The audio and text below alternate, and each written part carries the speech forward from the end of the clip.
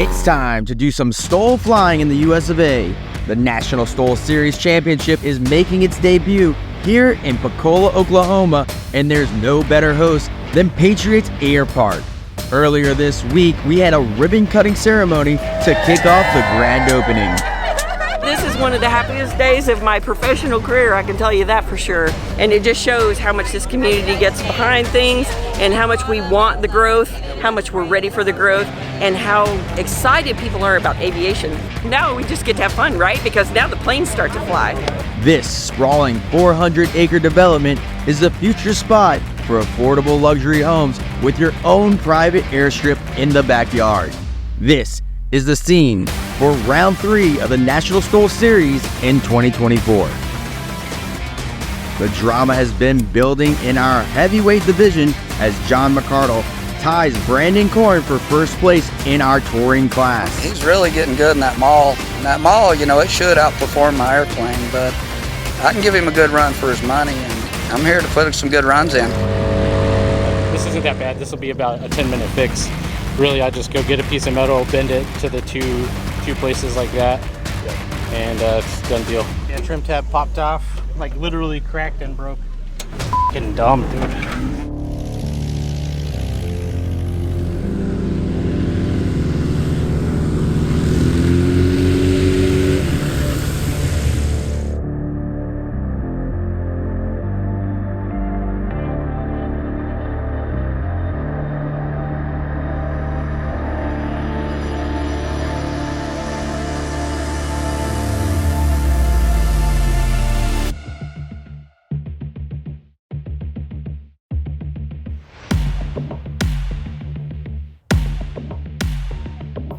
The adventure class will be one of our main events to watch as the Badlands Travelers try to come in and take the Legend Cubs and the Super Patriots at their home field. The rookie class is as big as we've ever seen it since our season began, and that's just 3 of our 6 classes competing today for a chance to reach the top of the podium. The grass strip has been saturated with rainwater from passing storms. But now, the main event, the reason we're all here, it's competition day. And the newly developed airstrip, Takeoff and Landing, is ready to make her mark in the STOL world. We've got a great team set up for today's program. As always, we got Ryan Dombrowski in the booth taking you play-by-play alongside Christine Bogey in the pits having fun with all the pilots. Short takeoff and landing competitions are simple. We have the pilots here competing in separate classes to get the lowest score possible. As you see behind me, we have the start-finish line, so let's start with the takeoff. This runway is marked with a start-finish line, and as a competitor parks their main gear on the line, they apply power and position their aircraft to get off the ground as soon as possible. Once their main gear leaves the ground, a line judge will mark their takeoff score using the measuring line along the side. This score will be added to the pilot's landing score on this heat. The landing is in 2 parts. It's either over the line and counted, or if the pilot's main gear touches down before the line, or even touches the line, this heat score is scratched and results on a landing disqualification, and the pilot will have to rely on another takeoff and landing score to get them on the podium. A quick look at our aircraft shows we have 2 types of landing gear: tricycle and tail draggers. On the tail dragger aircraft, the score is marked from the 2 main wheels toward the front of the airplane. And for tricycle landing gear, the score is marked by the 2 main gear in the rear of the aircraft. It's a fierce competition out here, but at the end of the day, it's all about building better and safer pilots in the skies. It's a great day for STOL competitions. Let's get it started. That's right, STOL freaks and av geeks, who's ready for a STOL competition? We are here live in Pocola, Oklahoma for Arklahoma STOL here at Patriot Airpark on Semper Fi Landing. And my name's Ryan Dombrowski. I am so excited. I'm so excited to get going with all of you today. We're going to have a great competition. Look at that field of aircraft. We have, I believe, just under 40 aircraft getting ready to compete in tons of different classes. We'll explain it all to you as we go. It's going to be such a good day. A little hot, but you know what we're really happy about? It's dry. It was really wet yesterday. The mud is clearing out. All these holes are filling in, and the wind is coming from a much better direction than we had during practice. Things got a little squirrely. Now, if you could please rise for the presentation of the colors and the national anthem.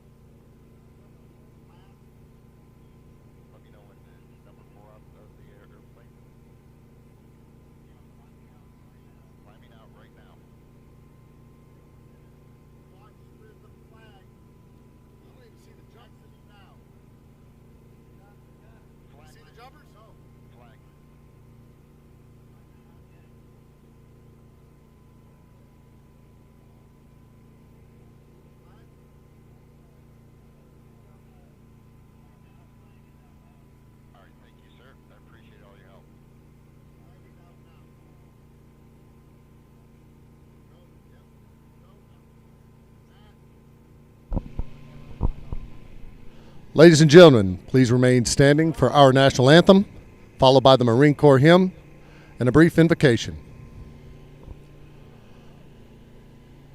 Oh, say, can you see by the dawn's early light what so proudly we hailed at the twilight's last gleaming, whose broad stripes and bright stars through the perilous fight o'er the ramparts we watched were so gallantly streaming, and the rocket's red glare the bombs bursting in air gave proof through the night that our flag was still there.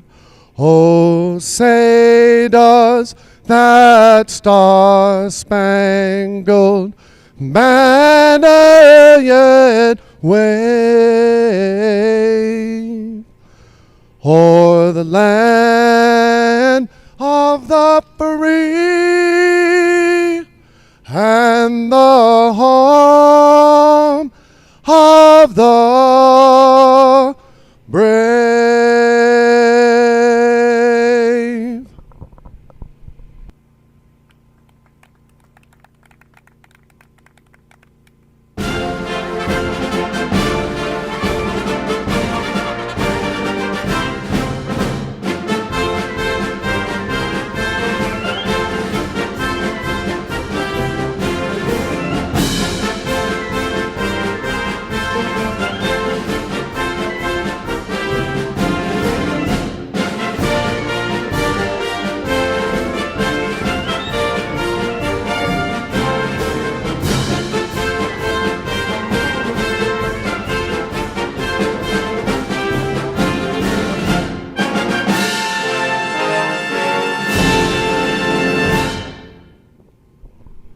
Ladies and gentlemen, if you could please remain standing with me for a brief invocation or a moment of silence, as is your custom.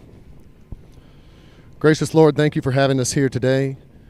As these pilots compete today, please keep them safe and everyone involved in this competition. Lord, also look after this crowd and all of the competitors and spectators on their way home. We ask these things in the name of the Father, and of the Son, and the Holy Spirit. Amen.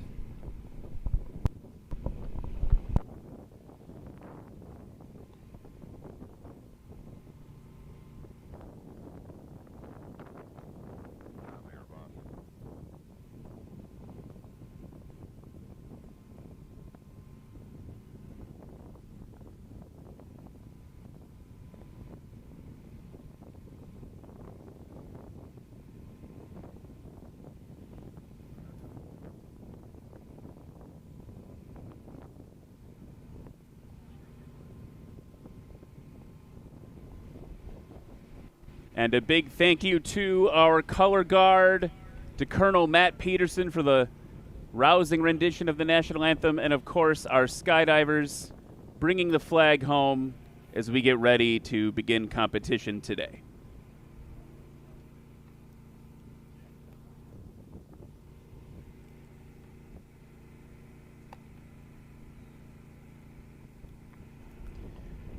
So as our skydiver gets down to the ground and we get the landing zone cleared of all these parachutes, I just want to again thank you so much for coming to Pocola, Oklahoma for Arklahoma STOL here at Patriot Airpark. Again, my name is Ryan Dabrowski. I'm joined by a number of hosts today. You're going to see a whole bunch of people joining us, and we've got a whole host of volunteers and people that have been working so hard to bring this weekend to you. And so just at the top, want to thank you so much for coming. Make sure to do a couple things for us if you don't mind. One, if you're here in Pocola, please let your friends and family know what's going on. And I'm going to pause here as the flag comes in. Let's give a round of applause for everyone that brought that to us.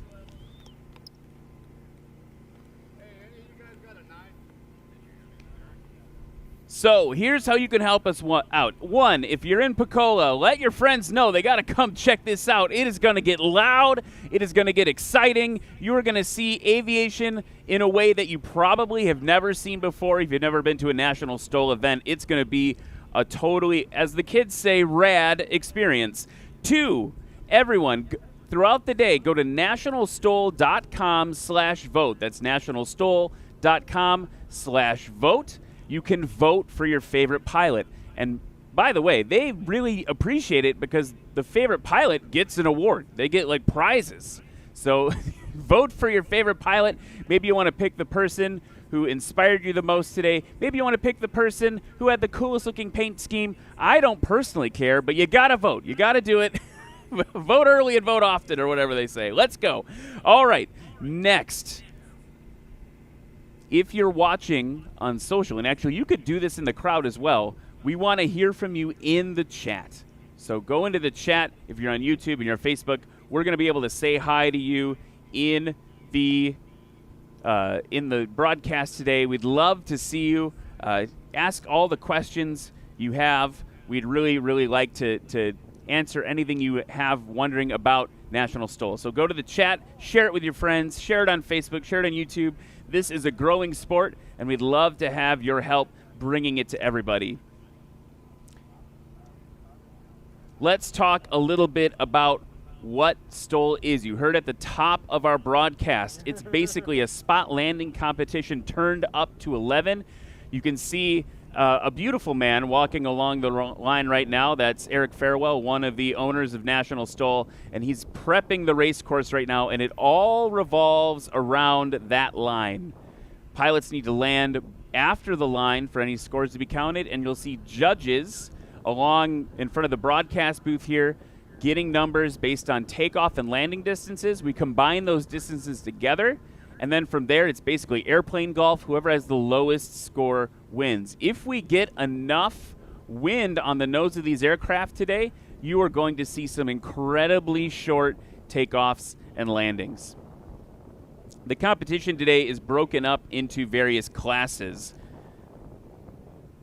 Aircraft are generally grouped together by weight and by performance to maintain competitiveness. So we're going to have the touring class. Those are the heavies, the Cessna 180, the Cessna 205, the Mauls. These are aircraft that weigh between 2,301 and 3,600 pounds gross. We're going to have the backcountry class. That's what you might think of with a more classic aircraft like the Huskies or the Stinsons. You're also going to see aircraft that you might learn to fly in someday, or if you're a pilot, you probably learned to fly in. These are the 172s, the 150s, 1,321 pounds to 2,300 pounds. The adventure class, Bearhawk Patrol, Carbon Cub EX and FX, Savage Outback Shock. We've got the classic Super Cubs, Bearhawks, things like that. That is gross weights above 1,320. These are FAA certificated ASEL as experimental. And then last but not least, we have the sport class, where you're going to have RANS S7s. There are a ton of RANS S7s here this weekend. You got RANS S7s, you've got your Super STOLs. These are aircraft below a gross weight of 1,320. And then we've got the rookie class, where folks that are new to this are going to be competing, and they're going to need your support. And then the unlimited class, where we have, let's talk about that when we get there. It's the really high performance stuff. We're going to start with the backcountry class presented by Ladd Gardner Aviation Insurance. Here's the lineup of who you're going to see in the backcountry class. We've got Jerry Clemens in a 2008 Aviat Husky. Brad Crawford, also in a Husky. John Luton, guess what? Also in a Husky. Scott Sweet in a 1974 Belanca Scout. The Colonel, Matt Peterson, who presented the national anthem to you in a 1957 Cessna 172. Ed Smith in a 1952 Cessna 170 Bravo model. That is the beginnings of the backcountry class.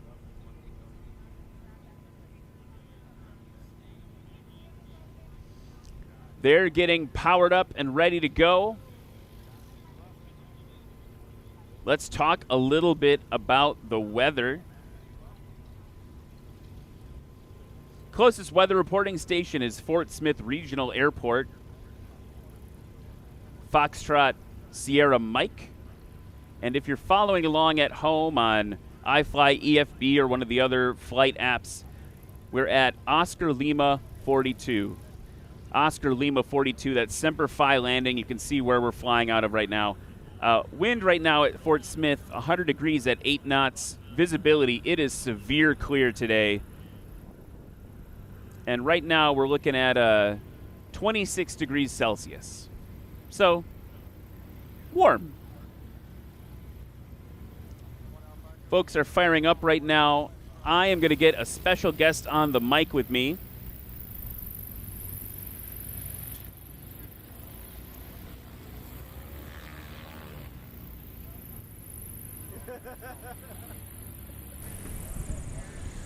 And everyone, I'd love you to, excuse me, let's get all the tongue twisters out of the beginning of the broadcast. I'd love to introduce Russ Keith from Airplanes and Coffee. He's going to be joining me for a little bit today.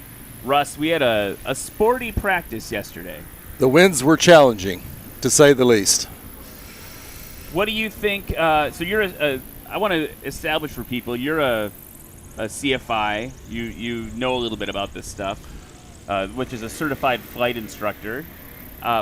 What should pilots look for today as they get ready to go in the backcountry class? So the winds are definitely much more favorable. Not exactly down the runway. We've got a little bit of a quartering left headwind, but it's not a direct crosswind like we were dealing with yesterday. So the performance of the aircraft is going to be considerably better today. I think that the turbulence is not going to be quite as bad, although I don't know what the atmospheric conditions are up there. It's still quite humid, so that's going to affect the performance of the airplane a little bit, but they should have a little less handful of a time this morning as they prepare for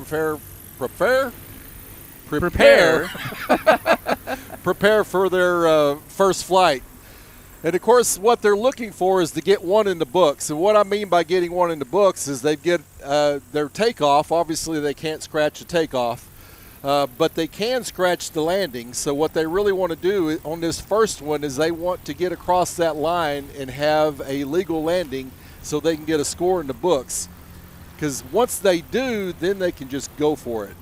And someone who goes for it. Let's introduce the pilots right now. Let's start with someone who loves to just go for it. In front of you folks, they can hear you in the cockpit if you're here in Pocola. First, we've got Jerry Clemens in the 2008 Aviat A1C Husky. Give him a round of applause.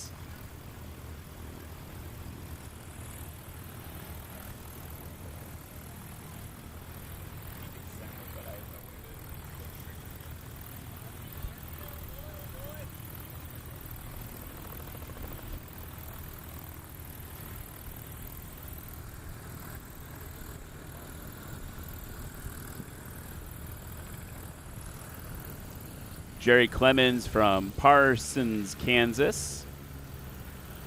That aircraft's got 200 horsepower, 31-inch tires, and a reverse thrust prop.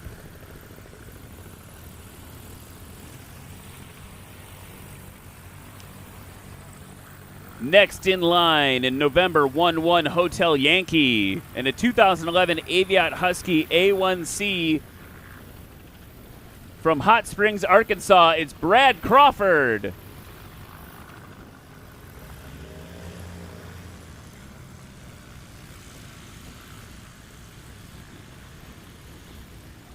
Brad, a professional pilot with 19 years of experience. Now in front of you in another Husky. This one's a little different in age. From Belgrade, Montana, 1991 Husky A1, John Luden. John, by the way, is a bronze sculptor and a big game outfitter. Next up, in the 1974 Belanca Scout from Hyannis, Nebraska, it's a fifth-generation ranch pilot from the Sandhills of Nebraska, everybody, Scott Sweet.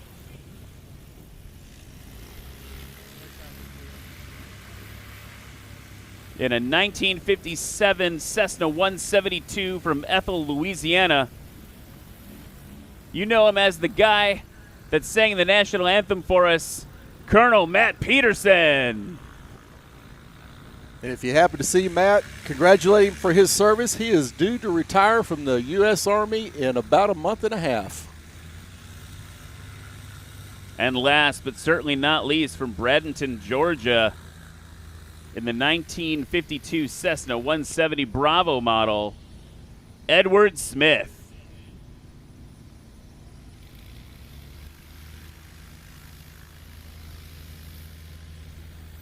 So the competitors are all getting lined up, getting ready to go.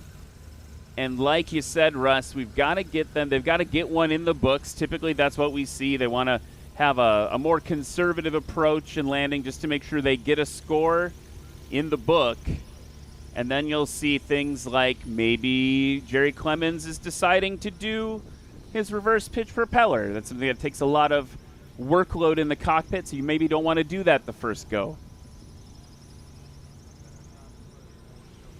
Yeah, he's definitely has to have everything come together as far as RPM and speed in order to deploy that beta, as we call it, or that reverse thrust. So it's a challenging thing to do, but if everything lines up for him, he can certainly get it done. And the green flag is up, so momentarily we'll have Jerry Clemens off into the sky. Want to go to social real quick and say hi to a few people while we get ready to go. Shannon Ennis says, wish I could have made it out there. Hope to rejoin you in Tennessee. Shannon's one of our competitors.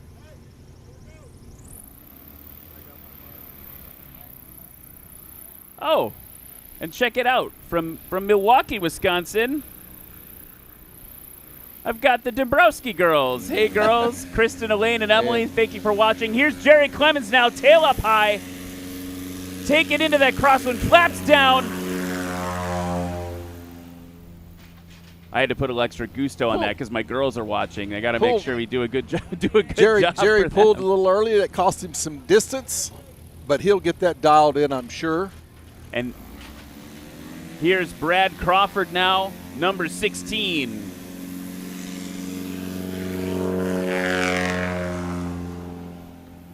Same thing. Same thing. Little early.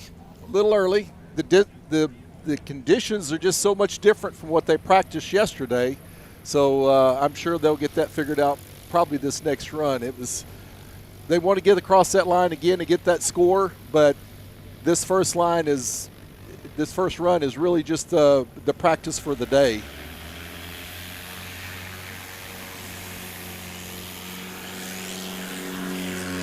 John Luton in the Husky. Much better timing on that one. Didn't cost him near as much distance. We can feel a little bit of breeze coming across the trailer now. Here's Scott Sweet.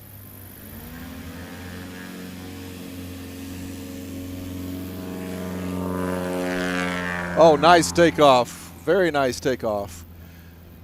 He timed that one out perfect. You got to wonder if there's a little bit of an advantage to watching I'm the sure first there couple is. go. I'm sure there is. Here's the Colonel, Matt Peterson, in that 172.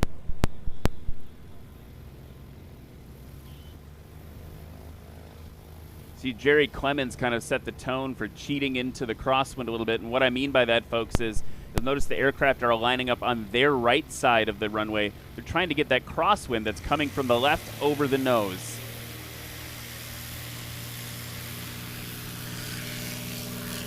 Matt's full throttle down the runway, and he's off. Now he does have. It's a hard thing to compete against Huskies in a 172. It definitely is. Here's Ed Smith. Look at him mowing the lawn there, getting going.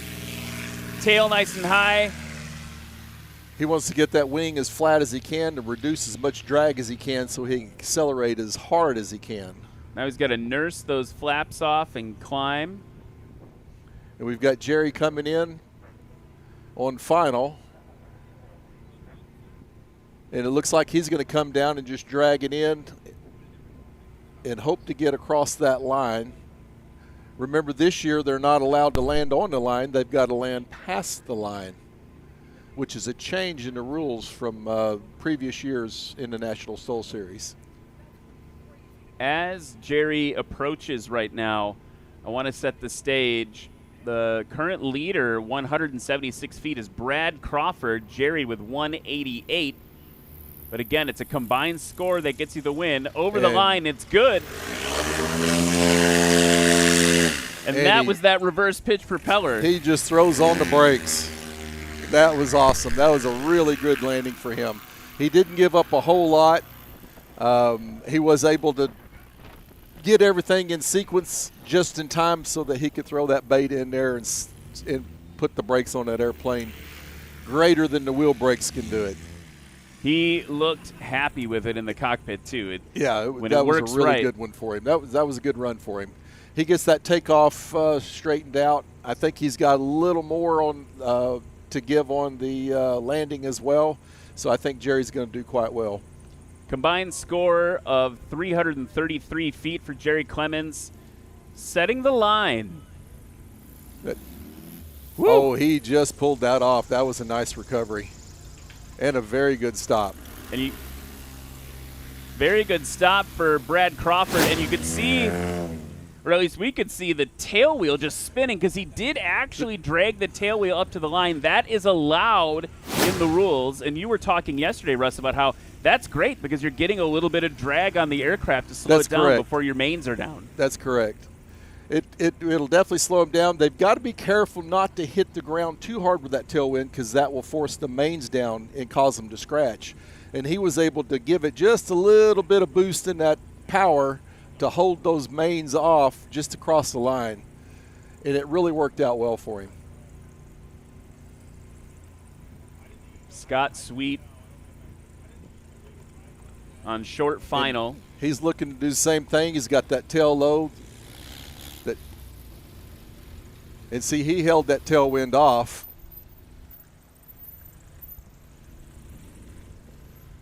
And it cost him almost 100 more feet.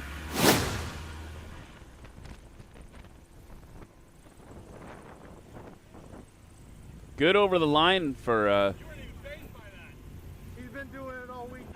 Yeah, it's a good start for this heat. Actually, I apologize. This is Scott Sweet. That was John Luton. Here we go. Scott's got to get it on the brakes, on the binders. About the same place as John Luton. He carried a lot of energy in across that line. Matt Peterson's off over the trees there. I want to talk a little bit about the season. This is the third event of the season for National STOL in 2024. You are going to love what you're seeing today, and you're going to want to come to the next one. So let me give you just a little brief look into our calendar. Moses Lake Air Show, June 14th through 16th in Moses Lake, Washington. And then after that, also in June, Appalachian Mountain STOL, June 28th. Matt holding it off. And woo! The Colonel did a good job with that one. I was a little worried that wing was going to give up because he was getting so slow that he was going to wind up scratching, but he managed to just float right across and set down just this side of the line. So it was really good landing for Matt. Matt coming in with a combined score of 641. A couple other scores to update you on after this next landing. Here's Ed Smith holding it. Oh, that's a scratch. A little short for Ed Smith. Would have been a good one. Really gentle on the touchdown. Let's look at where we're at now, Russ. We've got Brad Crawford currently in the lead with 304 feet. Jerry Clemens in second place with 333. Look at the close battle for third. John Luton with 401. Scott Sweet 402. Just a foot separating them for third place right now. Matt Peterson 641 and Ed Smith not on the board yet with that scratch.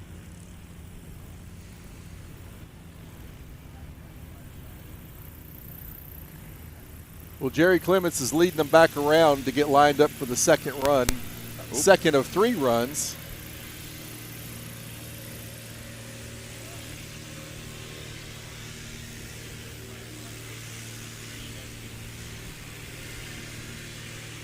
Yeah, I heard it too.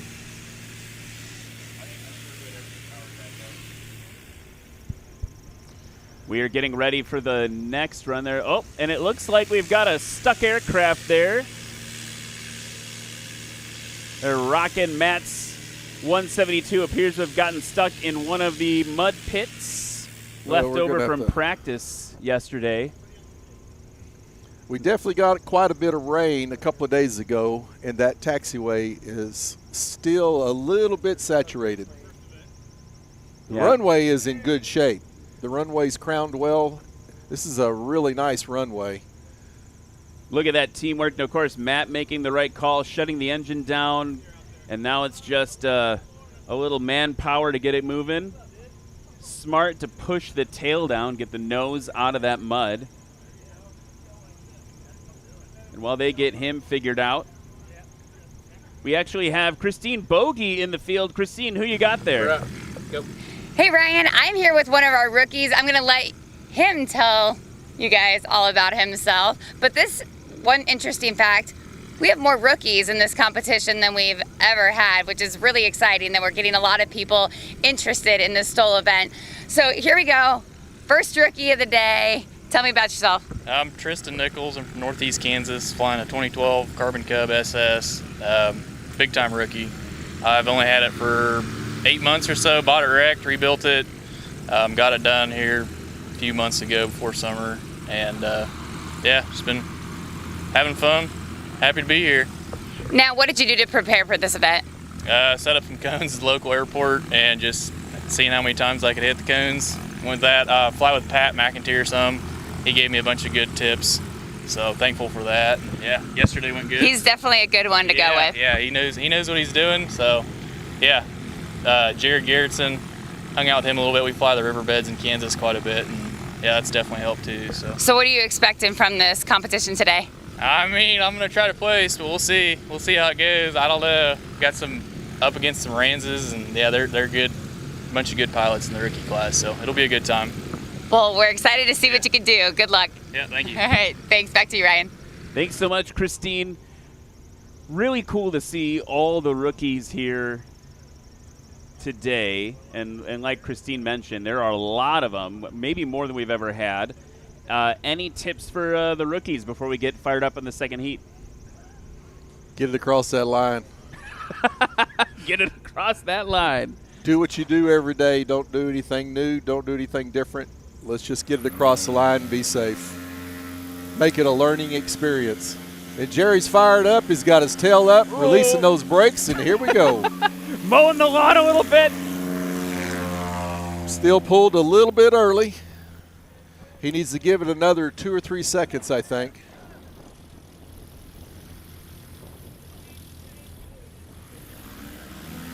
Brad Crawford currently in first place. Getting that tail up.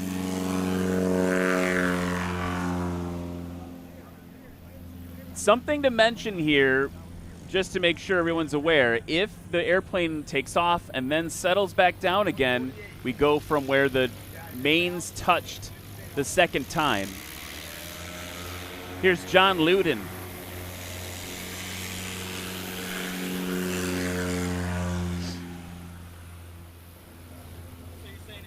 John had a nice takeoff there.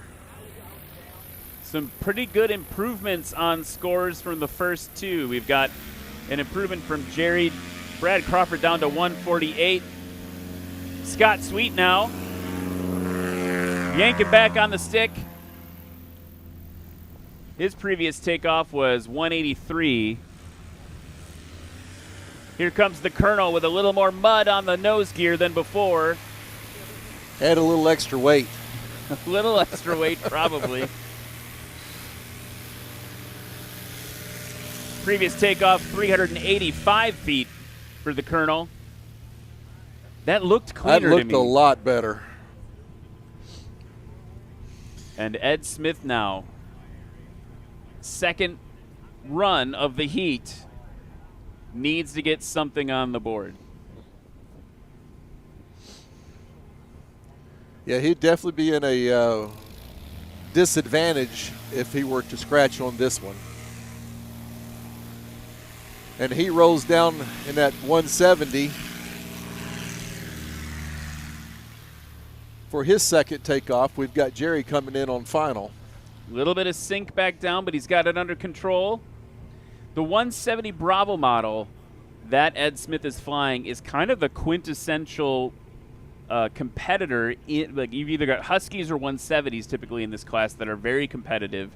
And normally we see Jeff Pohl and Michael Lindstrom duking it out as well. They call themselves the 170 Mafia.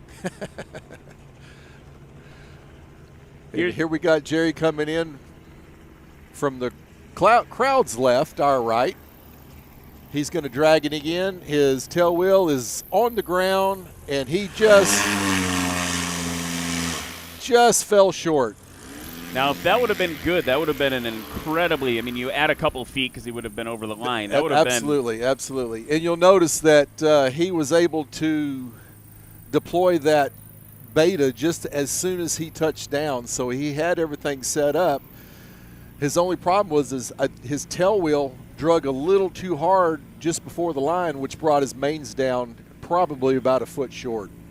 Brad Crawford. Tail wheel's on the ground, and he's going to be short as well.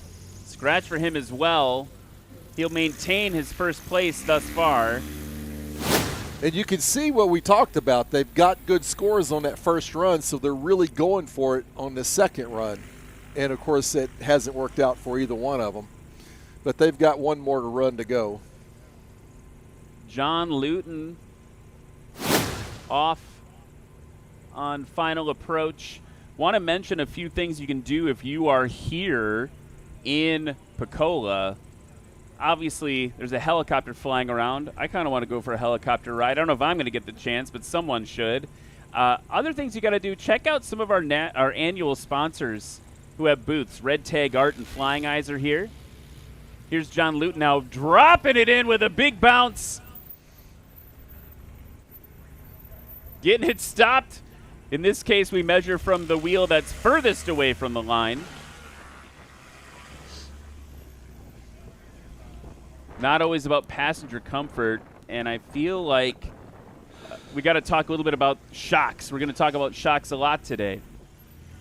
So you'll see some of the different classes that come in. Now these are pretty much all certified airplanes here, pretty much. So they're running these spring gears, which allows them to bounce quite a bit. You saw that airplane have a pretty good bounce. Especially the Citabrias, kind of, that's one of the qualities they have. They've got a reputation for that. That's correct. So it's not really absorbing that shock as it comes down, because that is one of the techniques that helps slow you down, is to put as much as energy into those landing gears as you can without obviously damaging them or causing the suspension to cause you to bounce, because that bounce definitely costs you some time, or should I say distance. We got Matt coming in, and he's going to be a little short, probably about 8 or 10 feet. He got a little slow, and the wind just kind of came out from under those wings.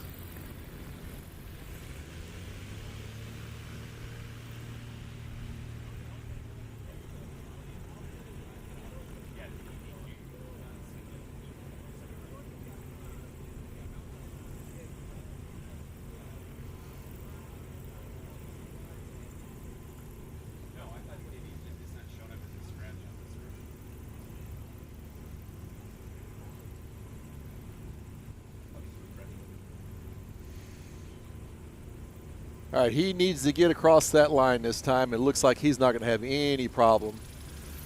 He gave up about 75 feet to make sure that he got a score on that one.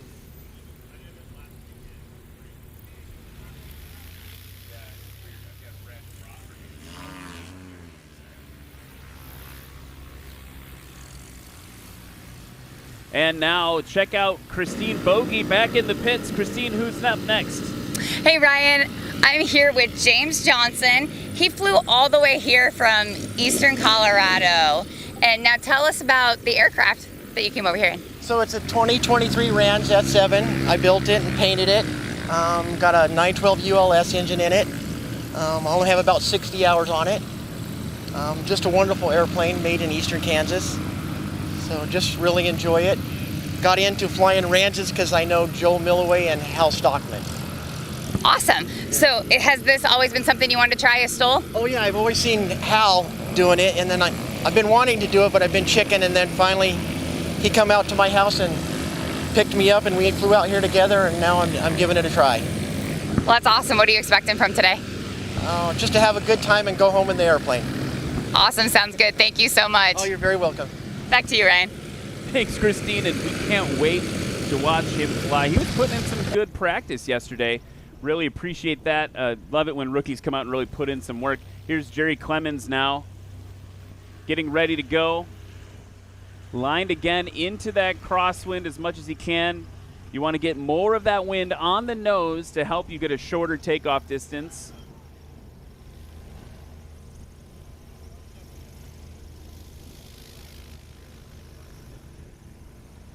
So Jerry, of course, he scored the first run. He scratched the second, so he definitely wants to go for it on this one, but he really needs to get across that line. Yeah, I mean, he's in striking distance of first place. His best score so far, that first one, was 333. Brad Crawford also scratched, though, still holding in first at 304. He's got that tail up, get those wings as flat as possible so he can accelerate as quick as he can. There we go. He just nailed that takeoff, absolutely nailed it. So now if you're Brad Crawford, you may have just lost that 20-foot or so lead, depending on what Jerry does on the landing.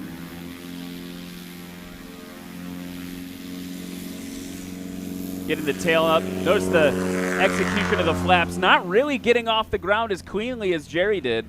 Yeah, he hit that tail a little hard, and that caused him to come right back down. He settled down right back out in front of us after initially leaving the ground with a pretty good distance. John Luton currently in third place. That last run did extend his lead beyond Scott Sweet a little bit. Tail up, banged that tail a little bit, and did just like the previous. He settled back down afterwards. Scott Sweet, previous takeoff 196, was actually longer than his first, so he's got some improvement to do to try to get back in striking distance of John.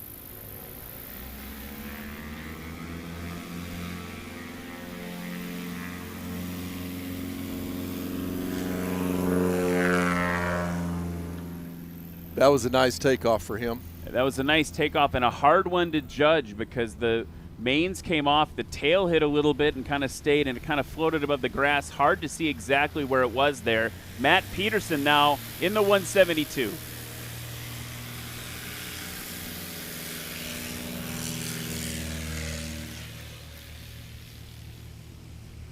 Almost digging the tail skid in there a little bit for Matt. That's good to see. Ed Smith did get a score on the board. Second run, 505 for his combined score. So currently in fifth place.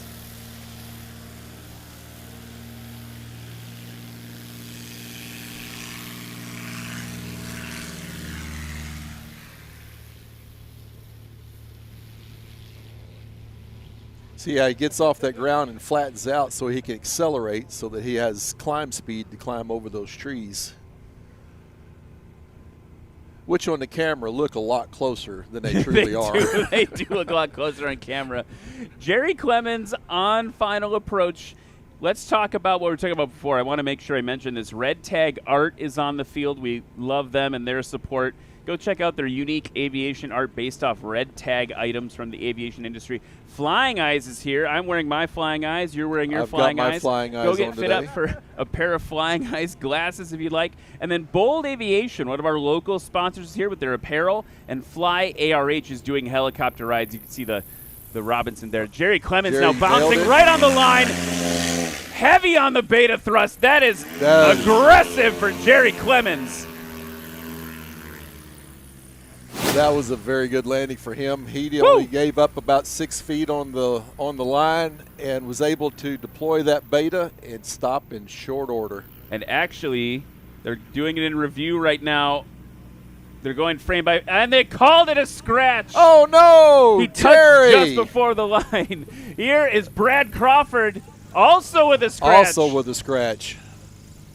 Woo! That got it. We almost saw a lead change there. By maybe a foot. Maybe a foot for Jerry Clemens. That's disappointing for Jerry. I know he's going to be upset over that one. So close. John Luton now hanging out there on short final over the grass. Got that.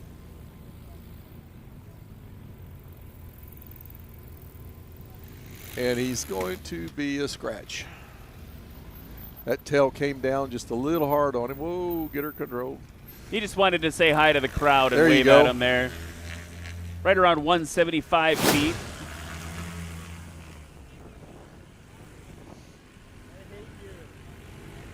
So we're scratching it up. It's like we're doing lotto tickets this round. Scott that's- Sweet. You know, when you look at Jerry's run, that's why it's so important to get that first one in. Yeah, it's like you predicted it. He might want to talk to you. Maybe you jinxed it. But you're right. You got to get the safe one. Here's Scott Sweet. A little bit of wing drop. Getting it over on the left main for a little bit. Got to get it stopped, Scott. And he's a scratch. And a scratch for Scott as well. Waving that blue flag. I think when that right wing came down, that main came down too, and it left him a little bit short. Yeah, you can see on the replay here the grass getting Just picked up by the landed main here. just before the line. So much so that those bush wheels were on the line and off just before the line. Colonel coming in with a higher approach this time.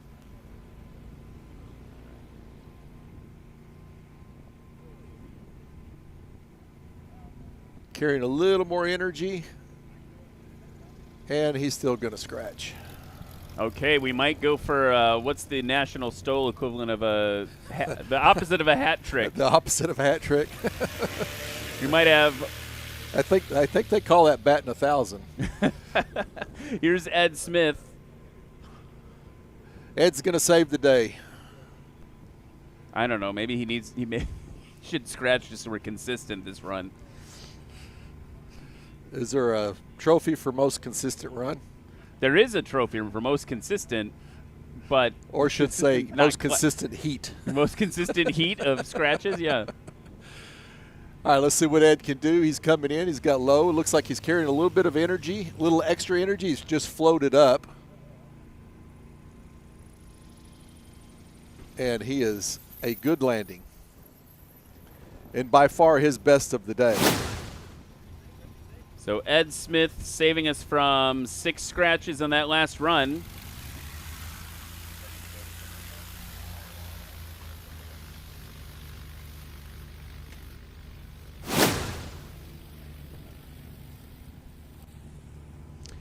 We'll be back with the final scores in just a second. Stick with us right after these messages from our sponsors. The world is a book, and those who do not travel read only one page. With each new adventure, another page is written, another story etched upon the soul. It is time to embrace the uncharted, the extraordinary. It's not the years in your life that count, but the life in your years.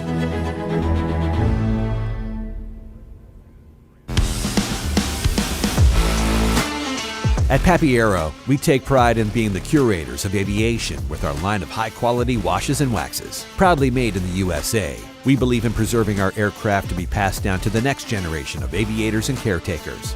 But our mission goes far beyond the horizon. That's why we are proud to dedicate 10% of every sale towards aviation scholarship programs that empower and uplift the next generation of pilots. Visit us today at pappyaero.com and get the best fly. Use the coupon code NATIONALSTOL for 15% off at checkout.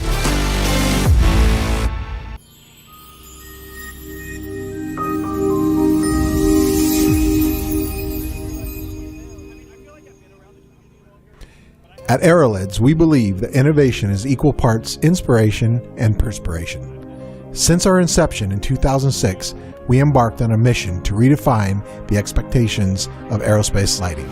Entering the aerospace lighting market, which had remained largely unchanged for 50 years and in drastic need of a new product with fresh look and unequaled performance, Aerolids was inspired to redefine the expectations, which resulted in a series of innovative designs. Hungry for new ideas, backed by a company that valued the patronage, customers quickly adopted the new standard of quality, design, and performance never seen before in the industry. Over the past 12 years, Aerolids installation, ranging from the experimental and 23 markets up to the space and military applications with over 15 tactical military platforms featuring products in both overt and covert operations. Arrowheads continues to lead the industry in design, reliability, and unsurpassed performance. Unique in its presence and unmatched in its perseverance, Arrowheads serves the aviation market from one spectrum to the next. From you to you too, Arrowheads is redefining the expectations. Looking for a more affordable entry into bush plane flying? How about paramotoring, aka the dirt bike of the sky? Paramotoring STOL is the next best thing, and this adventure motor that you wear on your back is your ticket to getting airborne quick. At Aviator Paramotor, our 2-week training takes you from zero to hero. Sunrise this morning, it was beautiful. There was a thin layer of fog flying. It's just like all the stress and all that kind of just floats away. It's really peaceful. From no experience to feeling confident and competent flying on your own. Let the team at Aviator Paramotor in Lake Wales, Florida teach you your new superpower of running into the sky. Classes are filling up quick, but there are spots available today, so call now. Side effects include, but not limited to, significant life changes, foot drags, ear-to-ear smiles. Find the extreme freedoms of ripping around the skies in your new adventure motor with friends.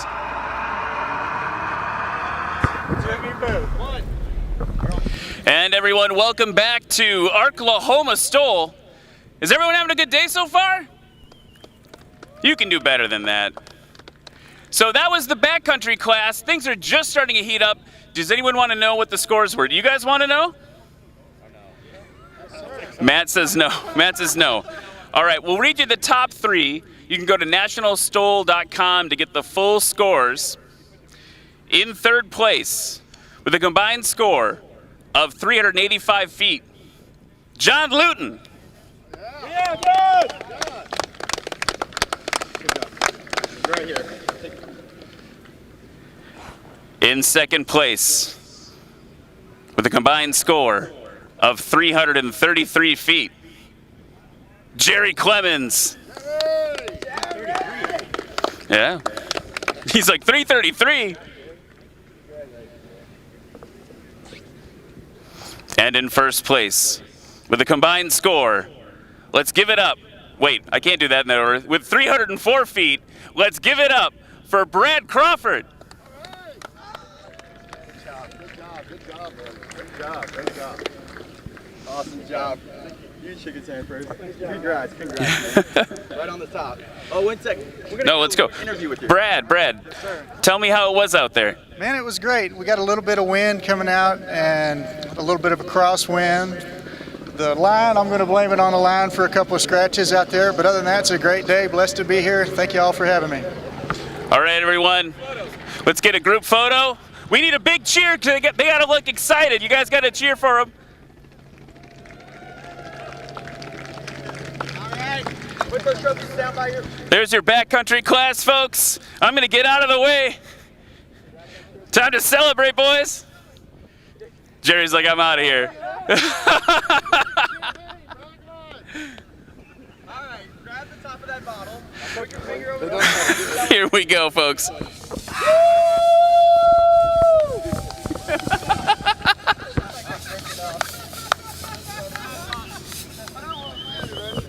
All right, folks, stick with us. We'll be right back with more backcountry flying, more STOL flying here at Patriot Airpark in lovely and warm Oklahoma.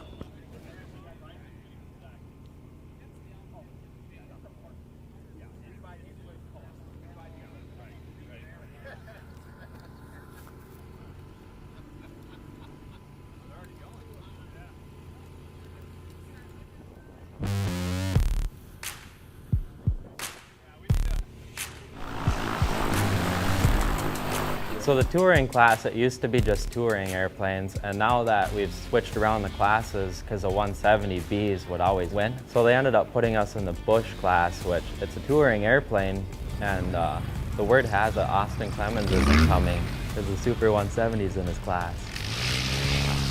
Tough battle, but Husky will win at the end of the day. A little backstory here. I've been struggling. I used to be super consistent. I think that little 4 or 5 knot crosswind just threw them off. They couldn't handle it. So last night, Micah was inhaling helium, which obviously lightens the load. So I went from the top to fighting for upper percentile. Let me tell you something, Reese. We're out here today with some of these fine airplanes flying, but there's one that was on fire today because I had a front row seat and I watched all 3 of those pilots fly. Sean Johnson was on fire today.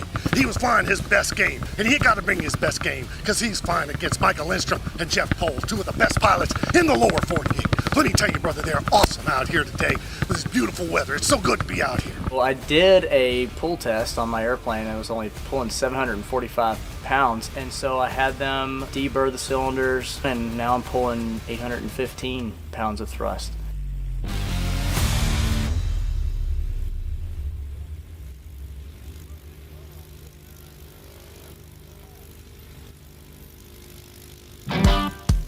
This is the first National STOL event. I vowed I would never compete. I'm like, it's not for me. And I still say I'm not competing. I'm in the rookie class, just the most laid back class. There's no regulation on what kind of plane you have or anything else. It's just kind of the newer people that are just kind of getting into it as an introductory lesson.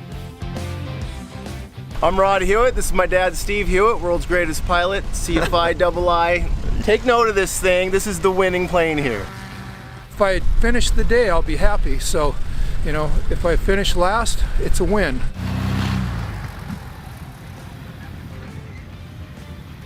My aircraft is a 1955 Cessna 170B. Some of the modifications that I've done to it, I put the Continental IO370, 195 horsepower engine with an 83-inch Hartzell constant speed propeller. Put titanium landing gear on. As a rookie, you get out there and it's like you see all these people and then everything changes, you know? It's kind of wild. And you talked a little bit earlier about the performance modifications. You're not looking to make this thing a hot rod, right? Oh no, it's a PA-11. There's nothing hot rod about it.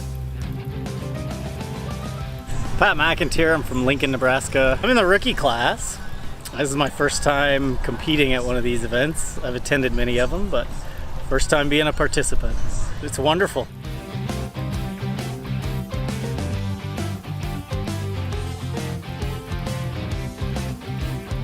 It was a good run. The landings were so-so. Oh, with a scratch.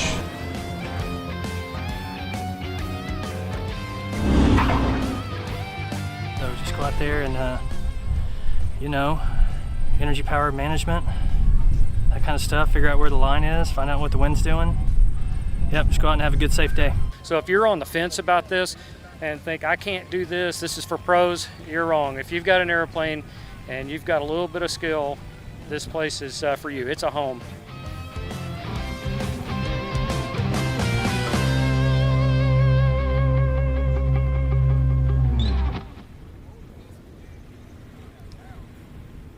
And we are back here in Pocola, Oklahoma for Arklahoma STOL here at Patriot Airpark. And right next to me, look everybody, I've got a very special guest. Lori Robertson's here. She's the Chief Marketing Officer for Patriot Airpark. Thank you so much for bringing us in, bringing all of this in, making this such an amazing event. It's been, we've been pampered. Well, it is our pleasure, our honor, and we wanted you to be pampered. We want all of our guests today to be pampered. Sponsors, volunteers, all of the National STOL folks, and of course our guests, the public, the fans. Looks like we're getting a good group of folks, and I think I want to kick off this class, but we'll talk more about bringing the show here and what that was like, and talking about some of the folks that helped along the way. First, let's look at the lineup for the rookie class. So up front, the first name you're going to see is not a rookie. That's Colin Kaniva in a Legend MOAC. He is actually getting some mechanical assistance from another competitor, and so he's going to run in the rookie class right now so that some mechanical things can be kind of shared between aircraft. So that's Colin Kaniva up front. That's going to make the rookies behind him a little freaked out. So next up, you've got James Johnson in the 2023 Rans S7, Brandon Rice in a 2009 Rans S7, Brady Brooks in a 1961 Cessna 150 Alpha model, Tristan Nichols in a 2012 Carbon Cub SS, and Michael Riberty in a Piper PA-22. It's actually a Pacer conversion. And then we also have Merrill Potter, who's going to be flying, this is super cool, in a Quicksilver MX Super all the way from Alma, Arkansas. We're going to split the rookie class into 2 heats.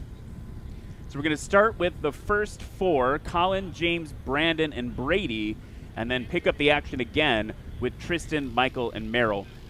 The rookie class, what we're here for is to give first-time competitors a lower stress environment to compete. We're breaking them into smaller heats, and we're also giving them a little guidance. The older pilots, the guys like Colin Kaniva, who's at the front of the line right now, they are saying to all these rookies, hey, let's share a little bit of knowledge. Let's show you how we do this.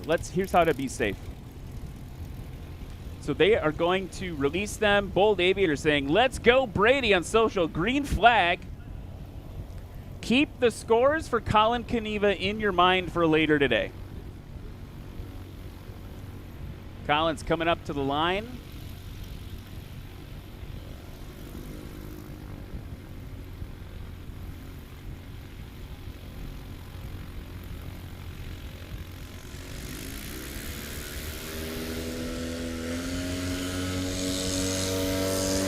Full throttle off short in that MOAC. The Legend Aircraft MOAC, obviously one of our sponsors, and you can see why they would want to hang out with National STOL with an aircraft like that. Here comes James Johnson in the Rans S7 from Byers, Colorado. Full throttle on the 912, getting that tail high, floating off. Pretty short. You're going to notice in the rookie class, here's the other thing that happens. We're not separating aircraft the way they normally compete. So something like the S7 that you're going to see right now, piloted by Brandon Rice, tail up high, kicking up some mud, and really giving it a nice takeoff. He's going to have a very different experience than Brady Brooks in the 150. The 150, an aircraft that if you learn to fly, that's probably what you learn to fly in, either that or a 172.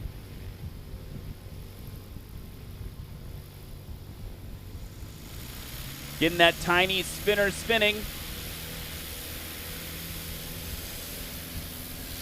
Brady Brooks is on the roll in the humble 150, getting it off the ground, settling down a little bit.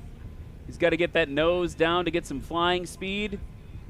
Turning left to avoid the trees there as he climbs, and Brady's in the sky.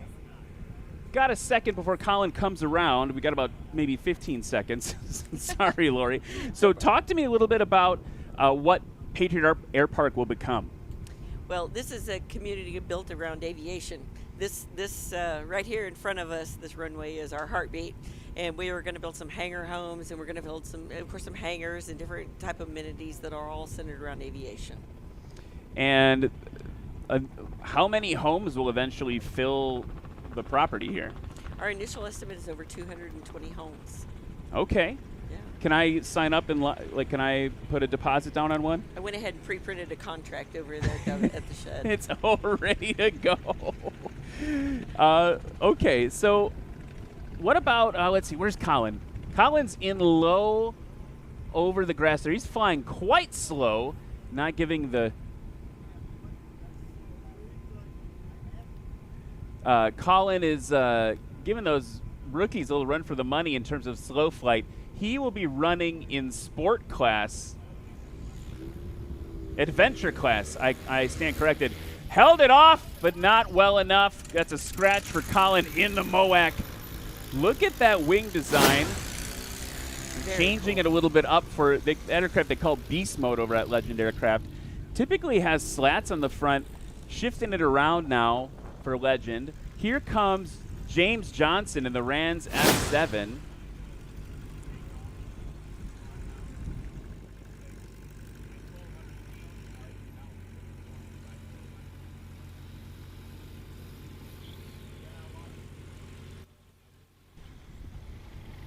Getting it stopped for James, the American farmer.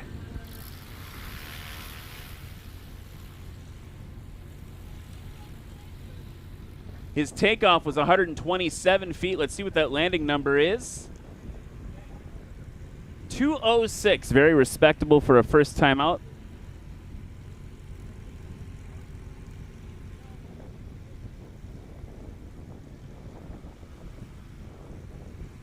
It's a combined score of 333 for James Johnson. Brandon Rice in the Rands S7 dropping it in on those gear. Look at how short he got that landing.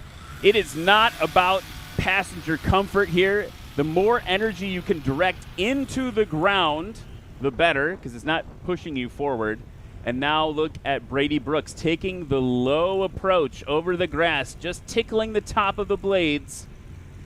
And all of the judges are watching carefully. Did he touch? Oh, it's close. Did he touch? No. Did he touch? He touched there. So a scratch for Brady Brooks. But a good, safe approach. We heard him just sliding past the broadcast booth there.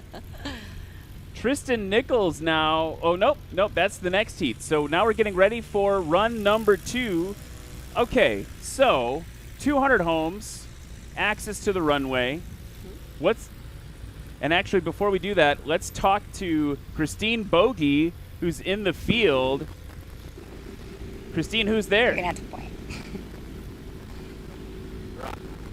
All right, and I'm here with Mike Roberti, and this is his first time. He's a rookie. Yes, sir. And they are just a little bit out of range there, so they will continue interviewing him, and you can check that out online later. Okay, as everyone gets ready to go, I was just about to say, what's on the hill over there? You know, that is a beautiful 10,000 square foot villa that was built by the previous owner's family. And you know, our new owner, Alex Cardenas, that's his family home, and they're living in part of it, and the other part's going to be an event center, weddings, quinceañeras, you know, lots of corporate events, parties. It is absolutely beautiful inside. I don't know if I should share. I found a secret door.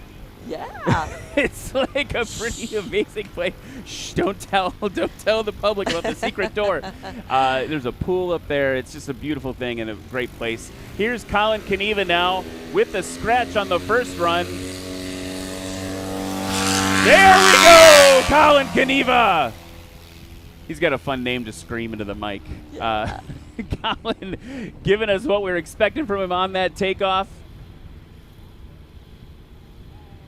So far in this heat, in terms of the rookies, Brandon Rice actually 273. Here's James Johnson with a combined score of 333, but off nice and short. Looks like Hal Stockman marked that about the 100-foot mark, 103 to be exact. Here is Brandon Rice and another S7 from Louisburg, Kansas. That's a beautiful plane, getting the tail nice and high, pulls the flaps and just floats off the ground. Nice deck angle there, and then pushing the nose down to get some speed. And the humble 150, Brady Brooks. Saw him out in practice yesterday. It was a bit of a struggle for the 150 yesterday. We had really hard crosswinds, high density altitude with the heat and the humidity. More favorable conditions for him today. I saw him out practicing just before the competition started, making sure things felt safe. Here he goes now, pulling back, and again, just has to keep that aircraft. It's a lower performance aircraft than the other ones you've seen fly. Really expertly flown there by Brady Brooks. 18-year-old kid, actually, who's headed off to the Air Force Academy. So very proud of him. Colin Kaniva now over the trees. Talk to me real briefly, Lori, about some of our local sponsors. There are a couple people that we could talk about that have helped bring this together. We really want to give a big shout out of appreciation to Choctaw Casino in Pocola, Oklahoma. They have been tremendous presenting sponsor, you know, making accommodations for the pilots and for our awards dinner tonight, and also helping us with the shuttle. They've been fantastic. Here comes Colin now. Little burst of throttle to get him over the line. Heavy on the brakes. Shut the engine off just to make sure he didn't go any further. Rocking that new Cato prop on the front.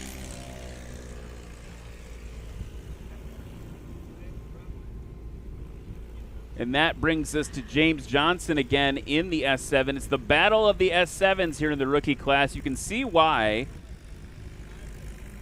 Highly competitive aircraft, also flown by Hal Stockman, also flown by Pat McIntyre, also flown by Joel Milloway today. Here's James Johnson over the line, giving up a little bit of footage, but it's good. Heavy on the brakes. The rookies, always the biggest thing we want to see with them is that balance of brake against elevator control, making sure they keep the tail all the way down versus up in the sky, which wouldn't be a happy day.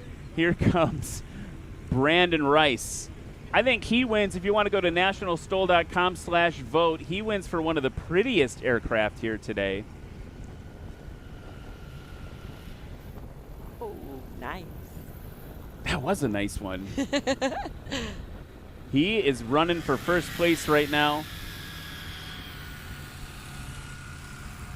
James Johnson at a combined score of 271, unseating him just briefly for first place, because guess what?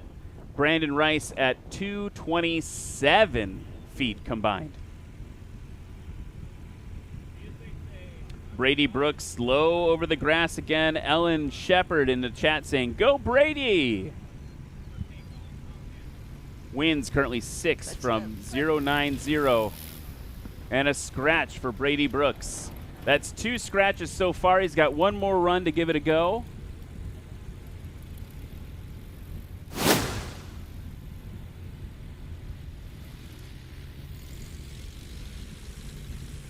And we are taxiing back for another run. A couple other people we should say hi in the chat. Ira Walker saying, shout out for the sponsors. We couldn't do it without them. Absolutely. Katrina is saying, that 150 is so cute. I think I said that right. That's exactly how she typed it. So we've got a few seconds before things kick off again. We talked about Choctaw. We're going to be going there for the awards dinner tonight. Anyone else locally that we should be thanking for helping bring this together?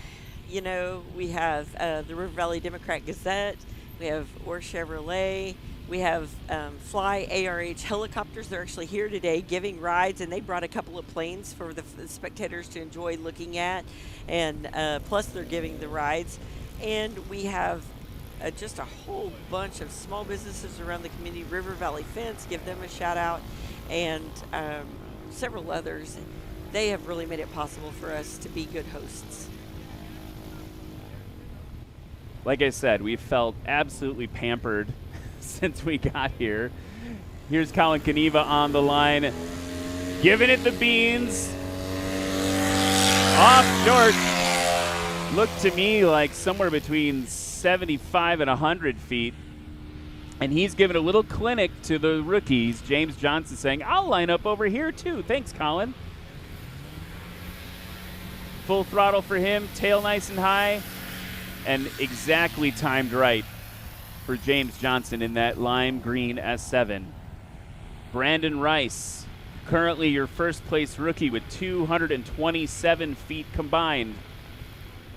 Taking a little bit more aggressive bite. And he's off maybe a little longer than James Johnson, a little more aggressive on the pull. Here's Brady Brooks in the 150 from Fayetteville, Arkansas.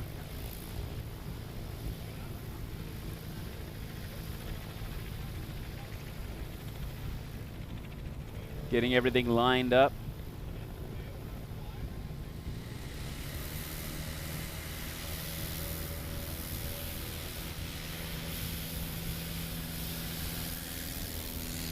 Full send for Brady Brooks. Flaps down, tail up. That might have been his cleanest takeoff yet. Getting those flaps gently put back in. And clearing those trees over the pond. Oh, look at all the parking.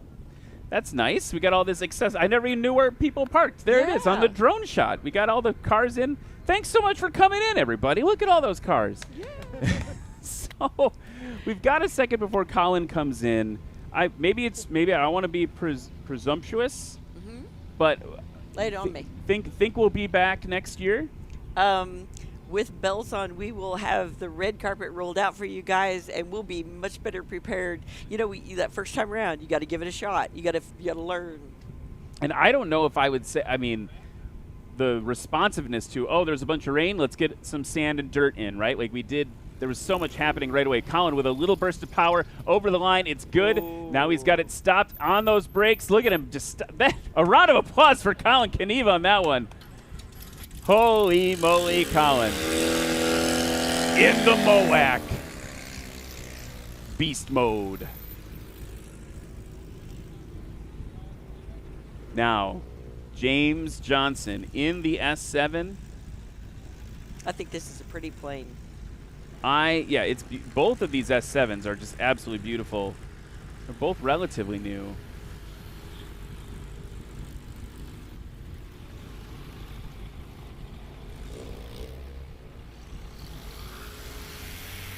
And the more veteran Bush pilots would say one thing that James could have done a little bit better there is kill the flaps a little bit sooner to help him get more weight on the gear, but you're talking about an improvement of a couple feet. Here's Brandon Rice dropping it in real nice. Has that stick all the way back. Stop short. He's looking at the judges. Kind of smug look on his face. Like, I think I did pretty good on that one, right, guys? Yes, you did.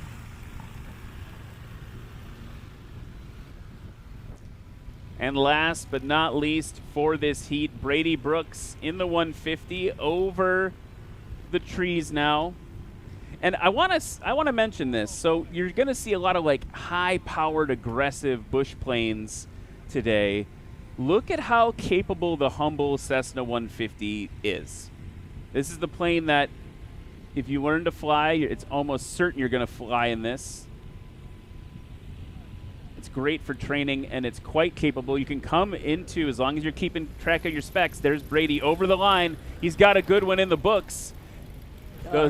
Look at the shimmy on those gear as he was heavy on the brakes. Keep your book numbers right. Make sure you're within performance specs. You could be coming to a grass strip like this. And that's the end of the heat for rookie. We'll be on to the next heat shortly, where you'll see Tristan Nichols, Michael Raborti, and Merrill Potter compete in a pretty varied selection of aircraft.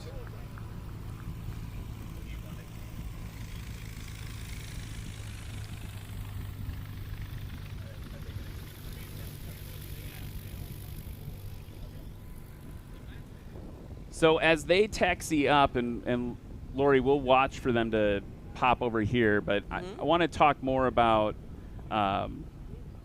what are some of the reasons that you're passionate about the air park and bringing events like this here?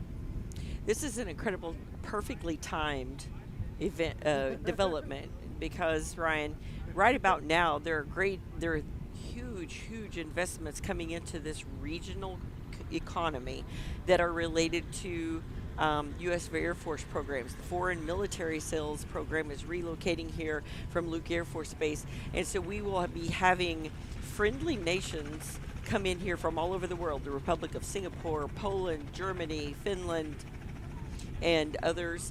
They'll be coming in here, and they will be setting up their mission. They'll be flying F-35s, and the American pilots will be training them how to fly the F-35s. We'll also have the F-16s, and that means these families are going to be coming in here, standing up this mission, and they won't know anyone, but there's one common thread that will be bringing to the community, and that's aviation. And so we're also, not only for local folks that are interested in aviation and have planes and want a place to live and store them, but also these folks that are coming in from around the world, and it'll create a common thread of just getting to know people, a shared passion. And that, I think you're speaking to also just the community, right? We've seen the community rally around us as we've attended here today, and aviation as a community is, Paul Poberezny, the late founder of the Experimental Aircraft Association, said, come for the airplanes, stay for the people. And I have found that just as aviation, it has completely changed my life because everyone is so welcoming. There's a passion around something, passion around freedom, which sounds a little cliche, But Not at all. It is what it is, right? That's why we're here. I want to introduce the pilots for the next round. First, in front of you folks, we have the gray 2012 Carbon Cub SS that is flown by Tristan Nichols.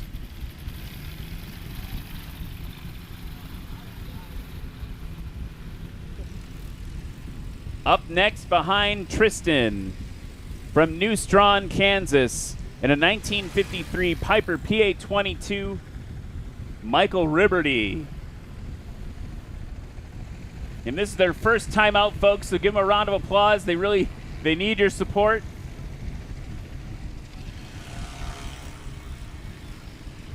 And my personal favorite aircraft of the show, working around that mud puddle there. Check it out, everybody. In a 2023 Quicksilver MX Super from Alma, Arkansas. Look at that thing. It's Merle Potter. Merrill. I think I pronounced that incorrectly. Merrill Potter. That's going to be fun to watch. That is an experimental aircraft that was built. It is not technically certificated as an ultralight, although Quicksilver does make ultralights. So if you're wondering why Mr. Potter can fly that aircraft here, that's why. Ultralights typically wouldn't be in the same class as full-size aircraft. So they're getting lined up on the line now. You see Tristan Nichols in the, I love that gray airplane. Trevor Aldridge was on the mic with me. I think he's going to be on the mic with me later today. You know him very well. Sure. He was saying he likes this airplane because it reminds him of work. Yeah. He's flying for the Air I Force. was thinking that. A lot Very of gray military. airplanes. Yeah, a lot of gray airplanes out there. So we're getting ready for the second heat of rookie class. And right now,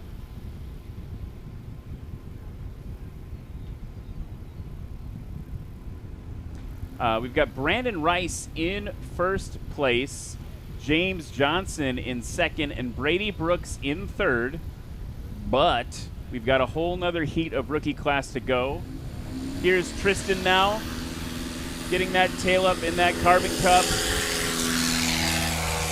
Dropping the barn doors, and he is off. Here comes Michael Ribberty in the Pacer. You'll notice that it says experimental on the side, so I'm guessing there's some modifications made. Maybe it was converted from a tri-Pacer. Hello from Brandon, Manitoba, Canada. That's Katan Patel. Thank you so much for watching from Canada. Here is Michael now. Give it a good yank. And he's off. Let's see what we're doing now. Oh, okay. We've got a little bit of a gauntlet dropped by Tristan in the Carbon Cub. Here is Merrill now. I love seeing those tiny wheels taxi up to the line. That is so cool. Usually after every National STOL event, there's like at least one plane I want to buy. Yeah. And look at that! So short. Let's go right to Christine. Christine, who you got there? Hey Ryan, we have one heat of rookie done. I'm here with Brady Brooks, fresh out of the cockpit, and he's excited. He had a great time. So Brady, tell us about that experience. Yeah, so I mean, it was great. I couldn't have asked for a better win. Yesterday was really tough with the crosswind and stuff. I'm sure some of y'all saw my takeoff. But with the win today, even with the heat, it went great. It went better than I expected, for sure. Now, you had just told me as you were out there, you were actually getting some advice from some of the other pilots, shooting you some texts, telling you what to do. Tell us about that. Yeah. So, I mean, rookie class, it's great because you have a bunch of guys supporting you. My good friend Kenny Monger was actually texting me. So before my last takeoff, he gave me some words of advice about using the flaps and my approach angle. And I think that helped me have my best run yet. And that advice is really valuable from the older guys. That's awesome. Well, I'm glad you had a great time. Currently in third. We'll see what happens here. Thank you, Christine. All right, back to you, Ryan. Thanks so much, Christine. Thanks, Brady. And we just had Tristan Nichols come over the line. Let's see what that score was. Landing score of 165, which would put him now into third place. Sorry, Brady. Knocking Brady down into fourth. We've got Michael Ribberty coming over the trees now in that pacer. And do you know Brady? He's from sort of around here. We met at dinner last night. Oh, so you're rooting we're for him. Facebook buddies. Okay, you're rooting for him just from meeting him last night. Yeah, well, we're friends on Facebook. Now, you saw something interesting there. We heard it first. Michael Ribberty trying to keep it over the line there, giving it a lot of throttle, having some of those backfires. We're going to the replay here to see what's what. Anytime you apply that throttle to save yourself from touching the grass, you're, of course, giving yourself more forward momentum, and that is going to give you a little more to fight against with your brakes. That one looks like it's under review right now.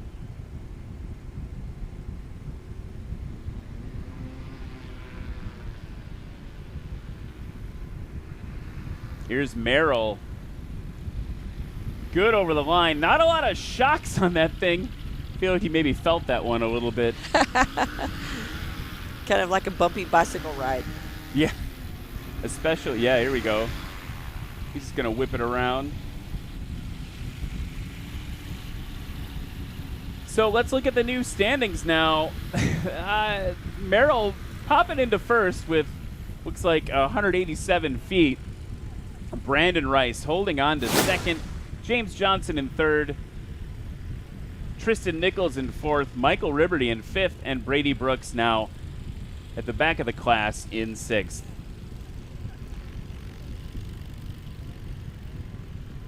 I've got to ask, are you, we haven't even talked about this. Are you a pilot? Is that a...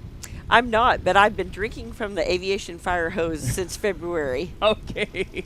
Is this in your future? It possibly could be. You got to fly off the airpark. From work every day. I definitely got to do it. It'll cut down on my commute. There you go. All right. Here is Tristan Nichols. Up. That was really clean. Looks like maybe 123 feet, 124 based on where Jeff Daly squatted down. We're going to see him fly later in a brand new airplane that he's been building for about 6 months. Michael looking for a better landing performance than last time. It was 227.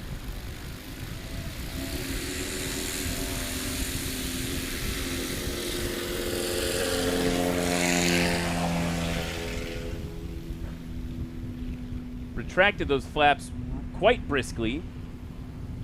And here's Merrill in the Quicksilver.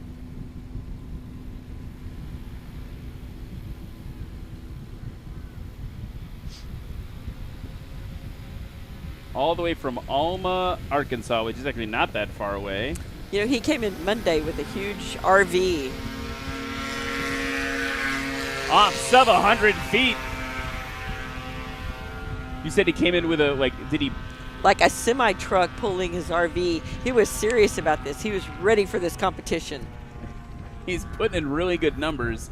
Actually, looking at here, he's got a pretty diverse selection of aircraft. He's got a 170, had a 180 for backcountry flying for a little bit. He's got over 1,500 hours flying tailwheel aircraft before his first tricycle gear, like the Quicksilver. Wow. Currently owns, he's got a big hangar.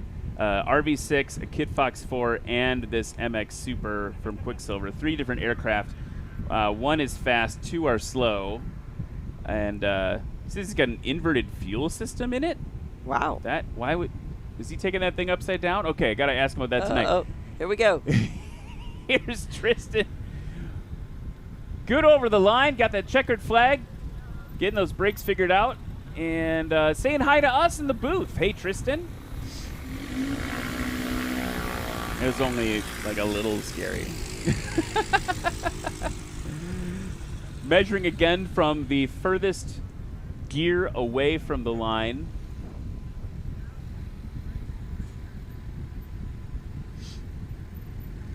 So yeah, between the main gear, if we have any distance from whatever main gear is the furthest from the line is the one we measure from. Here is Michael Riberty. Better approach than last time, not needing any extra power. Look how much shorter he's going to get it stopped. 176. Yeah. That's the only one that we can do reliably here.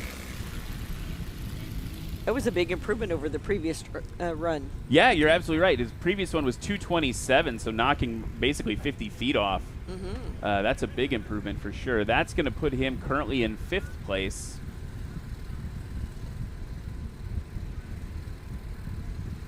Tristan Nichols in 3rd. And here comes Merrill.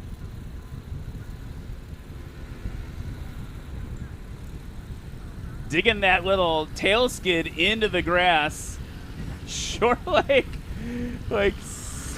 maybe what, 75 feet-ish, give or take. We'll see what the number is. 89. I guess I wasn't that close.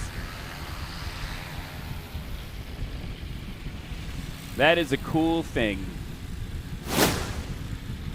And while we get lined up for our 3rd run, I want to kick it back over to Christine Bogey in the pits. Hey Ryan, I'm here with Nick Ardillo. We're wrapping up the rookies here, coming up on the sport class. He's flying a 2014 Carbon Cub SS. Already competed once this year as Swamp Stole, but since Swamp Stole, he's made some additions to the aircraft to help him out today. What are those additions? My good friend Trey Hayden put we got a set of Acme gear legs on it, 3x3 extended gear, and we did the Behringer wheels and brakes, so maybe we'll improve a little bit. So. Do you have any techniques that you've been working on with this new stuff? Yeah, I'm feeling in the brakes, starting to break them in and get used to it. There's a little different feel on how they break, so yeah, working on it. We'll see how it goes. I've only flown it for 3 days now with the new stuff on it. Sounds good. Anybody want to say hi to? I'd like to say hi to my parents and my son Nathan, my aunts and uncles that are watching also. All right, well, good luck today. Thank you. Thank you. Back to you, Ryan. Thanks, Christine and Nick. Tristan off. Let's get the score for him as Michael gets to the line.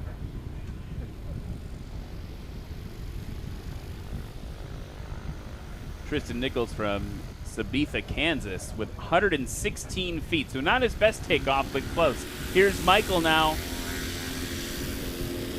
Getting the elevator up nice and gently. Yanking it back.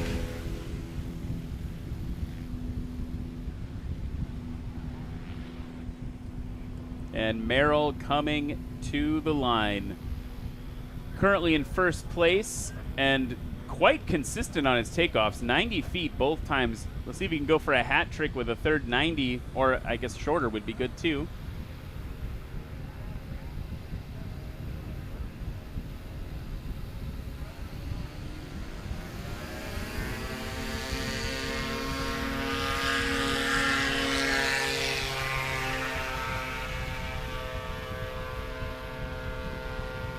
Watching the judges read the numbers off. That one was super clean. We were stunned into silence.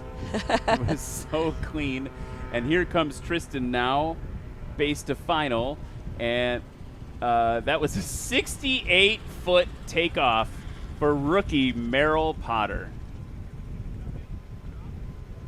Tristan coming in now as we get ready for the final landings of rookie class.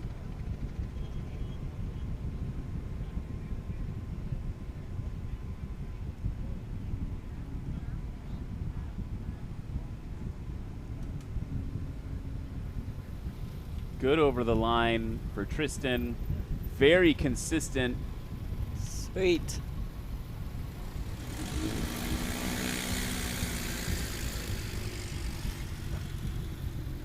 I feel like I'm hoping someone is giving you an airplane ride. What? Not yet. All right. National Holding STOL out. family, we need to fix that today for Lori, okay? Someone's got to give her a ride in a Carbon Cub or a Legend Cub or a something. Someone, or Patriot. Maybe a Patriot would be a good. That maybe would we need be to get so a ride sweet. in a Patriot for Lori. Yeah. That would make sense. Got to wrap up this weekend with just the icing on the cake. Okay. I'm putting a request out there. Here's Michael Riberty now. Dragging that tail wheel, tickling it over the tulips. Here he goes. Shut it down. Aha. Okay, there we go. That's another improvement for him. 176 last time. He's sub 175 for sure. But it's not gonna be. It's gonna be hard to unseat Merrill in this Quicksilver for sure.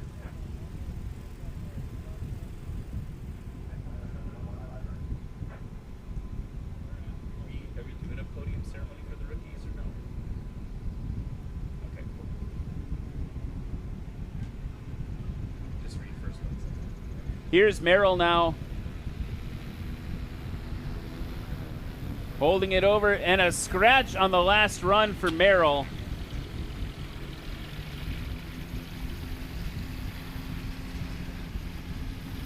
Okay, so read all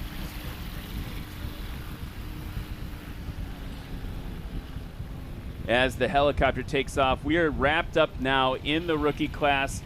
Any closing thoughts before we go to commercial, Lori? You know, this is a really special place. We got a lot of outdoor amenities. So you got backcountry flying, and we've got outdoor adventure type amenities to go along with it. We're going to have lots of events here in the future, but gosh, people are welcome to come and land at, are you ready for this? Alex Cardenas is a Marine, and our official name of our airport is Semper Fi Landing, and we are OL42, Oscar Lima 42, his high school football number. Oh, okay. I wondered where the 42 came from. Very good. Well, folks, we will be right back to see who won the rookie class. Stick with us. We'll be right back after some more words from our sponsors.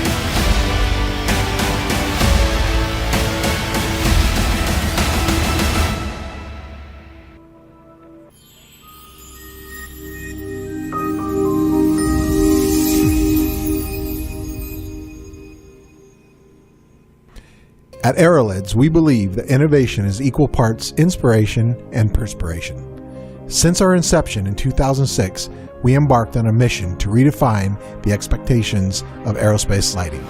Entering the aerospace lighting market, which had remained largely unchanged for 50 years and in drastic need of a new product with fresh look and unequaled performance, Aerolids was inspired to redefine the expectations, which resulted in a series of innovative designs. Hungry for new ideas, backed by a company that valued the patronage, customers quickly adopted the new standard of quality, design, and performance never seen before in the industry. Over the past 12 years, Aerolids installation, ranging from the experimental and 23 markets up to the space and military applications, with over 15 tactical military platforms featuring products in both overt and covert operations. Aerolids continues to lead the industry in design, reliability, and unsurpassed performance. Unique in its presence and unmatched in its perseverance, Aerolids serves the aviation market from one spectrum to the next. From you to you too, Aerolids is redefining the expectations. Well, a friend of mine, actually it was Corey Robin, told me about these Flying Eyes glasses while we were at Oshkosh. We went and checked them out, and they're awesome. But what I really like is the glasses themselves. They're very light. The earpieces are real thin and flexible, so you don't even know you have them on under a headset. If I put my headset on, I mean, they're just as comfortable as could be, and they're so thin, I can actually take them on and off without removing my headset. I couldn't do that with my other glasses. Then the other really cool thing about these, they make some awesome sunglasses, but they have these cool sunglass lenses that just snap on. So now instead of having to carry a big extra glass case in my pocket, that's all I got to carry to take my sunglasses with me. So there's several things about them that I'm really, really liking. Flying Eyes, awesome glasses. Awesome glasses is right. We are back here at Arklahoma STOL at Semper Fi Landing, and we just completed the rookie class. I need a big round of applause for the rookies. Look at them. It's the first time out. Takes a little bit of courage. Now, we need to talk about who is not a rookie anymore. We'll start in third place, though, with a combined score of 245 feet. Give it up for Tristan Nichols. With a combined score of 227 feet. That's pretty close. That's pretty close for rookie class. Brandon Rice.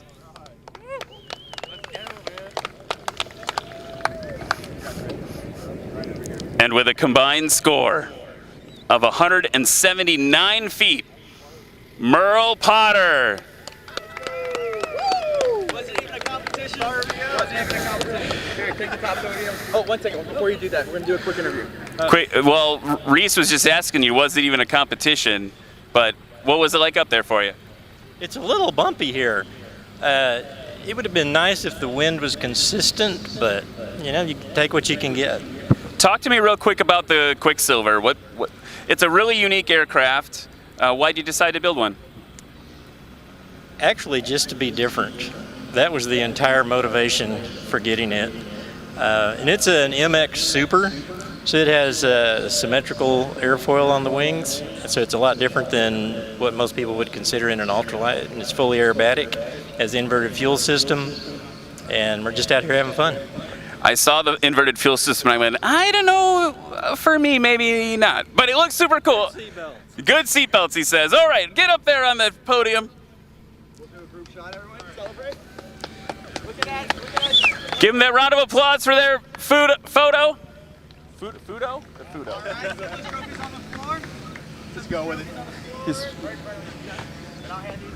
Some really great flying in the rookie class. Merle cannot be a rookie anymore. Look out!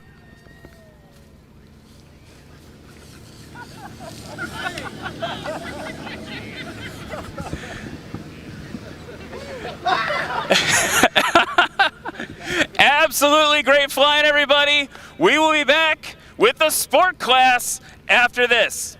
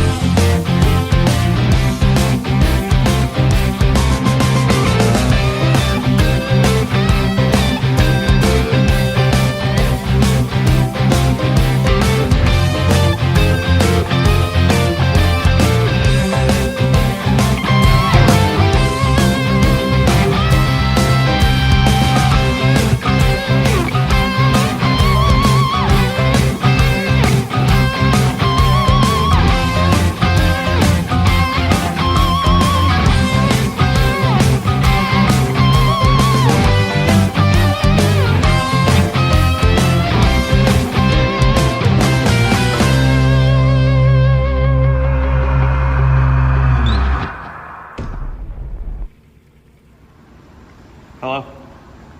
Jeff, Yeah. what are you up to today? Just in the shop screwing around. Hey, you want to do me a favor? You got your airplane back, didn't you? Yeah. What's up? Hey, could you fly down to Oklahoma and pick up some parts that are at the airport? Yeah, that's fine. Are you out in the hayfield? Yes, sir. I'm just south of town in the hayfield. Okay. South of the airport. Yeah, I'll run down there and grab them. Just shoot me a pin where you're at, and we'll drop them off here in a little bit. It's pretty smooth up on the high ground, but it's just a spring and a couple air filters for a tractor. All right. Should be able to get that in the cub. Yeah, I would think so. All right. Perfect. We'll see you here in a little bit. Appreciate it. All right. You bet. Bye. Bye. All right, let's go get these parts.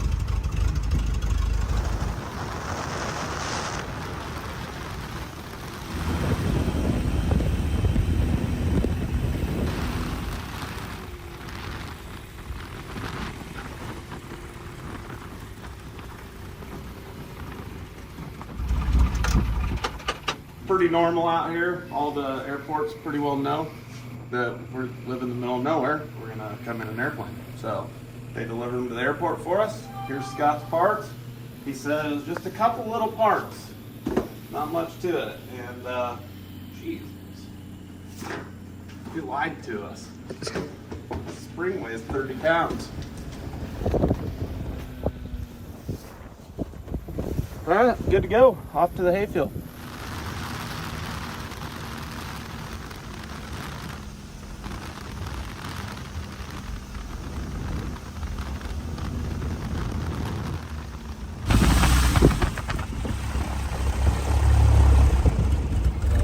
That's good. I'm gonna give him that one.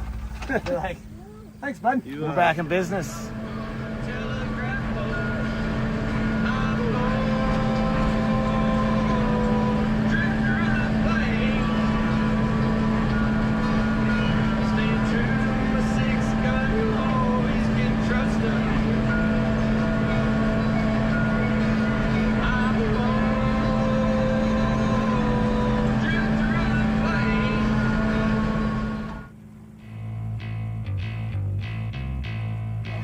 Grab 110.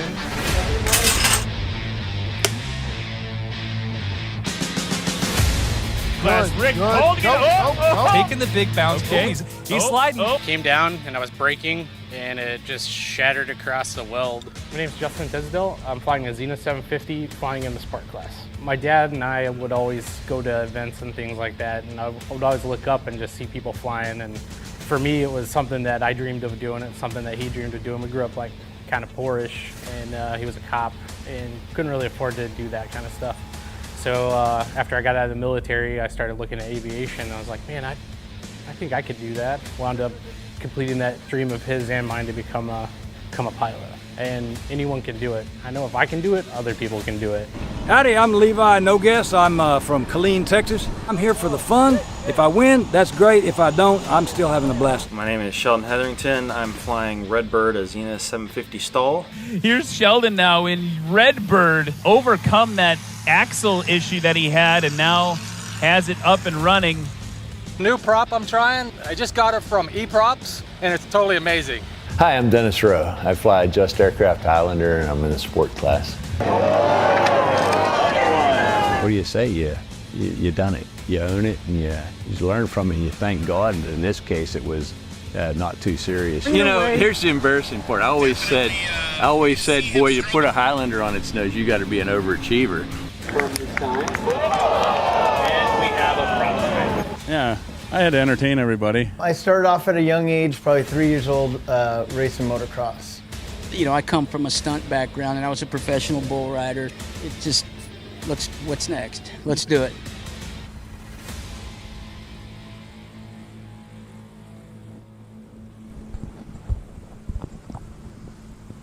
And we are back here at Arklahoma STOL 2024 at Patriot Airpark in, I keep psyching myself out about the name, Pocola, Oklahoma.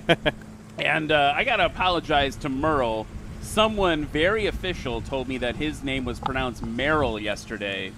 It is not. It's Merle, which is what I thought it was in the beginning. So Merle, a rookie no more, coming out of the rookie class. It is now time for Heat 1 of the sport class. I am joined in the booth with none other than Trevor Aldridge, call sign Dozen. He's a bit of a web-lebrity, to say the least. He's doing cool stuff. Just fly airplanes. Cool airplane stuff. And we're getting ready for the sport class here. Let's introduce the pilots.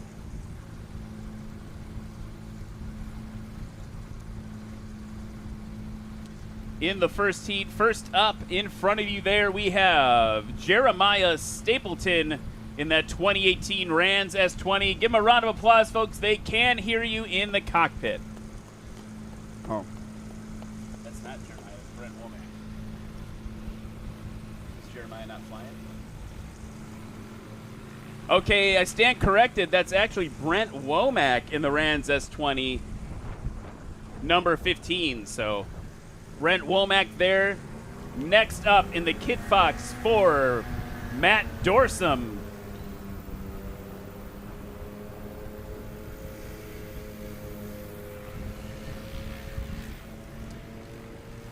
Behind him in the 2021 Just Aircraft Super STOL, Christian Griwan.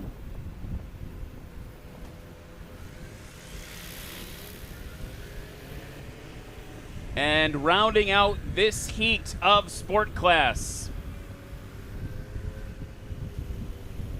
in a 2023 Just Highlander, Eddie Sanchez.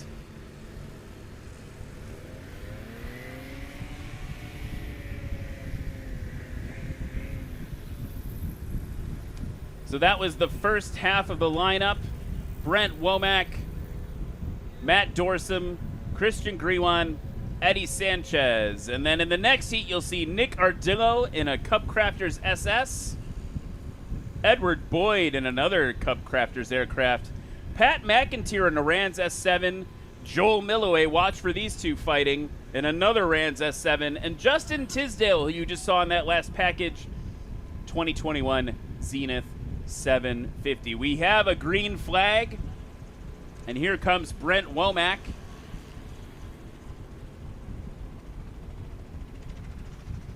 Taxing up to the line.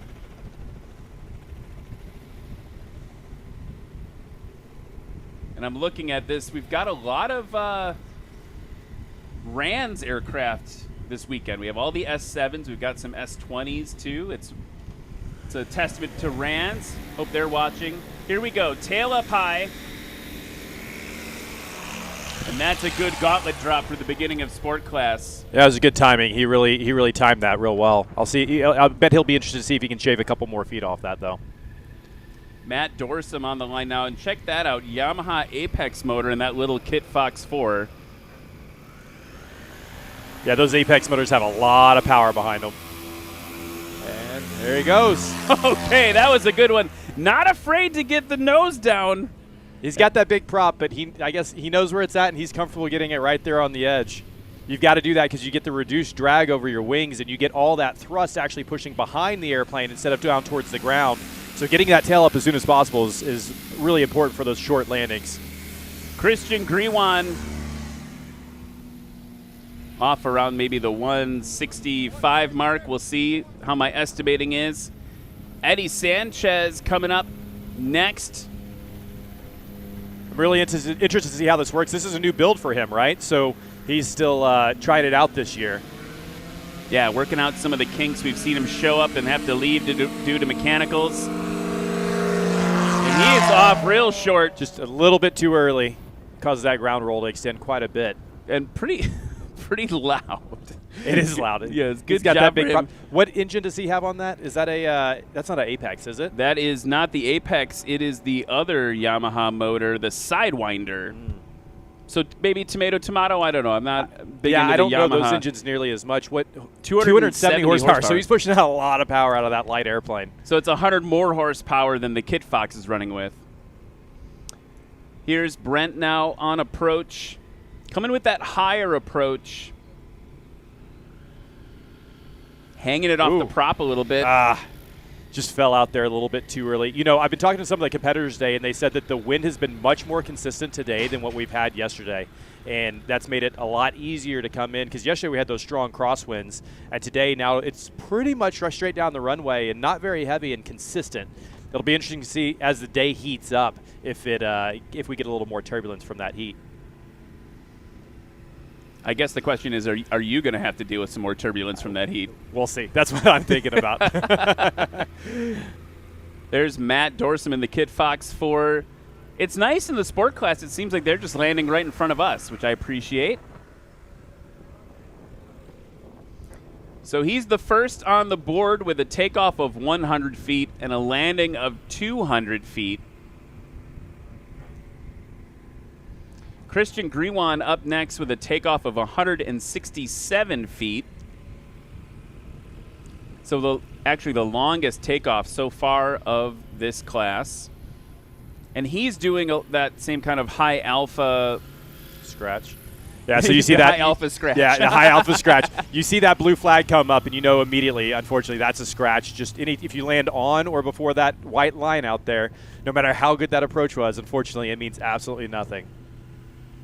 Eddie Sanchez down below the trees now in that high-powered aircraft. I believe he brought it to Swamp Stoll and ended up wrenching on it the whole time, trying to get it running. So this is a little bit of vindication for him, coming back a few events later to get on the board. Oh, look at him slow. He's coming in real slow. Keep it up. That tail's touching. Oh, my goodness. Drug that tail right in. Just muscled it out. Wow. That's what happens when you have 270 horsepower. You just power your way out of it. That is amazing. He handled that so well. That tail must have drugged 15 feet before he brought that nail. There it is. Look replay. at that. Wow. There's nothing even to show on the line camera. It's just, okay. Eddie Sanchez is here to fight. He competes in the unlimited class sometimes as well, right? He's doing sport now just because he's working on his aircraft, getting it dialed in. Is that right? Yeah, I think he's got sights for unlimited for sure. Russ Keith came over to kind of like, what was that? That was awesome. That was really cool. That'll put Eddie Sanchez in first place, Matt Dorsum in second. We don't have a third or a fourth yet due to Brent and Christian scratching. So it still could be anyone's game, but that's going to be hard to beat, that Eddie Sanchez landing there. 103 feet. We're starting to get into the aircraft that are going to be doing sub 100-foot landings, which is really wild when you think about it, considering that we don't have a lot of wind out here slowing the airplane down.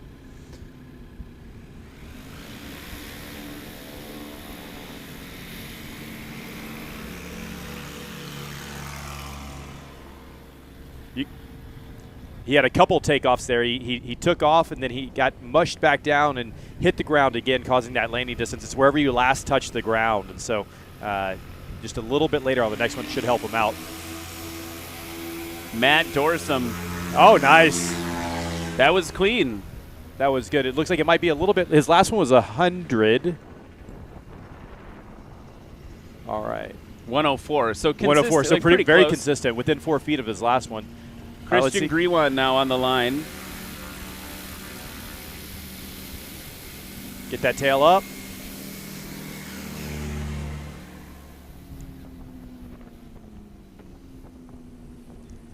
I think so far today, Eddie might win for the best sounding airplane. I know we've got more coming later. It's got a unique sound, that's for sure. It's got a giant prop on it.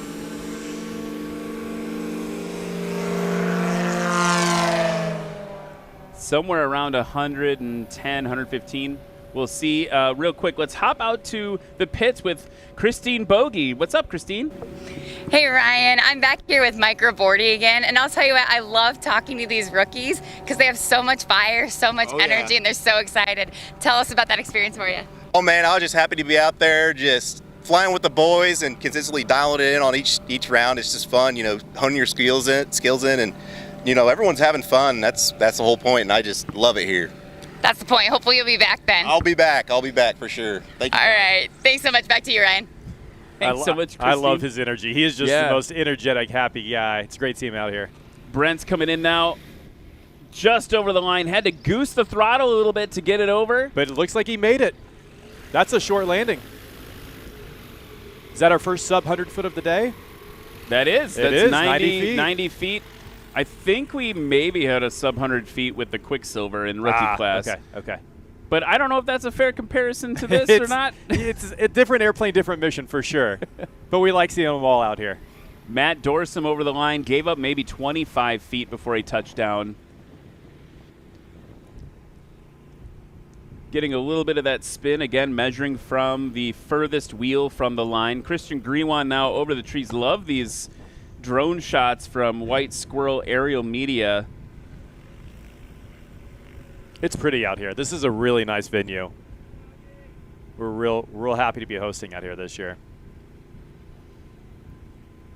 All right, so he's coming in with the higher angle approach. Let's see. We're both scratching. I was going to say we're kind of a little tense because he scratched on the last one, so he's got to make it over the line this time.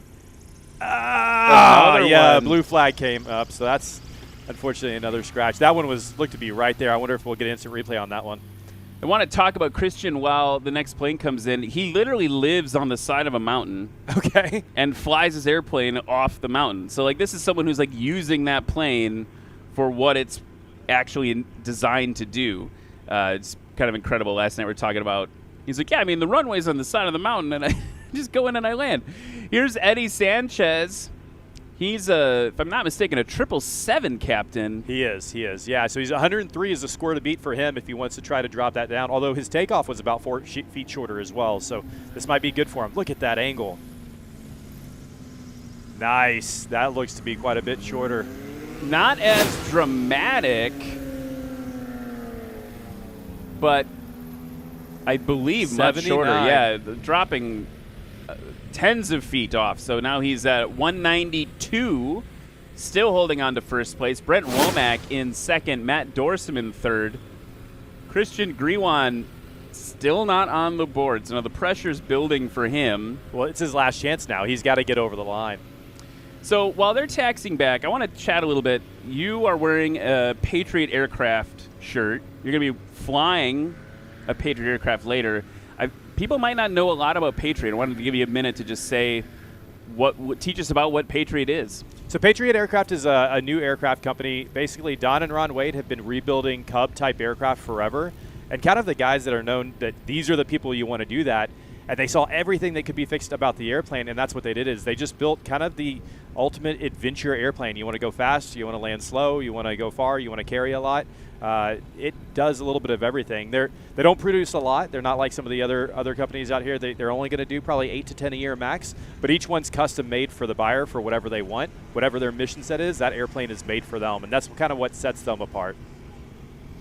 Here comes the final lap for the heat. Brent Womack on the line with one good score in so far, a combined score of 258, holding in second place. Trying to grab some of that crosswind off pretty gracefully, timed it well, it looked like.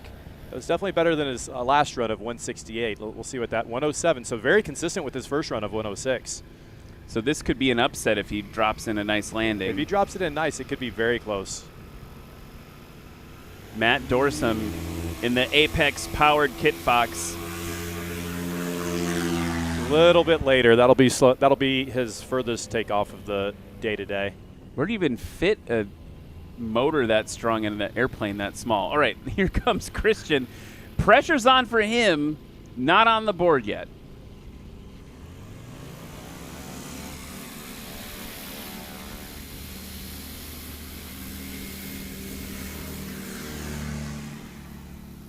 Looking around 173, 174. No matter what, he's got to bring it in and land it past that line on this one if he wants to get on the board. Eddie Sanchez currently first with a combined score of 192.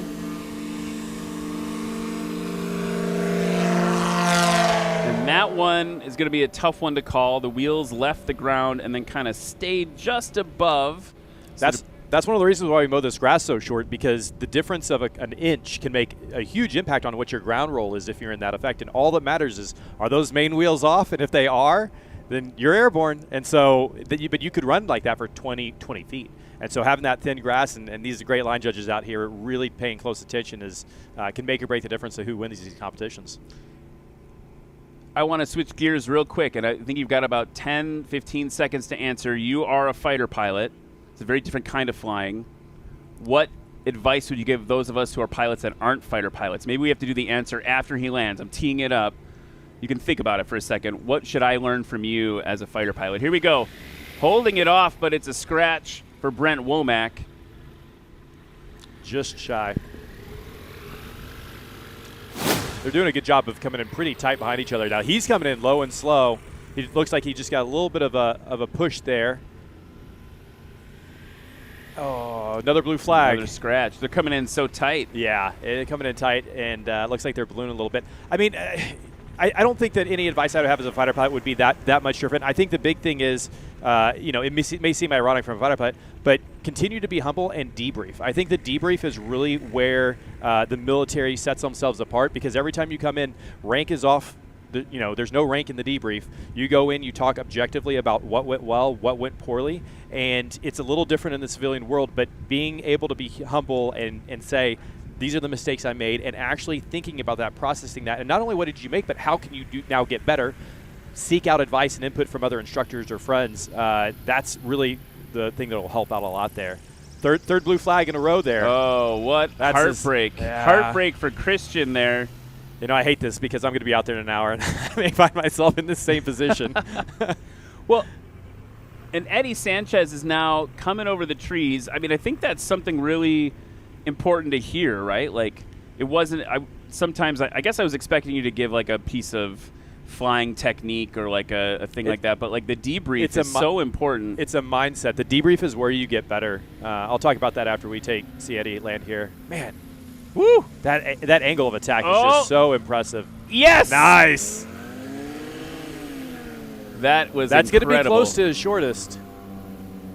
About 92. 7 feet longer than total.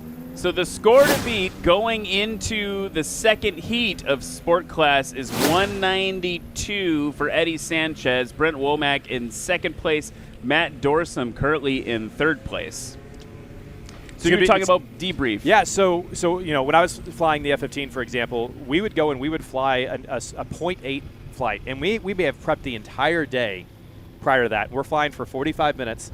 We brief 3 hours prior. We go fly, and then we may have 4 hours of debrief. Now, in the civilian world, you're not going to have that. These missions are a lot more complex. But the point is that sitting down and getting that debrief, even if you're doing it with yourself, just thinking, what mistakes did I make? How can I get better on this? Reaching out to other people who have more experience in different skill sets. Like here, I do not know STOL that well, right? I'm still the newbie. I'm still the new guy, and I have so much to learn from these guys that you just have to be humble and go in and be like, teach me what I need to know. What mistakes have I made, and how can I get better? That would be the biggest thing. Is just really reflecting on what you did and how you can get better. I'm gonna take that on board in my personal flying. I've got to try to make this joke sometime, and I've got a fighter pilot next to me. Look, we've got a bogey out in the field. Christine, who's out there with you? Hey Ryan, I'm out here with Christian Fisher. And remember how I just said I love talking about rookies? Well, he's a rookie no more. He was a rookie at Swamp STOL and he won it, and they quickly kicked him out of the rookie class. How was that experience? What have you worked on to keep yourself in that spot for this competition? Yeah, no, it was a great experience. I came down from Dodge City, Kansas. Came down with Brian Shirley. He's a pretty good competitor in the venture class, so I got to watch him there.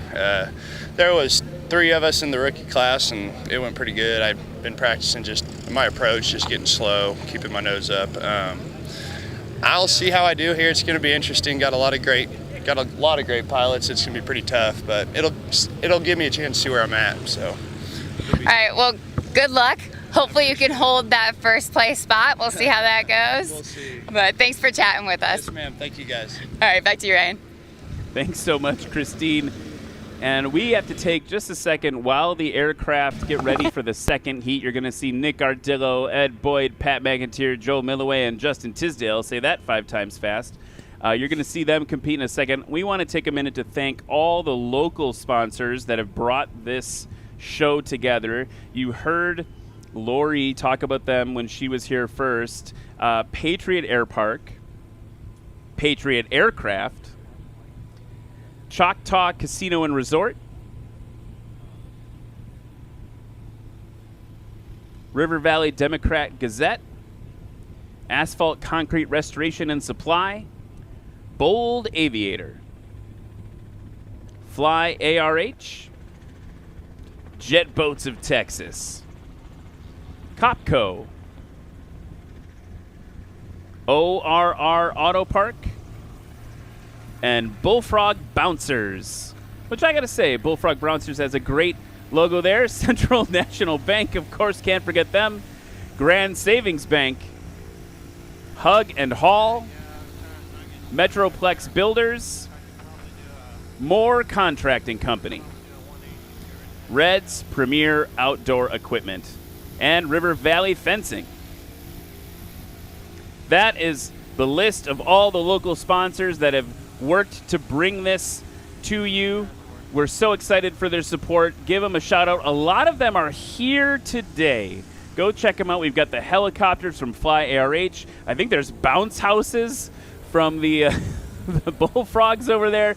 Check it out. We've got a lot going on locally that you can check out. And let's get ready to introduce the next set of competitors. Taxiing up now in the 2014 Cub Crafters SS. Give it up for Nick Ardillo. And another Cub Crafters, the Cub Crafters Carbon Cub 2019 vintage with one of the most insane paint jobs. It's pretty an amazing paint job. You see it from a distance, you're like, oh, that's interesting. You get up close, and the reflectivity on it is wild. There's a lot of detail there. That's Ed Boyd.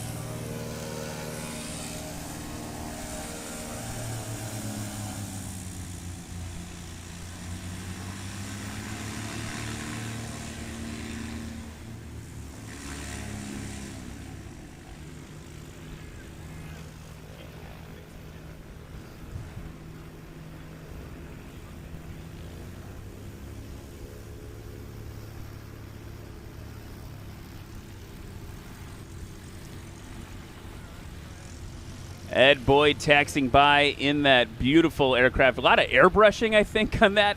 I keep joking I'm going to ask him how much it cost, but I don't know if it's polite. I wouldn't know how many hours it took. Yeah, how long did it take? So that's Ed Boyd. Next up, in the yellow and white Rands S7, Pat McIntyre.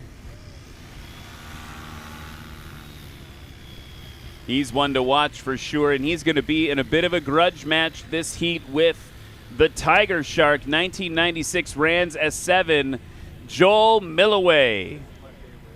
Yeah, seeing them compete yesterday, they were kind of neck and neck yesterday. It'll be interesting to see when we've got a little bit better winds and not so much crosswind, how they handle against each other. Yeah, they've been fighting all season, and it's interesting because we've got it's not quite a formula type situation, right? But we've got the same aircraft. Right. Obviously some differences between the two. Behind them, last but certainly not least, you saw he had a bit of a trim tab issue yesterday that he had to repair on the field in the 2021 Zenith 750 STOL, Justin Tisdale. This is one of the most wild-looking airplanes out here, I think. Justin he's such an awesome human being, but his cowling's obviously ripped off. He's got this nose wheel aircraft with giant main wheels, which, okay, and a giant nose wheel. He's got adds, if you notice on the tail there, just below his tail, just below the rudder, he adds, I don't know what that is, 10, 15, 20-pound weight. It's just sitting there on the bottom of his thing. And he can actually taxi around and just taxi on his tail with that tail drug all the way across the ground without ever having to get airborne. So it's always fun watching Justin get out there and fly. He's so passionate and is constantly wrenching on it. Let's go back to the pits now. We've got Christine Bogey. I almost said it wrong, Christine. I got psyched out. Christine's who's there with you? All right, I'm here with Brandon Korn. We don't have the Jeff Pohl, Michael Lindstrom rivalry at this competition, but we do have the Brandon Korn and John McCardle. So, conditions are a little better today, but not great. What are you planning? What's your technique for dealing with this to make sure you're ahead of John? Well, I'm praying for some good wind because it keeps coming and going. It'll be blowing down the runway and then it falls off to nothing. So it's going to just be timing. Hopefully it works my way in my favor. But John and I are close. Our scores were close yesterday, within 10 feet on landings, and it's going to be tough. Do you guys talk to each other a lot about this and kind of go back and forth, at our nightly campfires? Oh, yeah, we're friends until we get out there on the field. Friendly rivalry. Yeah. It's all good. All right, well, good luck out there and have fun. All right, it's going to be great. Y'all be looking out. It's going to be it's going to be tight. All right, back to you, Ryan. Thanks so much, Christine. And Brandon Korn, definitely one to watch. And he's one of my favorites to watch because, like a heavy airplane, it feels more difficult to me. And the way that he can make that airplane move is just poetry. We have some transient traffic coming in right now. Trying to identify it. Blue side-by-side airplane here. So we'll get that person settled in. Is that a Husky? What is that? A mall? A mall, yeah. Maybe a mall? I don't know. I think it's a mall. I'm failing my AvGeek test right now. I can ID military aircraft really well, but I'm just now trying to. It's a whole other world here, and that in this area. It's inverse for me when I go announce other air shows and stuff. A lot of times, that's the Block 7 F-18 Super Hornet. Like, I'm like, Right. how can you tell? Like, it's just a Super Hornet. Right. It's a Bearhawk Model Model 5. 5. There Thanks, you Race go. Control. Okay, here we go. Getting ready for the second heat of Sport Class. By the way, it's getting a little hot out here. Make sure you drink some water, folks. Oh, I got my daughter in the chat. I miss you so much to Ryan, Daddy. I know both my daughters, Elaine and Emily, are watching. I miss you guys, too. I'll be home tomorrow night. Can't wait to give you a hug. Let's see what happens. Maybe we'll get this show on the road a little faster, and I'll be home faster. What do you think, kids? I don't know. I'm just vamping here. You got kids. Yeah, they're but out here running. here. They're out here. They're here running around right now. Yeah, I miss the girls a lot right now. Nick Ardillo getting ready to go. That's the green flag. Taxiing up to the line.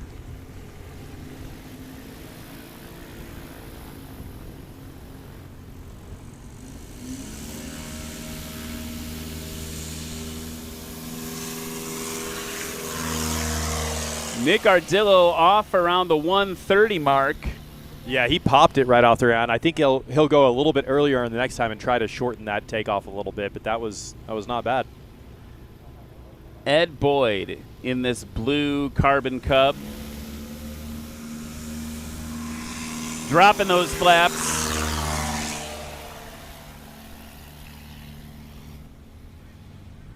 Here comes Pat McIntyre. He's done a lot to this plane since the last time we saw it, even earlier this season.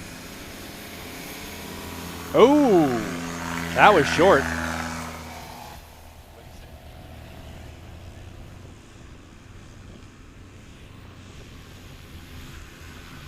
Joel Milloway in the Tiger Shark.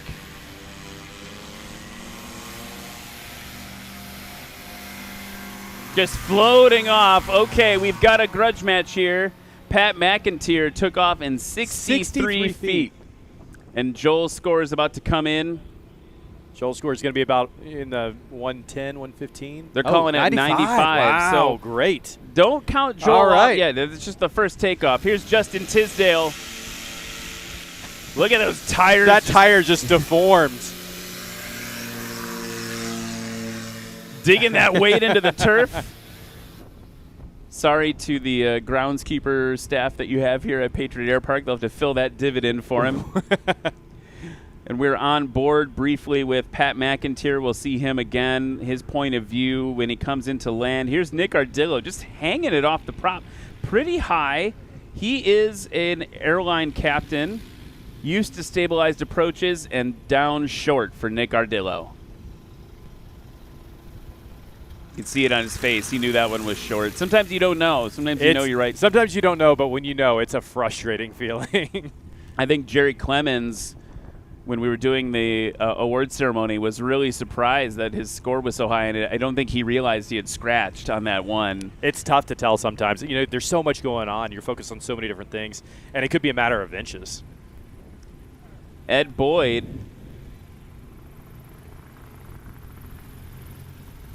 Yellow little short for him as well. Okay.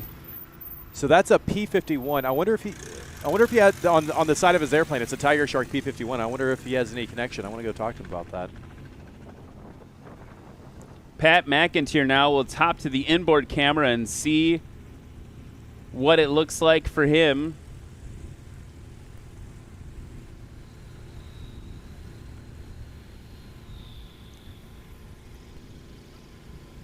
Love watching him dump those flaps out, getting it stopped. Okay, he had a 63-foot takeoff and around a 100-foot landing.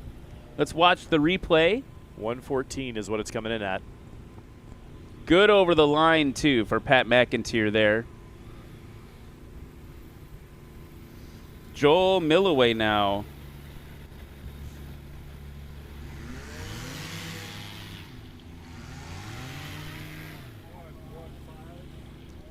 You know, Patrick, with that last run he just did at 177, is now the new leader for the sports class. Yeah, so if you're watching if you're Eddie Sanchez and you're watching right now, you're like, man, look what I did. Look at that crazy landing I did. And it's still bumped by Pat McIntyre. Here's Justin Tisdale on final approach. And these Zeniths, the deck angle they're able to achieve with the wing design is, and the slats, right? Like, just, that's insane. It looks insane to me. Good over the line, gave up a bunch, and he's not afraid to plop it down. He uses every bit of that airplane. The way that nose wheel just deforms when he gets a lot of weight on it is really wild. Disconcerting. But you're running them at really low pressures, right? Because you want to have all the cushion you can. Look at this. Bwomp. Look at it. Oh, my goodness. Just wheelbarrowing a little bit on that nose wheel. I mean, seeing this is also a good indication of why he's probably working on it so much. Yeah, I was going to say the same thing. Like, he's wrenching on a lot, but he works that plane harder than most people would ever work a Zenith. Yeah, Dave, I was talking to him the other night. He said that they will he works with Zenith, and when he breaks things, they'll figure out how to redesign it to make the airplane better so it doesn't break as easy. Some things he has to just design himself, but by and large, he's kind of the test platform for what could be used and abused on the Zeniths. He's pushing it harder than anybody else is. Right, so he's breaking things in ways that no one's thought of yet. Yeah. Nick on the line now, getting ready to go. Look at that field behind you here for the second heat of Sport Class. A lot of just fantastic pilots. I mean, we've got people that were rookies not even that long ago. Pat McIntyre, rookie really recently. Justin Tisdale, rookie, I think it was last season. Here's Nick Ardillo. All hyper competitive now.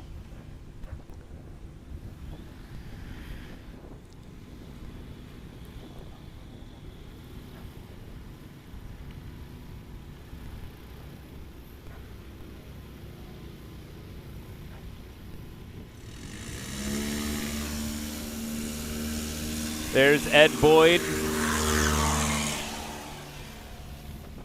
He's looking to get on the board. Nick Ardillo's looking to get on the board too.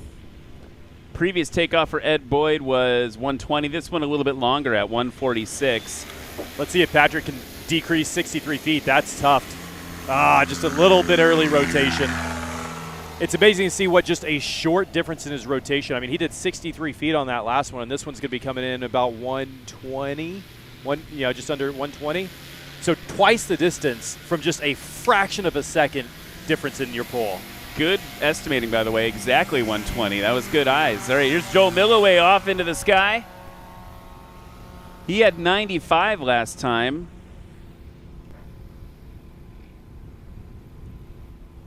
Currently in third place.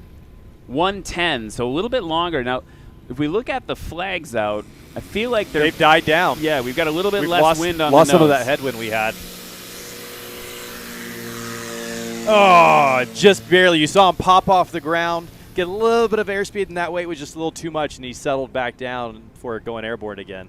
And that's a bummer because I was about to make a comment of like, wow, he really muscled that thing into the air, but it did come back down for Justin Tisdale. That takeoff, though, still better, 209, actually. yeah. Still an improvement, but would have been much shorter if he wouldn't have settled down.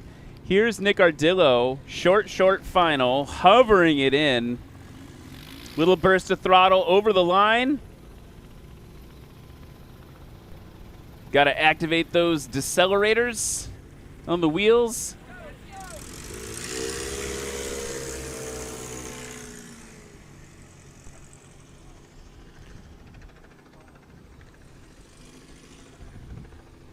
On board with Pat McIntyre now. So cool to see. Ed Boyd on short final.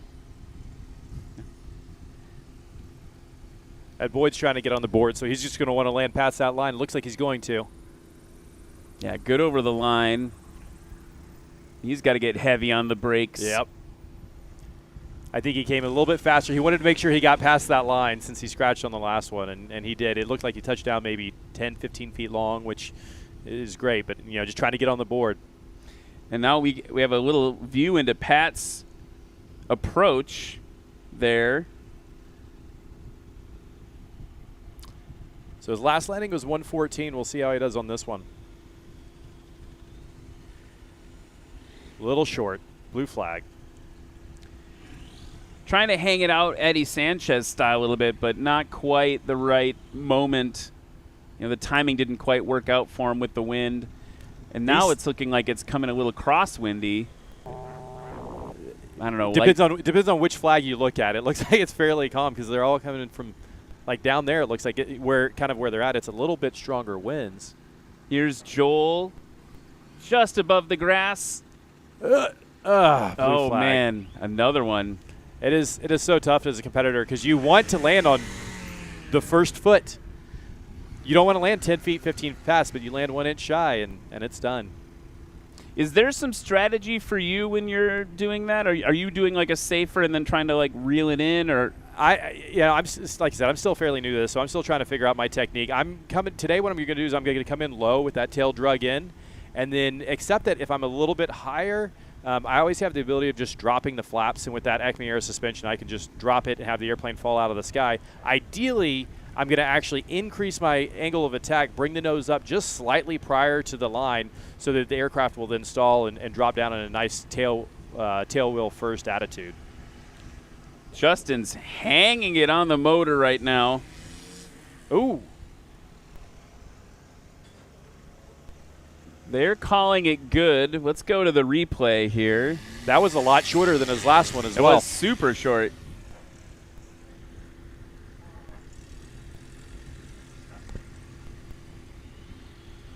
Okay, I take that back. It was 4 feet shorter. Yeah. Well, I felt it too, yeah, for sure. So he's improving down to 377, still in 8th place.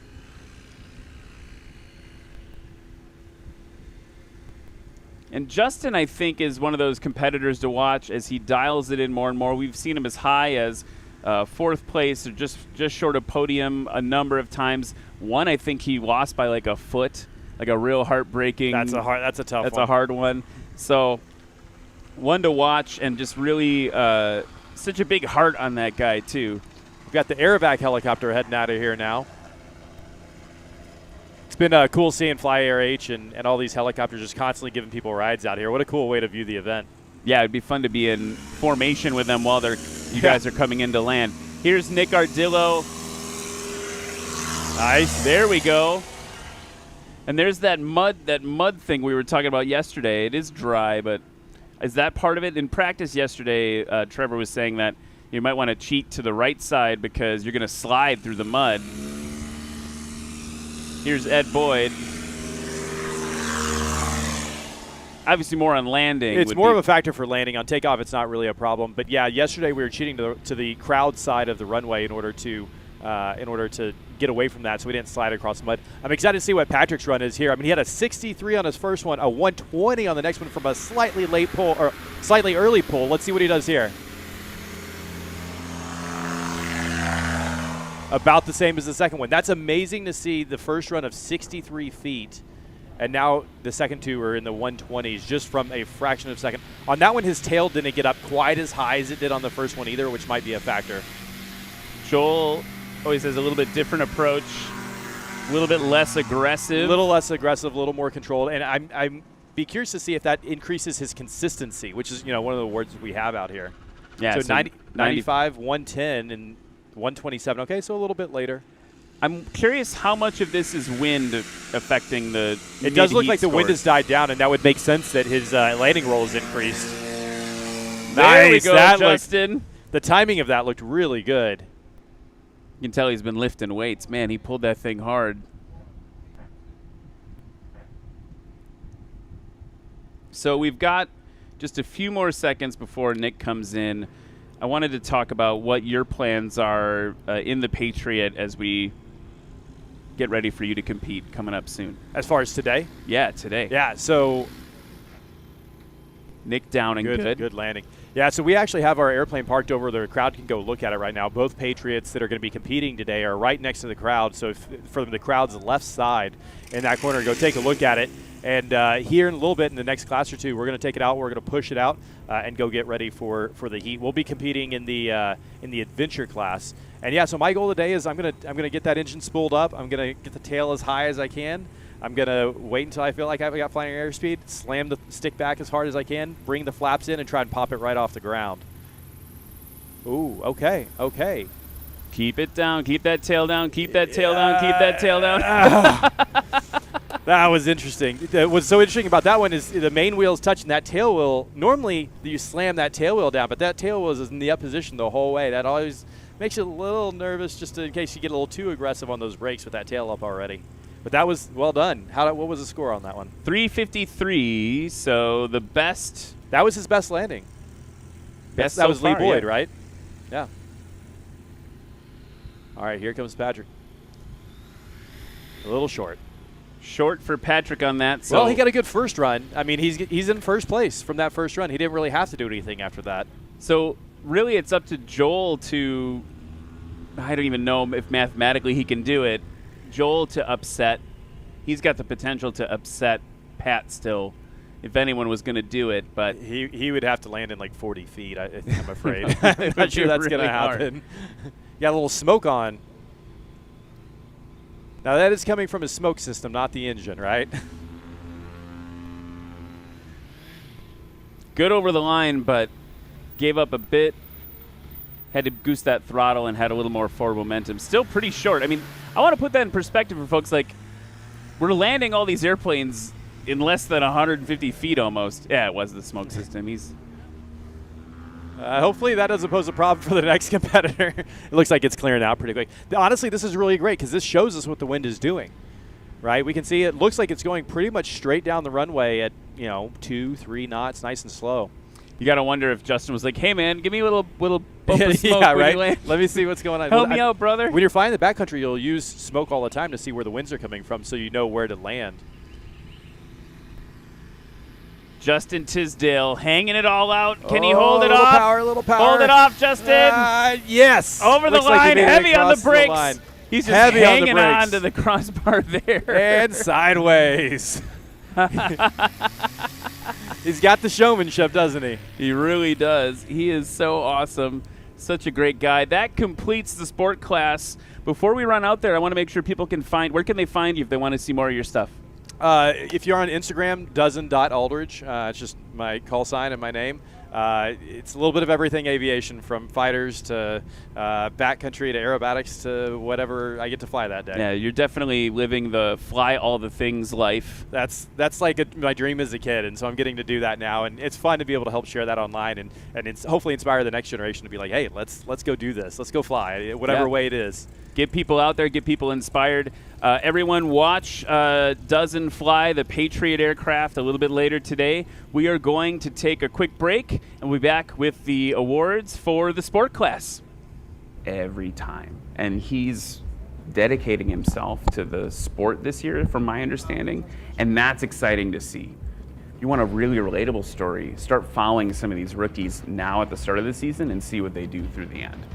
Yeah, I've really only been able to practice for about 5 months in the airplane that I built. And so the Xena 750, it's a hand-built airplane that they sell. It comes match hole drilled, and you get all the pieces, like a big Lego kit. Yeah, a lot of people know I fly an auto conversion, and so I have a Honda 1.5-inch engine for Viking aircraft engines.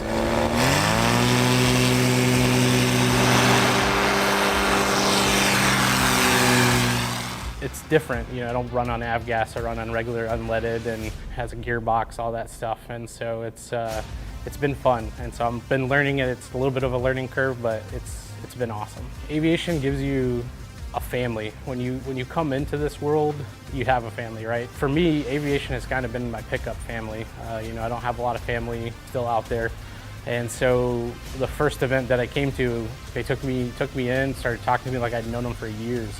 And what I've noticed is that's just how aviation is in general. Everyone struggled somewhere in their life to get into aviation. You didn't have enough money, you didn't have the training. And so I want people to know that, man, I did it. You can do it. I don't care about first place, third place, I want that most improved.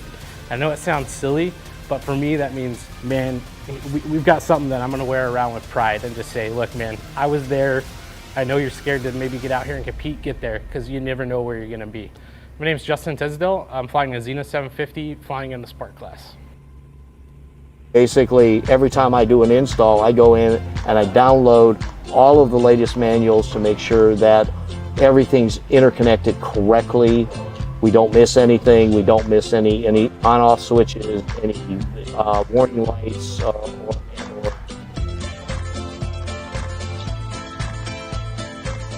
had it in all of our airplanes. Ever since we started with the Piper Saratoga in the early 2000s. We did the pulse oximeter and CO detector in there. We've upgraded to there. Now we have a Cessna 340 that I actually was talking to him in Germany last year, and he was like, oh, you got to put the cabin altitude thing in the plane. I said, well, send it to me. So we put it in there, and it actually is really nice. This aircraft flies above 18,000, 10,000 feet, so up to 23,000 feet. The other day, the cabin altitude light comes on the manufacturer's panel, and boom, the CO Guardian comes on and says, all right, you're above 10,000, your cabin altitude is above 10,000 feet. So watch out. So it's kind of nice to have that redundancy in the plane. So for a pressurized aircraft, that is so important for me. I get that oxygen mask ready, make sure my oxygen is good.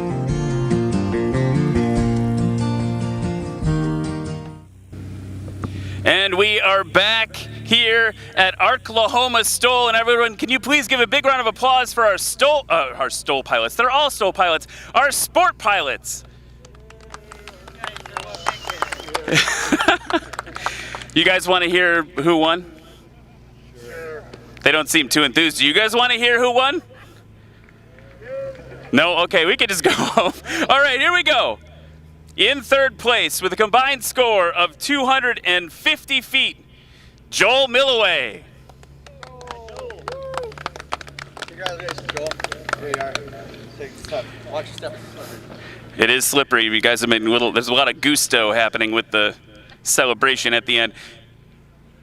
In second place with a combined score of 192 feet and the coolest landing of the competition so far, Eddie Sanchez.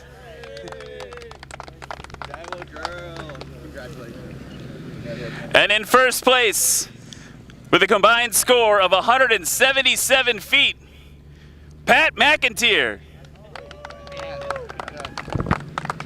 Talk to me about what that was.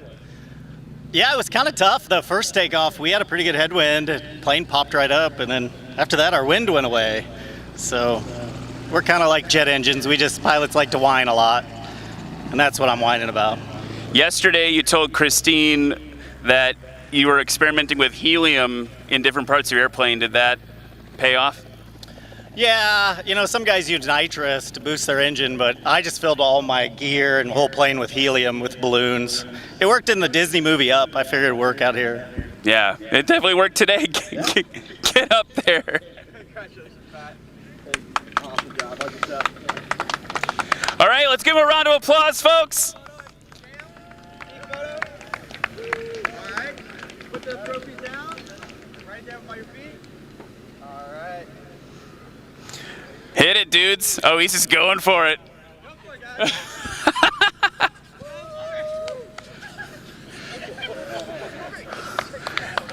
Eddie, what's wrong with yours? Why did?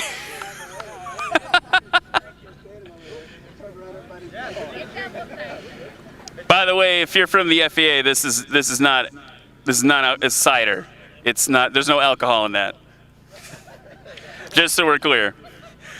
All right, folks. Another round of applause for our sport class winners. And we are going to head back to another commercial break. We'll be right back with more STOL flying right after this.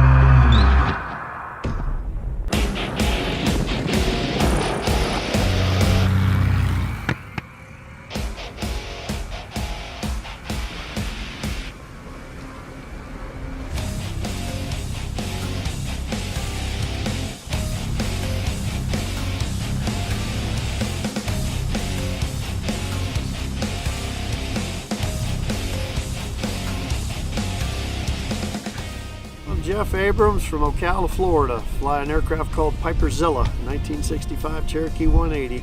Just enjoy it. It's a great experience, something different to do with the airplane versus just fly around the traffic pattern or go to nearby restaurants or whatever in the airplane, and gets me far away from home.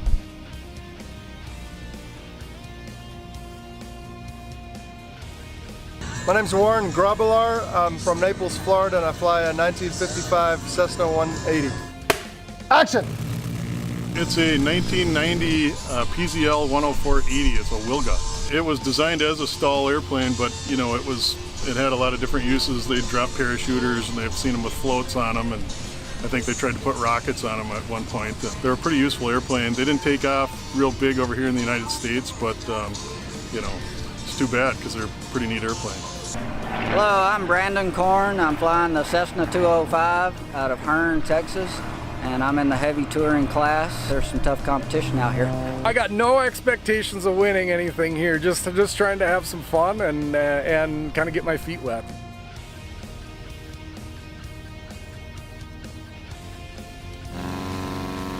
Well, it felt good.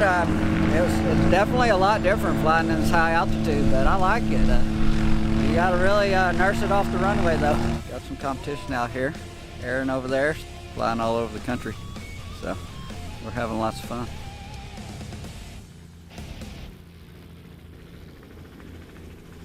And we are back in Pocola, Oklahoma. Everyone, my name is Ryan Dabrowski, joined again by Russ Keith here in the booth. Thanks to our co-host so far, we had Trevor Aldridge. Like doing work for our country's military now, like training the next generation of pilots. He's flown F-15s. Really an honor to have him sitting next to us. You might have seen him flying certain specially colored painted F-16s at a certain point in his career. So he's just a great guy, and appreciate him taking the time. Russ, we just had an amazing sport class. Any call-out moments for you that you wanted to comment on? Man, I've got to comment on Eric's landing. When he drug that tail, he drug it hard, and I thought those mains were going to come down, but it just shows you what a little bit of power will do on a light aircraft. He was able to hold those mains off, get across the line, drop it down, did a great job. It was very impressive. Yeah, that Sanchez with the 270 horsepower Yamaha engine in there. He actually was talking to me yesterday about how he's got to tune the firmware of the engine differently based on the fuel that's in it. So he ran practice at a certain like avgas, and then he ups to different octane for the actual competition. I want to take a second to thank a couple sponsors while we get ready for the touring class. First, we need to talk about Legendary Aviation Coffee. They're now the official coffee sponsor of National STOL, and one of the nonprofits they give back to is actually Russ's nonprofit, Airplanes and Coffee. So we really appreciate their help. Also, we got to talk about our friends over at flighthelmet.com. They specialize in the sales and service of flight helmets, flight comms equipment. It's a lot of flight helmet stuff. Also, they have safety and survival equipment. They're full-service independent helmet company. You can use coupon code NSTOL50 to save $50 off of your helmet from flighthelmet.com. We're getting ready for the touring class. Let's walk through the lineup right now. Brandon Korn in the Cessna 205, James Abbott in a Cessna 182, Stephen Bloomquist in the Cessna 180, John McCardle, watch for him and Brandon Korn to duke it out in the Maul M5, Jeff Abrams in a 1965 Piper Cherokee, Luke Strandland in a 2009 Murphy Super Rebel, bringing up the rear from Mora, Minnesota. Reminder, folks, and maybe I don't want to like make impartiality happen with the vote, but Eddie Sanchez with that landing, if you really like that, like I did, you would maybe go to nationalstol.com/vote. That's nationalstol.com/vote. You can vote for your fan favorite. They actually get some prizes. Also, another reminder we should do while we're getting ready to go, make sure you go visit all the food trucks, the merch tent, all the folks that are here to support you in Pocola. We'd love to pay them back for them supporting us here. So go visit them. You can also purchase tickets to the awards dinner tonight, from the merch tent. So that's something to check out. We're getting ready for touring class here. Also want to talk about another partner, Ladd Gardner Insurance. They've been a partner of National STOL since the beginning. They've got excellent customer service and coverage. They actually cover some pilots that are competing today. You just saw Justin Tisdale in the sport class. Ladd Gardner Insurance supporting them. They've been with us since the beginning, and we really, really appreciate their help. And then also, you've seen me run out to do the award ceremonies. I've had a knee board in my hands. That's actually a Lift Aviation USA knee board. Lift's love for flying drives them to deliver only the finest in aviation products to the market. They believe today's pilots deserve much more than what is currently offered in the way of products they wear in the cockpit. So check out Lift Aviation. Lots of great stuff from them, and we thank them for their support. There goes Brandon Korn now in the Cessna 205 from Texas. Next up, James Abbott in a 1959 Cessna 182. Give him a round of applause, folks.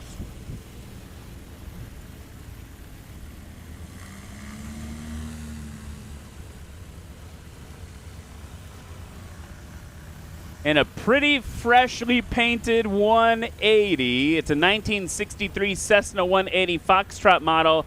Everyone give it up for Stephen Bloomquist.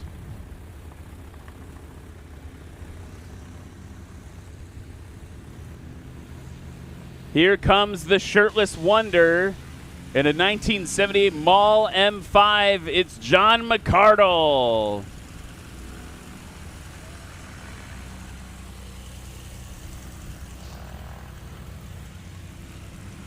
Next up, in a 1965 Piper Cherokee. Wait till you see what this guy can do in a Piper Cherokee, folks. You don't think of that as a traditional STOL plane, but you got one right here. It's going to show you what can be done. Jeff Abrams, everybody, in Piperzilla.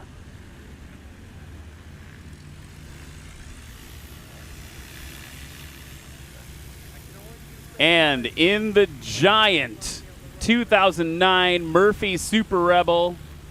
That thing is a beauty. Everyone give it up for Luke Strandland.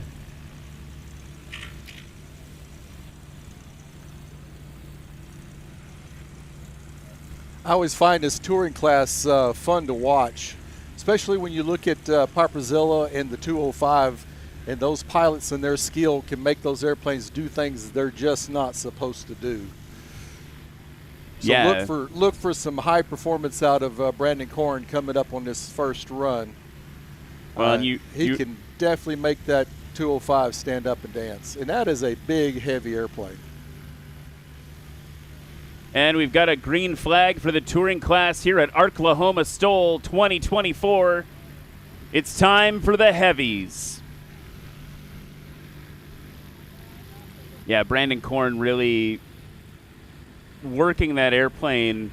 You heard him kind of drop the gauntlet yesterday. We had a little interview with him. He said, you know, that mall should outperform me. And that's all he had to say. John McCardle's coming for him. Yeah, he said it should. It should. So we'll see what happens here. Brandon Korn taxiing to the line in that 205.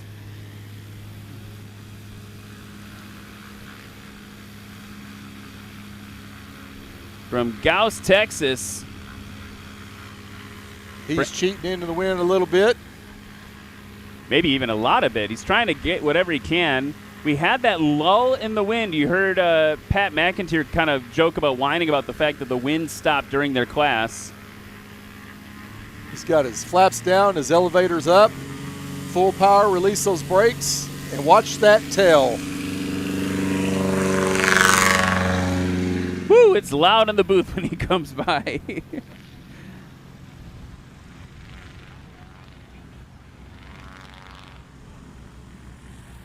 Next up, James Abbott.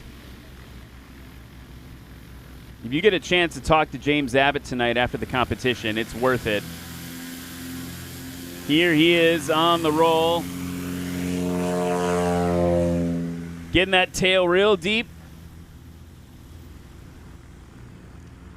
Got a little bit of burble to get through with his wings there, but he's okay. Steven Bloomquist on the line now in the 180.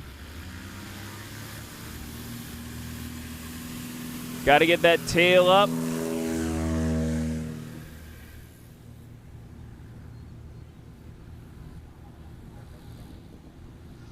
And just got a message from race control that Jeff Abrams in Piperzilla pulled himself for his safety check. He will be able to rejoin in the next class or heat, depending on how that works out. Here's John McCardle in the mall, coming for Brandon Korn, who's your 2023 champion of this class. Gets that tail real high. That'll flatten out those wings so it reduces that drag so he can accelerate as fast as he possibly can. Here's Luke Strandlin in the Super Rebel.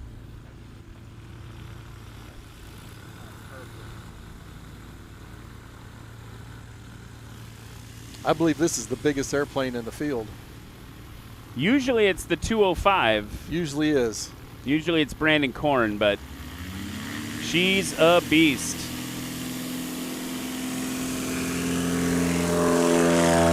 Keeping that tail up, bringing it down. Oh, it took a long time for that left main to come off the ground. May have pulled a little early on that one. Piperzilla's back in action. The beast from the east, says Merlin Tucker Collins.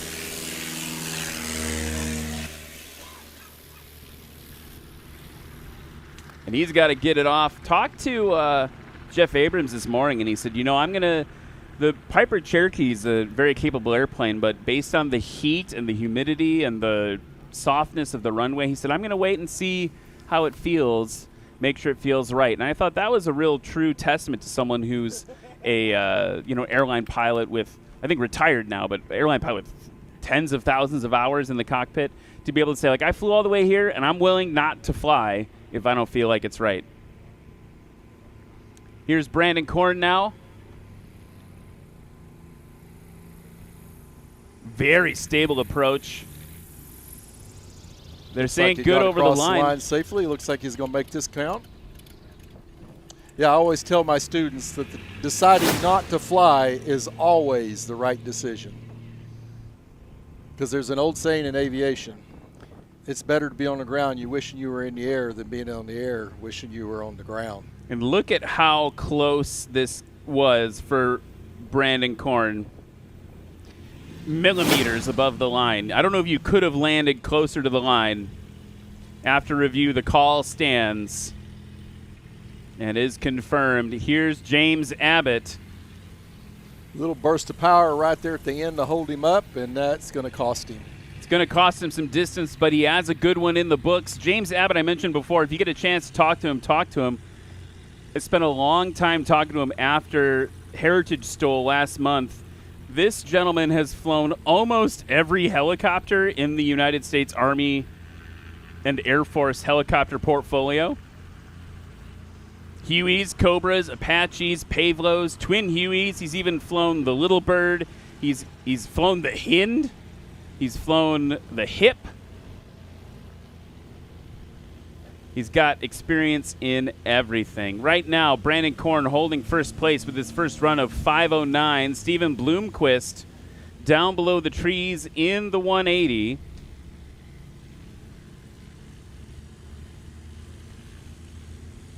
From Granbury, Texas. And he let the wind fall out from under those wings and landed well short of the line. So a little bit of a bummer for Steven. Talked to him last night. He's having a blast, though. He said he was really enjoying flying, and I think I remember you and I were on the mic when he was practicing. I said, I would love to own a 180 one day. And he's like, hey, what are you offering? He was ready to sell it. That is a beautiful 180. It would be, I'm sure he could get a pretty penny for it. John McCardle now, 5:09. The score to beat from Brandon Korn. Big Good bounce. over the line. Big bounce.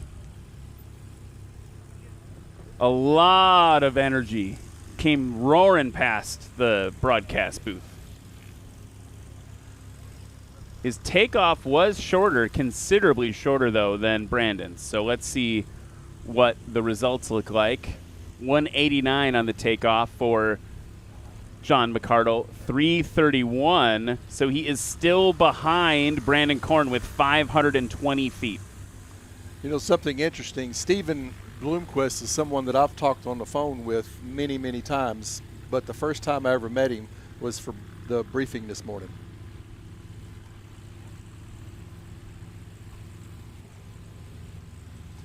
Luke Strandland with the scratch in the Super Rebel. He was struggling with the scratch side of things a little bit yesterday as well.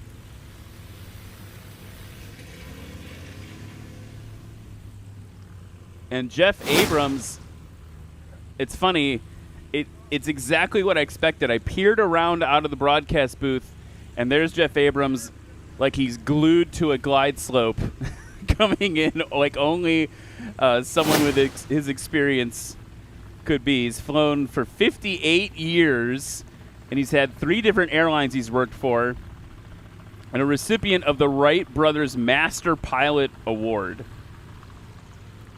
And that's what you'd expect from someone who's the master pilot. Look at that, just totally stable. In the one Cherokee. Nose coming up, slowing it down, right across the line. Nice. And he's got to get really solid on those binders to get it slowed down. Where does he get at? So now Jeff Abrams, 425 for his takeoff.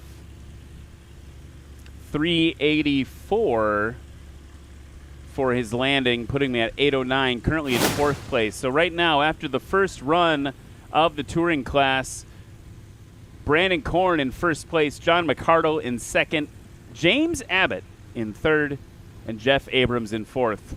It's still anyone's match, though, because we haven't gotten a good run from Luke Strandland or Stephen Bloomquist.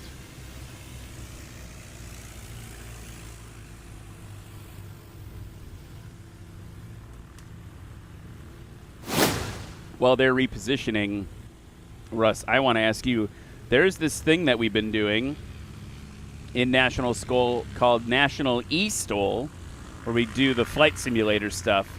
I don't know if you goof around on flight simulators at all. Is that your bag at all? I haven't in many, many years, but probably 20 years before I got my license, I was on Microsoft Flight Simulator for many, many years. So for about 20 years, I did it. There you go. So you know the ability it has of having like a you can learn a lot in there about flying and You experiment, absolutely can. risk-free environment to try things. We have a thing that we'd love anyone at home to participate in. It's called National eSTOL. Go to nationalstol.com and click the chat button to get connected to our Discord server, and you can meet all the eSTOL competitors. We actually put on competitions digitally, just like we have here. We recreate. They have a team of people that recreate all the competition places, and we compete digitally in Microsoft Flight Simulator. There's Brandon Korn on the roll, digging that tail in, nursing it off. It wasn't quite in the air yet. He may have pulled a little early. That he came off the ground and that left wheel went back to the surface and rolled for several more feet. James Abbott.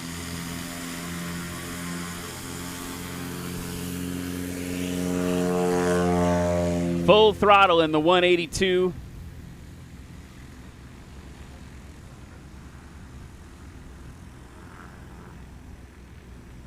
I'm curious what the density altitude is today. It's pretty hot and humid.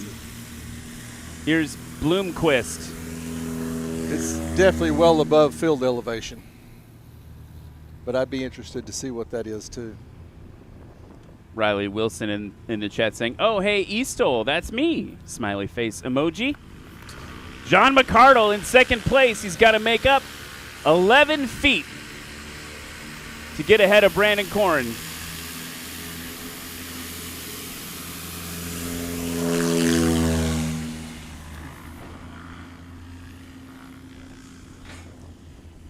It looks like that will be an improvement over his last takeoff as Luke Strandland taxis to the line. Luke with a 399-foot takeoff.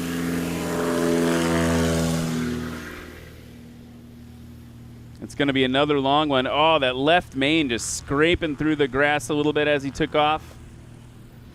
Jeff Abrams in Piper Zilla. He's flown more Young Eagles than anyone I know.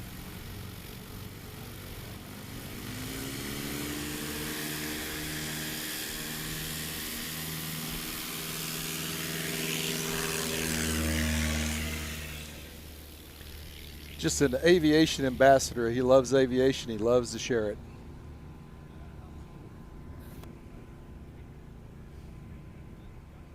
You know, you were talking about Microsoft Flight Simulator.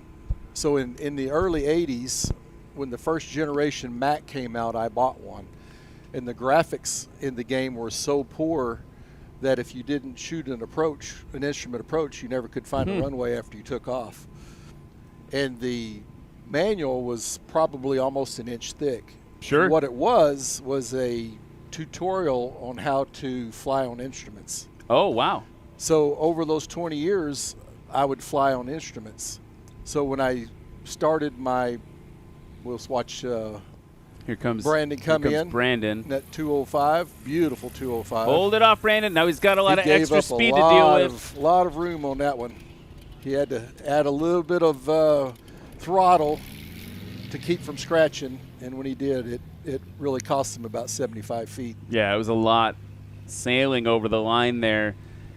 Well, so this is interesting. Like, you learned when you're doing instrument flying in the simulator, basically, and then you switched to flying VFR. Was that an adjustment? I did, and I got my instrument rating in 11 days. Whoa, so it helped. They didn't have to teach me how to fly instruments. So there you go. They had to teach me how to use the GPS is what they had to teach me how to do. There's James Abbott over the line with a good one. He's got to get it stopped. He's smoking down the runway. He carried a lot of speed in that one.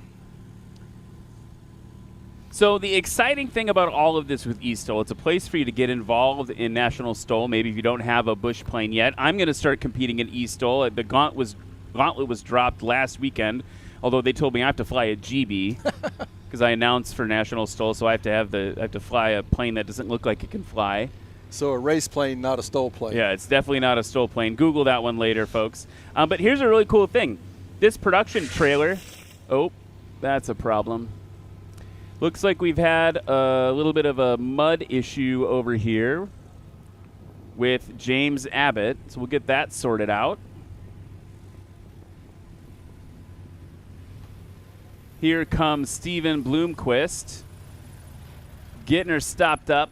Yeah, getting that tail down, Steven. Woo!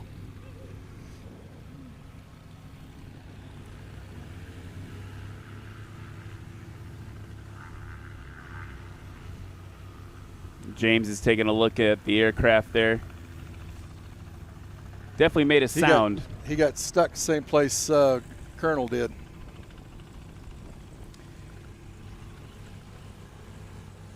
John McCardle now looking for the chance to get ahead of and I think that was Brandon. A good one. You think that was a good one? I believe that was a good one. He's got to get stopped, though. Previous landing was 331. That's where Brandon is typically doing better than he is.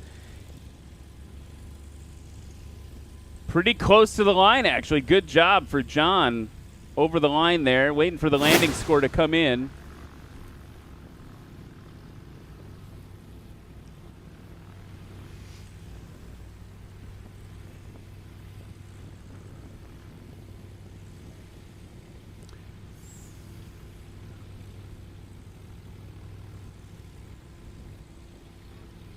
Still not enough. He did improve a lot for John McCardle there, but not enough. Brandon Corrin still in first place with 476. John McCardle with 502. So everyone's getting shorter and shorter. Weather right now, 5 knots from 140 degrees. Turf is moist. Humidity 69%. Luke Strandland bouncing down the runway, still carrying quite a lot of speed. Getting it stopped way down there. Piperzilla on approach. As someone who has reasons who can't fly for medical reasons, eSTOL has truly reignited my love for flying bush planes. I think that was Riley in the chat. Thank you so much for that context, Riley. Yeah, absolutely. And Riley's going to be volunteering with us in Moses Lake, so looking forward to meeting you there. Here's Jeff Abrams dropping again real smooth. Getting it all stopped up right at the end of the competition runway there, and there is a discussion happening over by James Abbott's aircraft now that it is no longer stuck in the mud. So eSTOL is a place where we can practice these things and have fun with these things, but here's kind of a cool thing. This production trailer that Russ and I are sitting in right now, sorry, I was making a face because we have a competitor walking by making faces at me, Mr. Clemens. Okay, so here we go. This trailer that we're in right now, Russ and I are sitting in, provided by USA Trailers Direct. They provided the whole thing. It's fitted out. We've got air conditioning blowing on us right now, which is very nice. Sorry, people in the crowd. It's very comfortable and outfitted for everything we need to do the broadcast, especially on the other side of this wall. There's a whole broadcast crew in there. I don't know if we can get them on camera, but this whole trailer is going down to Flight Sim Expo in Las Vegas in just a couple weeks. They're going to be live streaming the eSTOL competition from the convention floor from this trailer, and that is super cool. So check that out at Flight Sim Expo in Vegas. There they are. Yep. Say hi to everyone, to the production crew working on the other side of this wall, watching everything. And, of course, thanks to them for all their hard work. Still some discussions over at James Abbott's aircraft. Looks like they're trying to... I think he's still stuck. They're getting it unstuck. Brandon Korn waiting to depart. Looks like he's...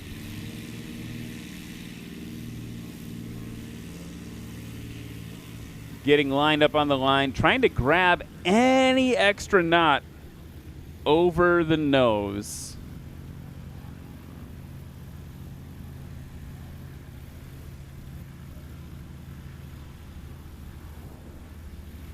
And James's aircraft is super stuck. There are 1, 2, 3, maybe 10 different folks trying to get it unstuck from the mud there.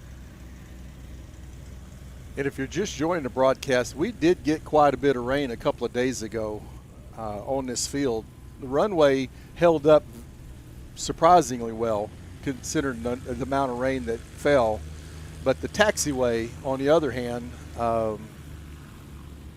has its challenge. It looks like they've got him unstuck now. Pushing him back to check things out.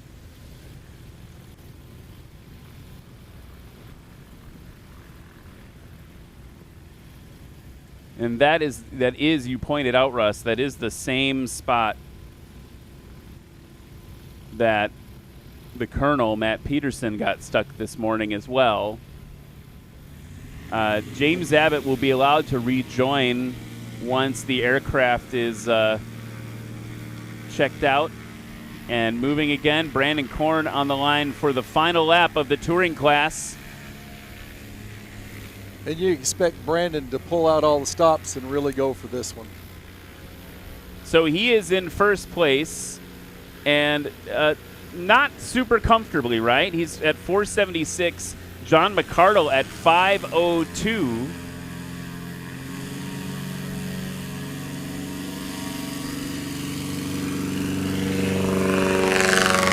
Oh, come on, Brandon. It definitely touched down a little bit here and there, but it looks like the judges have the right spot.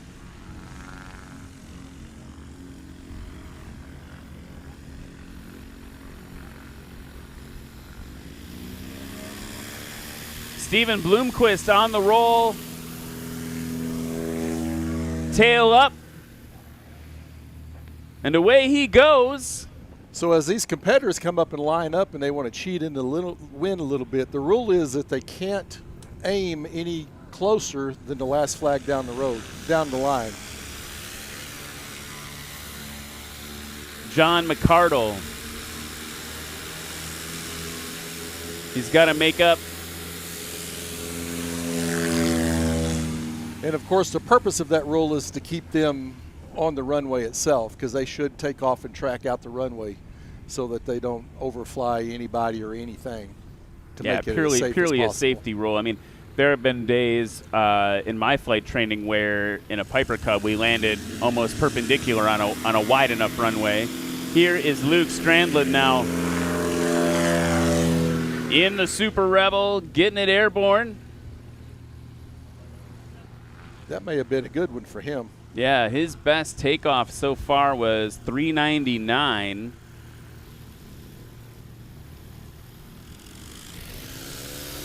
Jeff Abrams in fifth place now.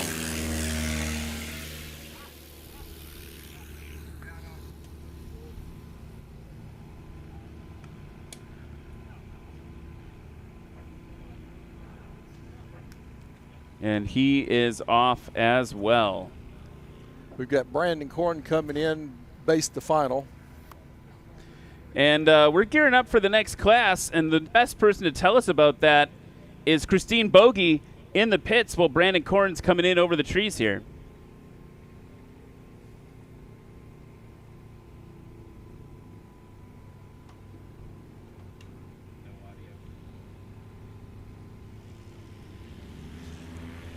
Here comes Brandon Korn now. Over the line. Good. Giving up some of that footage. Look at him. He's even leaning back in the seat. He's like willing all the weight he can. It still had a pretty good stop. That was not a bad run for Brandon.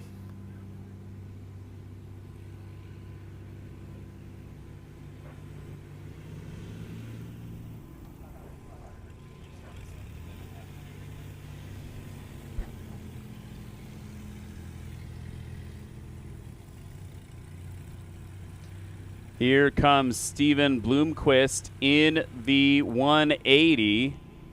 Brandon Korn's shut down and ready. Steven's low.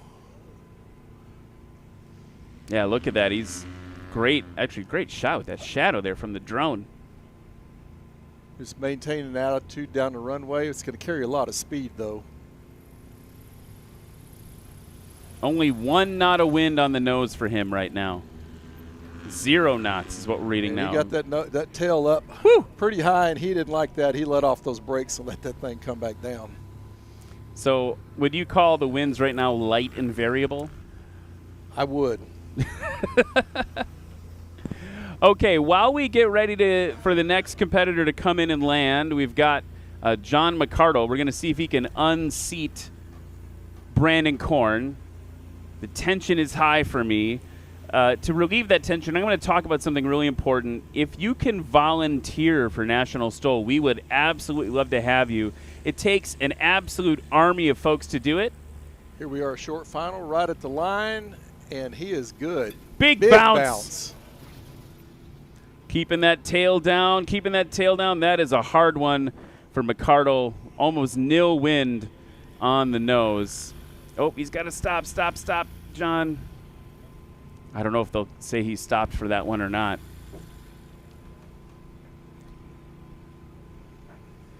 All right, Christine is with Jared Garrettson. Christine Bogey on the mic. What's up out there in the pits?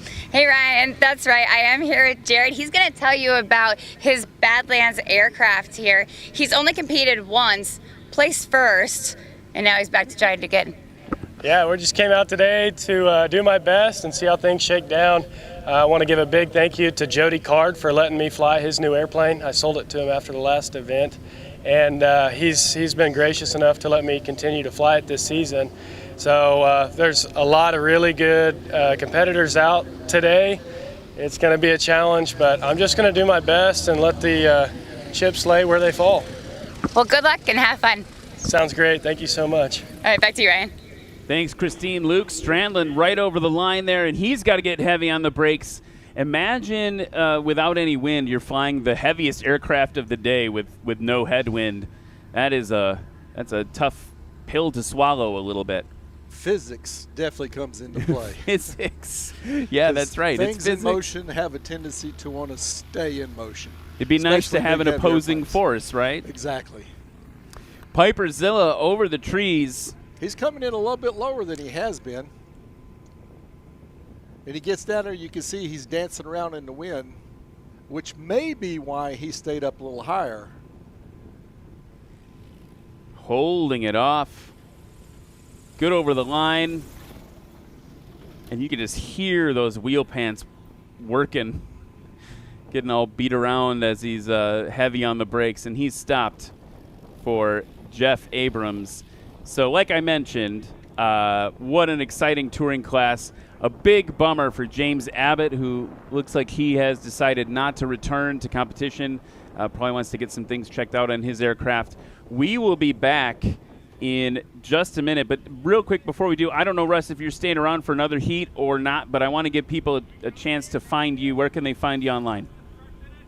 Online, obviously Facebook. We've got about 270,000 followers in our Facebook group. Just a few. Airplanes and Coffee. Just a few. And, of course, we've got airplanesandcoffee.com as well. So check out the work that Russ is doing, all the great nonprofit work trying to make aviation more accessible for people and bring it home for folks who have that dream. Go to the Facebook group and participate in a is that the largest one? It's a huge community. I believe it is now the largest aviation Facebook group on Facebook.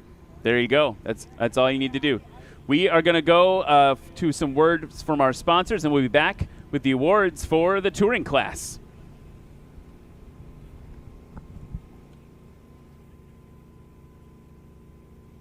What's up, Av Geeks and Stole Freaks, everyone? My name's Ryan Dabrowski. Below me on your screen, the legend himself, Burstix TV, in Jennings, Louisiana for Swamp Stole, E-Stole today.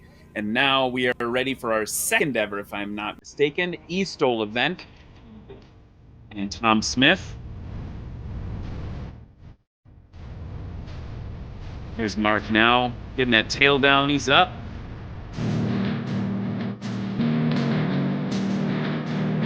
Tom Smith now, whoa, with a little bit of a problem.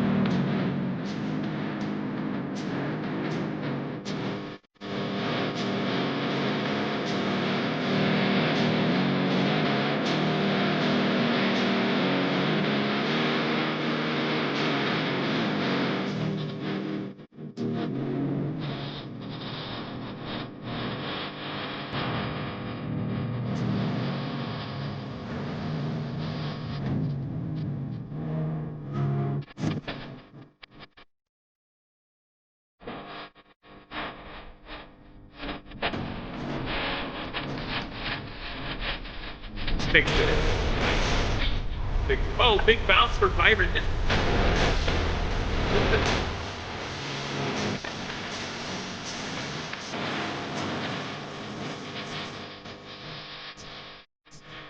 Check out this great shot of the race course here from this Robinson flying over as we get ready for our unlimited class.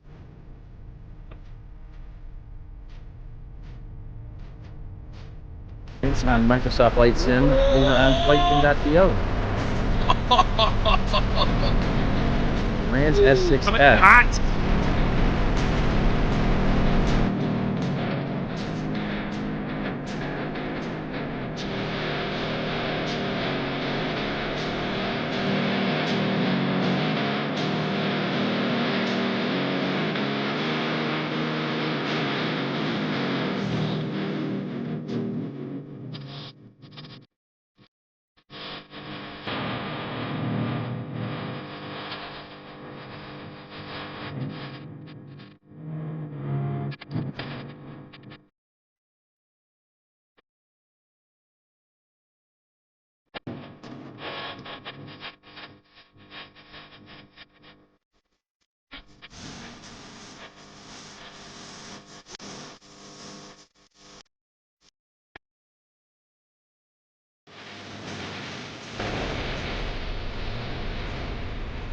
coming in. Nice landing, soft and dainty. It's crazy. Like, I'm doing the math on that. I'm going, oh man, how much did that cost? But maybe we'll save that. We'll save that for another time.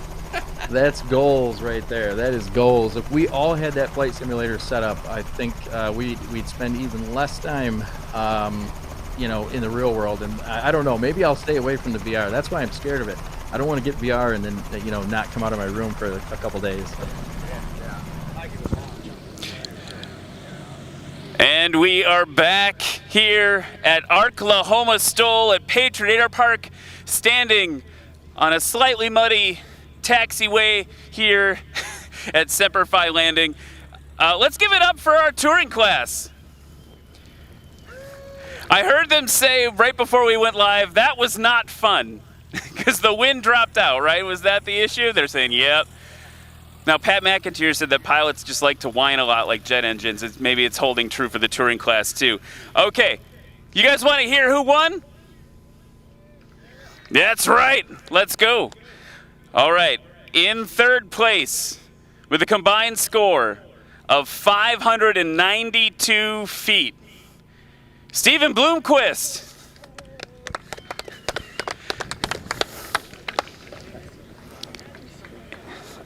And it was tight for a second here with a combined score of 502 feet. Ooh! John McCardle.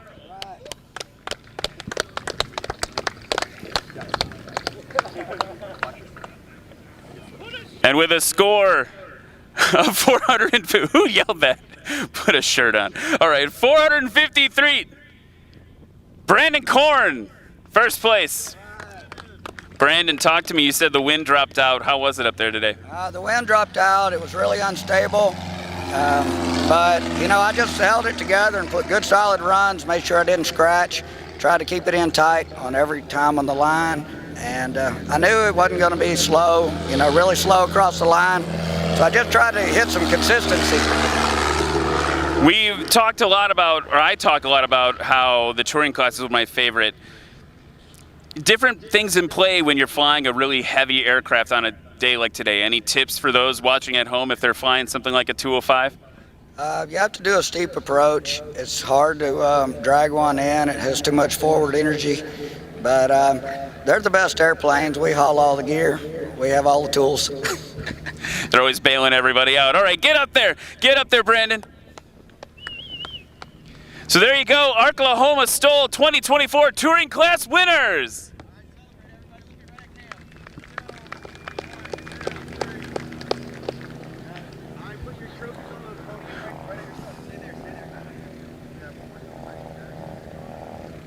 I can't wait to see what these guys do with this. All right, congratulations, guys. Oh!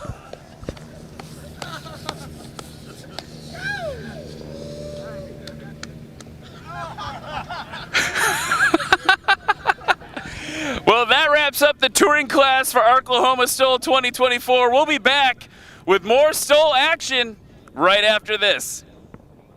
The world is a book, and those who do not travel read only one page.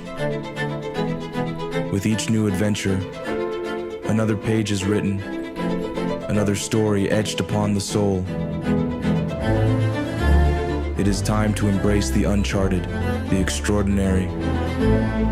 It's not the years in your life that count, but the life in your years.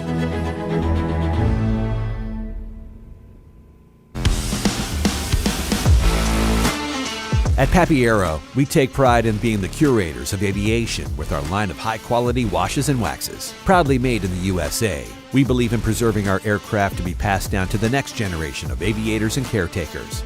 But our mission goes far beyond the horizon. That's why we are proud to dedicate 10% of every sale towards aviation scholarship programs that empower and uplift the next generation of pilots. Visit us today at pappyaero.com and get the best fly. Use the coupon code NATIONALSTOL for 15% off at checkout.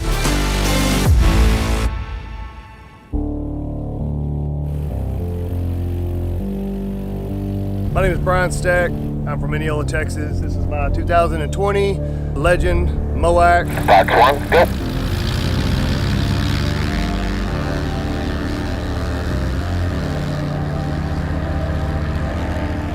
You know, at the time, I had no idea what I was building. Went and talked to Darren and Randy at Legend Aircraft, and, you know, I just built an airplane that we could go fly in. And those MOACs make it challenging, don't they? Oh man, them are some beautiful birds, and pilots are good. You know, it's competition. He calls this airplane, not only does he call it Pepper, he also says it's part of the wolf pack.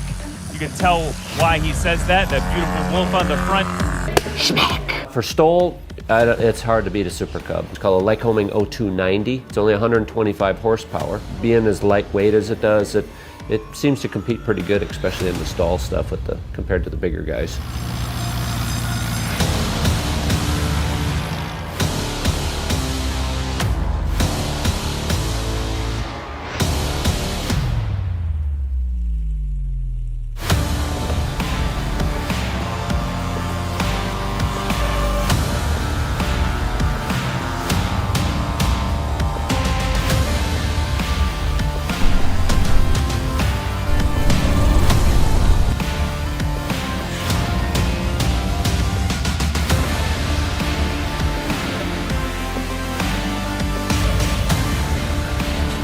Now, here Brian comes Brian. Shirley with a Oh, scratch with a for scratch. Brian Shirley. And now I kind of had time to regroup myself, because it does kind of get in your mind a little bit that you got off your routine a little bit, and I was off my routine today altogether. Brand new airplane, just got it done. I've had it in the mountains at my home airport up there is at 8,000. I've had it at Leadville, which is 10,000. Where I'm actually from is Dodge City, Kansas, and I've had it there is 2,600. So yeah, I've had all over the country. It's performing well.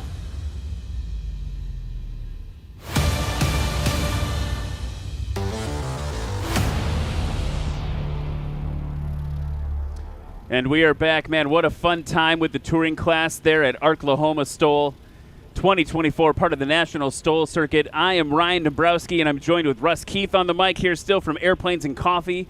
And we are getting ready for the adventure class. We have kind of a fun story to tell you about adventure class and about the camaraderie of the people that are flying in these competitions. And that is that you saw Colin Kaniva fly during the rookie class. He's flying an experimental aircraft. James Barkheimer is also flying an experimental aircraft. This allows this legally. Colin Kaniva actually borrowed James Barkheimer's prop. They normally fly with the same prop on their airplanes, and Colin's was damaged yesterday, started to be damaged, and in the abundance of safety, while he is getting a new prop sent, I think it's arriving today, like shipped out by the manufacturer very quickly, James said, you know what? Why don't you compete a little bit earlier, take my prop, you can borrow it for a class, please don't bang it up, and then we'll come back and it'll come back to me. And so James, even though he is one to watch, by the way, James Barkheimer won champion of Heritage STOL overall last month, lent Colin Kaniva his propeller, even though they're competitors. So Colin Kaniva currently on the board from his runs during rookie with 177 feet combined. That's based on an 85-foot takeoff and a 92-foot landing, which is nothing to sneeze at. Different wind, different conditions for the remaining people. We've got 2 heats coming. And we can actually, we've got Nick in the chat talking about John McCardle's six-pack still. We've got 2 heats coming. We've got golf heat and hotel heat. And first up will be the golf heat. So we'll have 4 aircraft competing right now, and then another 4 right after that. And Colin Kaniva, of course, having competed a little bit earlier today. Let's talk about the adventure class. It is where the MOACs, you saw Colin Kaniva in the MOAC earlier. Brian Shirley taxing up in a second in a MOAC. Let's talk about the MOACs in just a second. Here is the lineup. Brian Shirley in the 2023 Legend MOAC. James Barkheimer, 2009 Cub Crafters EX2. Christian Fisher in another Carbon Cub Crafters EX2. Jeff McMahon in that replica Murphy. John Young in the Patriot, Super Patriot. And Trevor Aldridge, who was on the mic earlier today from Wichita Falls, also in a Patriot, Super Patriot. Jeff Daly in the Badlands Traveler, fresh off the manufacturing floor. He has been building that for about 6 months. Jared Garrettson, you just heard him with Christine Bogey, also in a 2021 Badlands Traveler, and Colin Kaniva, who flew earlier with the rookies in the MOAC. The MOAC, built by one of our sponsors. We need to talk about Legend Aircraft. The Legend Cub continues to be the most coveted American manufactured sport aircraft. It is a modern Legend, and those who have flown one consider the Legend Cub to be the most gratifying recreational aircraft in the skies today. Today's Legend Cub is an all-new factory-built aircraft designed in the spirit of the legendary Piper J3, PA-11, and PA-18 Super Cubs. It's combining the best from the past with an obtainable wish list of modern enhancements. American Legend Aircraft Company has engineered in all of the safety and comfort and convenience options imaginable. You can learn more at legend.aero, and you're going to see Brian Shirley do more Legend MOAC stuff in just a second. Those MOACs also use Aero LEDs, and they're an industry pioneer and leader in LED-based aerospace lighting. Designed and manufactured in Boise, Idaho, Aero LED's state-of-the-art LED aircraft lighting solutions are designed with the focus on performance, efficiency, and reliability, and they're tested for extreme conditions. You can find them on experimental and certified aircraft, commercial aircraft, as well as UAVs and space and military applications. So that's Aero LEDs. We thank them so much for their support. Let's look at the class in front of you first. From Dodge City, Kansas, it is Brian Shirley in the 2023 Legend MOAC. Let's give him a round of applause.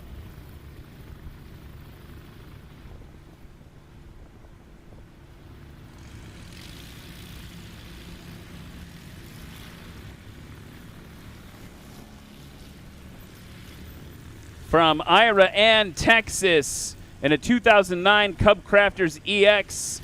Everyone give it up for James Barkheimer.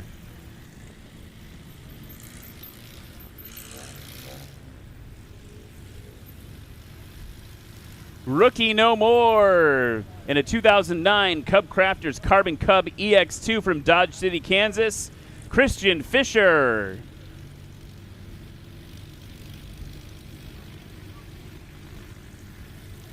And bringing up the rear of this first heat of Adventure Class in a 2022 Super Cub replica, it's Jeff McMahon from Ira and Texas.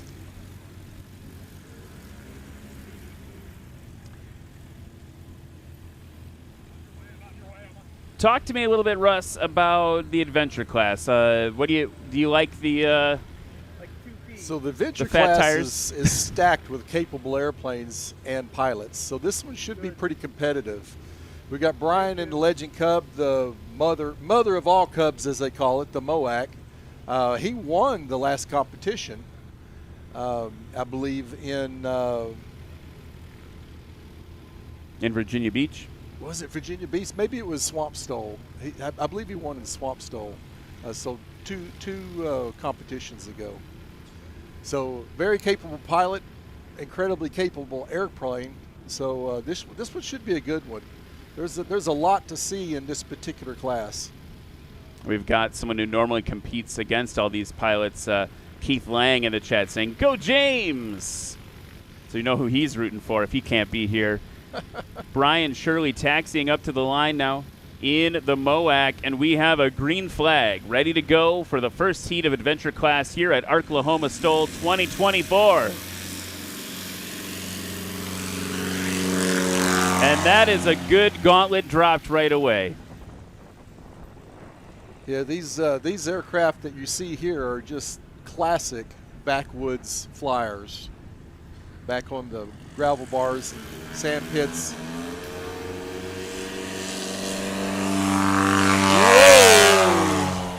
Barkheimer said, "I can do that. Let me go." Took a big bite out of the air there. Here's Christian Fisher on the line. Barkheimer with currently the best takeoff of the Adventure Class with 81 feet.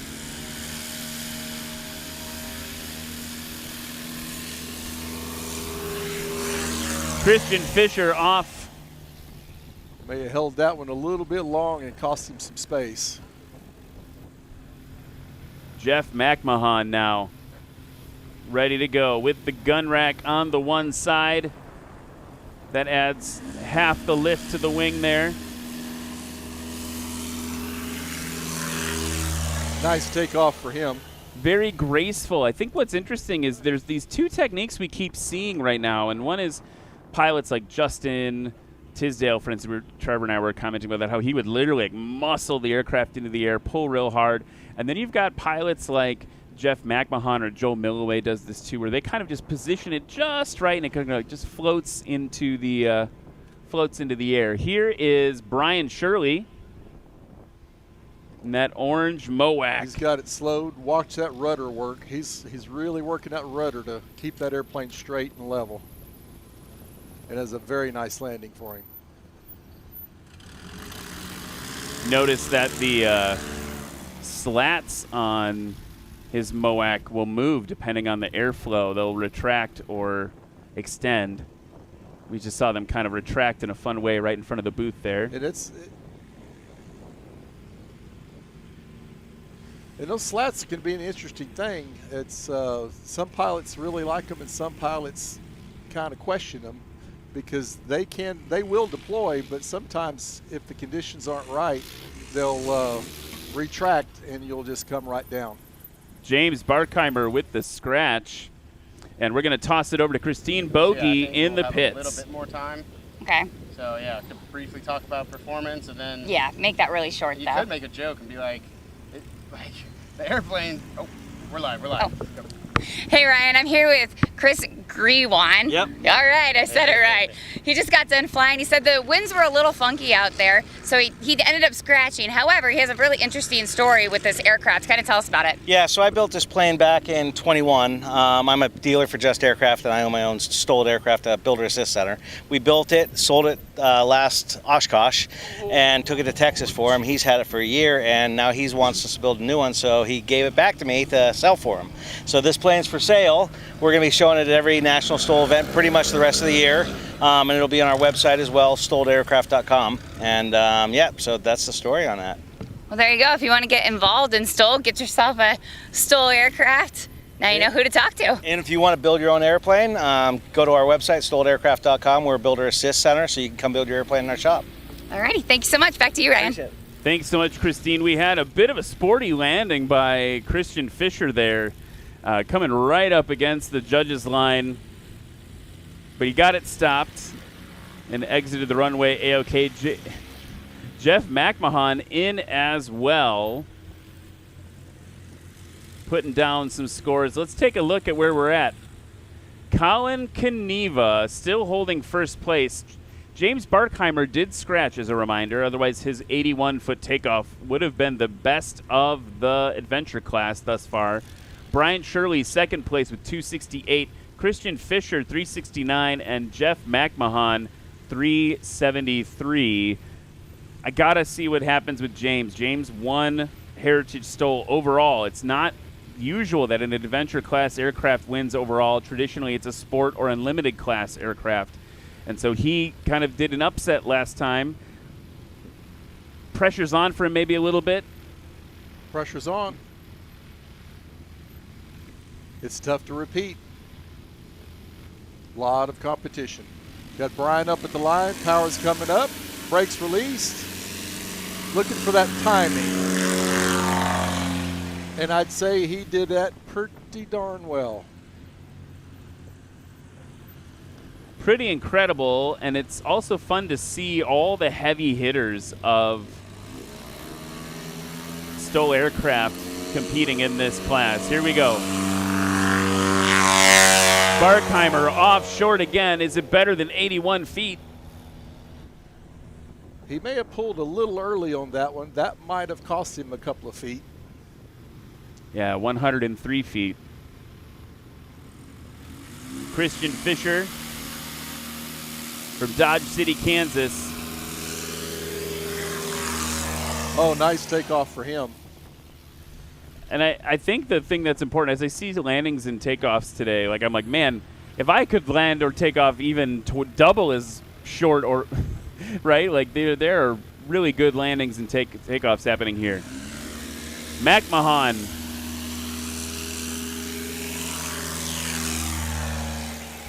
It seems like he really uses the flap control almost like instead of notches, he's keeping it kind of flowy and constant and dialing it in constantly compared to like just popping it to a notch or popping it all out. It's interesting to watch Jeff do Brian that. Shirley here on short final, coming down nice and stable.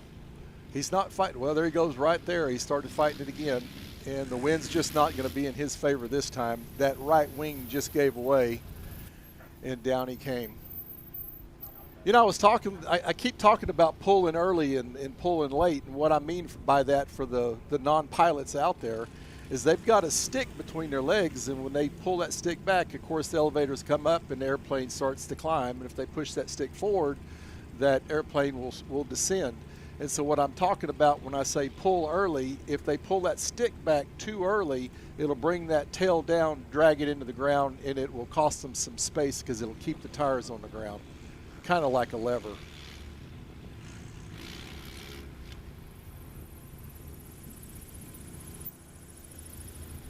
And he gave up a lot of space on that landing. I feel like he was wanting to get one in the books. Yeah, James just didn't want to scratch on that one. So now he can go for it on his third run.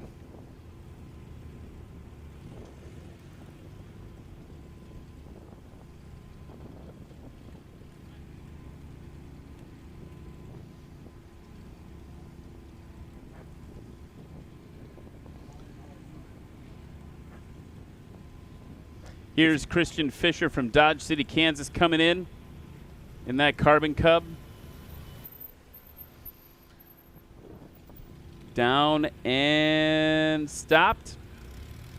If you'll notice, way down the runway, they come down, and the airplane's nice and stable, and the closer they get to that finish line, the more the wind is affecting it due to the turbulence from the trees and the hills.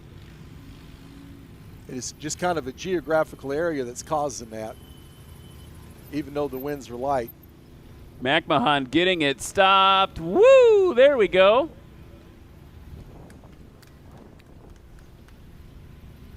Okay, a little sporty on the landing there.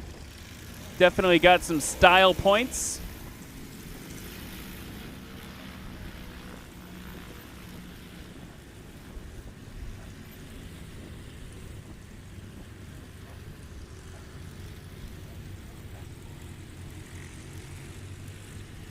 Just squeezing by that distance marker there, too, for McMahon. That was a sporty and exciting one. Let's talk about where we're at right now. We have Colin Kaniva still holding in first with 177 feet. Brian Shirley currently in second place with 268. James Barkheimer, 303. Christian Fisher with 369. And Jeff McMahon, that last exciting landing, with 347. But don't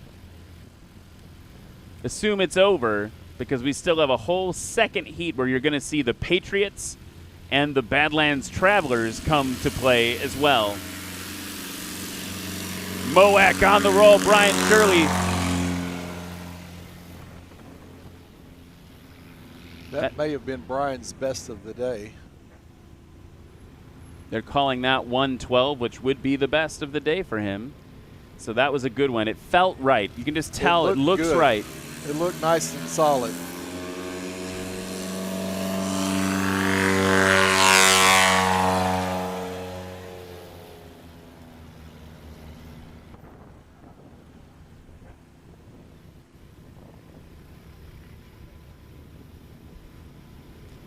And race control reporting that they've issued a race warning to Jeff McMahon for not stopping parallel to the runway.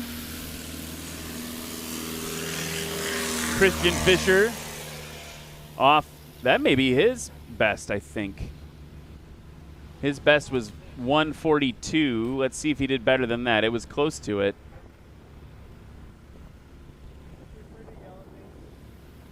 $156. So no, I was I was totally wrong. Here's Jeff McMahon now.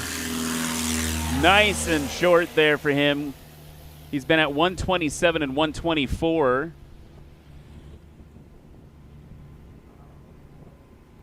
.124 again. Very consistent on the takeoffs. Got Brian Shirley on short final. Really fighting that wind right now. That rudder is just going nuts, trying to keep that airplane straight and level. Oh. And he just got across the line. He had to give it a boost of power, which is going to cost him some space for sure. That was a nice short landing for him. Let's go to the review. Race control wants to review it. The judges are going to watch it in replay. Frame by frame they go.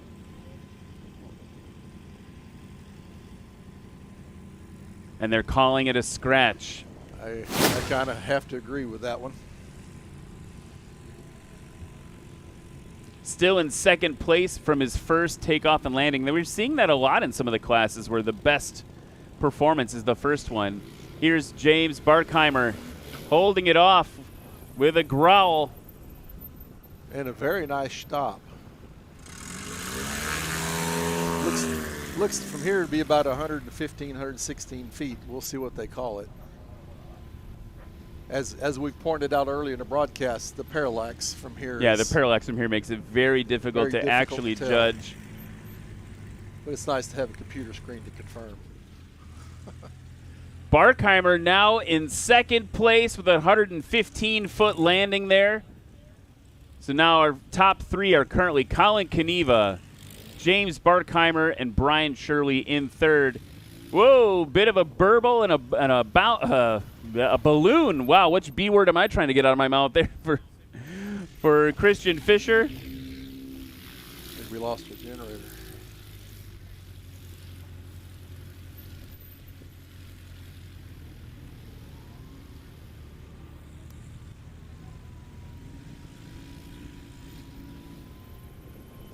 McMahon down Just with short.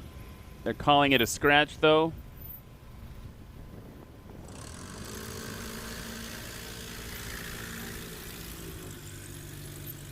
Currently in fourth place.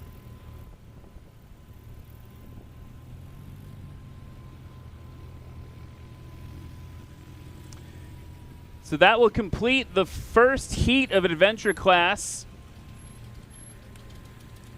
And while we get ready to go to the next set of aircraft, I just wanted to go back to what we were talking about before with volunteering. If this is something you're excited about, we'd love to have you help out. It takes an absolute army of people to put on an event like this, both locally and then on the national STOL level.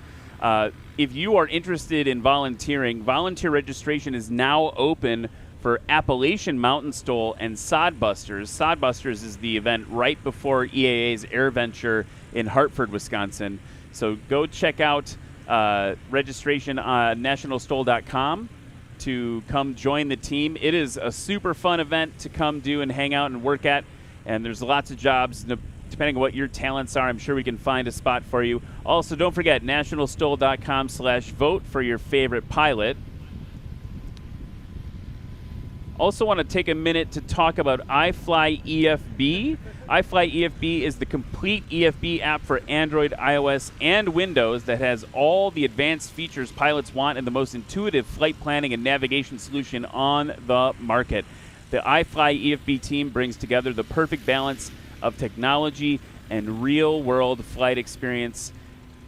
iFlight EFB is actually offering 3 prize packs and 1-year subscriptions for each event, which will rotate through competition classes during the year. This time it'll be for the adventure class. So Fly Your Freedom is different up here. iFly EFB.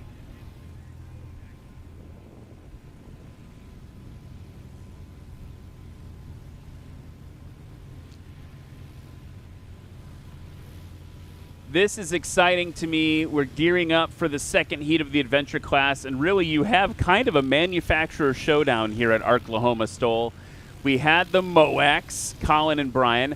Then we had the Carbon Cubs, James, Christian, and Jeff McMahon. Now we've got the Patriots and the Badlands Travelers coming out to play. there's a little bit of bragging rights on the table right now. If you're at Legend Aircraft or Carbon Cub, you're looking at these newcomers to the field. Patriot, they've been doing aircraft like this for a long time, but relatively new in the manufacturing space. And then we've got the Badlands Traveler, which is kind of another bespoke product. And we're going to see basically a brand new one that Jeff Daly's going to be flying. So excited to see that. Love the paint job on Trevor's Patriot. Just a really cool. Another heat of very capable aircraft and pilots. This Badlands Travelers is a past winner. Yeah, this Badlands Traveler here with Jared Garrettson won at Swamp Stool. Swamp Stool.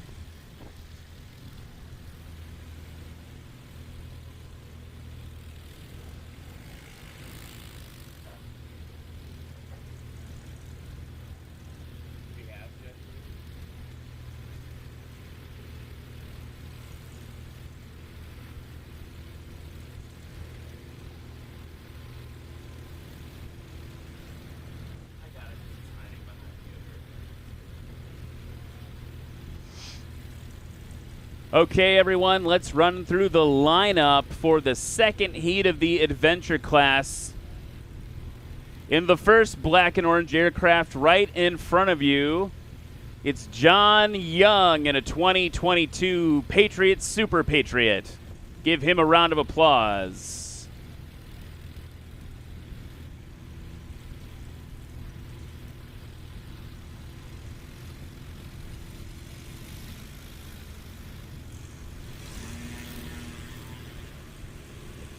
Next up, in a 2023 Patriot Aircraft Super Patriot Mark II from Bentonville, Arkansas, it's Trevor Dozen Aldridge.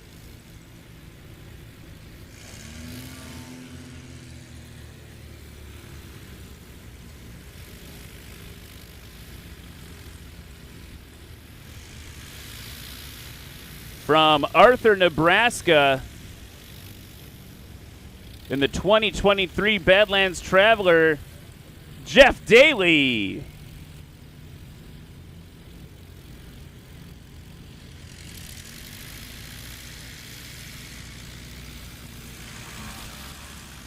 He's been building that for basically 6 months straight. Started building it just before Christmas last year.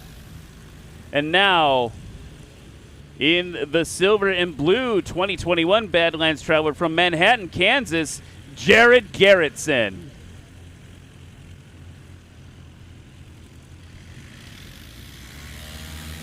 It's time to kick off the second heat of adventure class here at Patriot Airpark on Semper Fi Landing. Runway 13 in use. We've got a little bit of wind back here and there. Depending which flag you look at, a little bit of wind. We're looking forward, Dan Reynolds will be liking to see this wind. Yeah, next up we've got the unlimited class, and you've got the grudge match between Hal Stockman and Dan Reynolds. And that Chinook loves some headwind on its nose.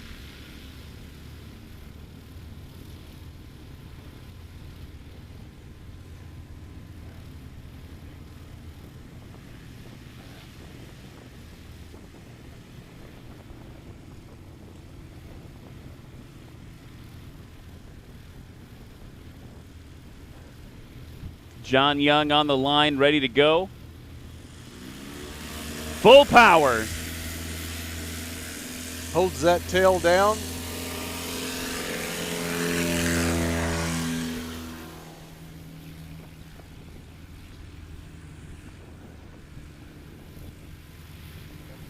Here's Trevor Aldridge now. You'll notice that based on the wind, he's on the left side of the runway now. Getting that tail up, taking a bite. Left main wanted to hang out a little bit longer than the right one. So two distinct approaches to that takeoff in those Patriots. One was holding the tail down, and the other Trevor was raising the tail up. I've gone from 0 knots of wind to looks like 10 to 14 knots of wind. Jeff Daly into the sky. It looks like maybe sub 100.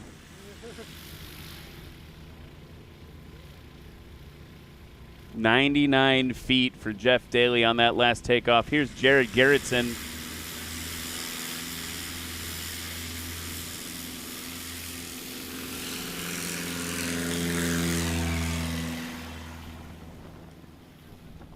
May have pulled a little early. I think that one cost him some distance. Yeah, that one was not quite as short as Jeff Daly's. We still have 2 more runs after they come into land. The Badlands Traveler in particular, very interesting aircraft because it started as basically they called it the Cessna Cub for a while, right? It was a Super Cub body with Cessna wings. But now these aircraft have a new totally custom wing, so they're evolving and evolving even more. And the new wing is definitely outperforming the Cessna wing, for sure. Checking a replay here. Jared Garrettson's takeoff, looking real good.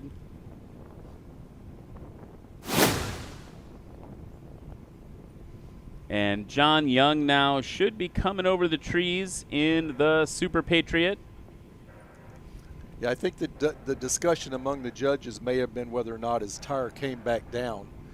He did seem to pull a little bit early, so it's possible, but from here I couldn't see it.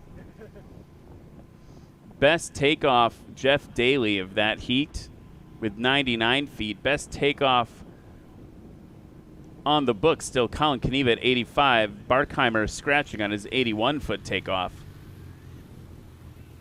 Good over the line for John Young. Now he's got to get it stopped.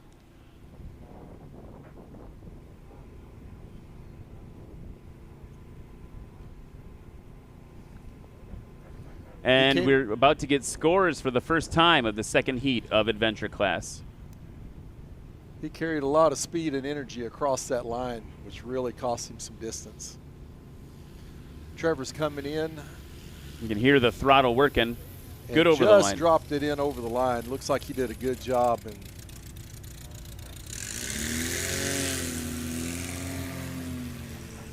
And Trevor, again, a fighter pilot by trade, which is kind of a funny way to talk about it. That's his day job, is flying fighter jets. And he's been very forthcoming about, hey, like this flying that I'm doing here, very different from what I'm doing in the jets. It's a new skill set to learn.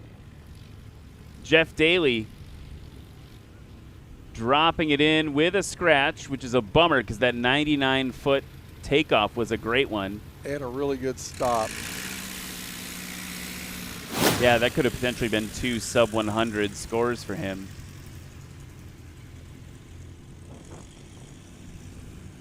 It's shaping up that he might be the one to watch.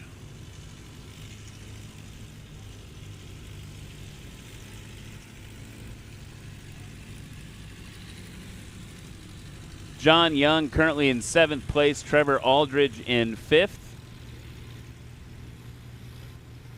Jeff Daly with a DQ, and here's Jared over the line. Jared heavy on those brakes. And looks like he might have scratched. And a scratch, correct, for Jared. Knowing the kind of performance Jared has put forward in that aircraft before, I think we would be fools to count him out. Definitely do not want to count him out.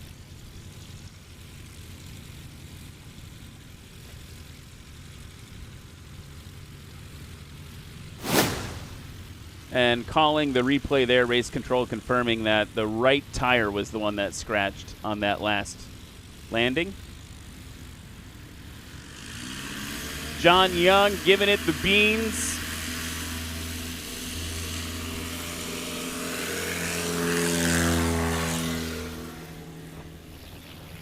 It's a new aircraft for John Young as well, if I'm not mistaken, because he used to fly a Husky called Stickers because it was covered in stickers.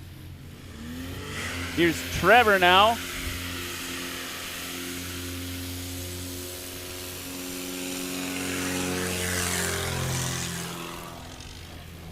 Looks like he may have pulled a little early and settled back down. We'll see what the judges say.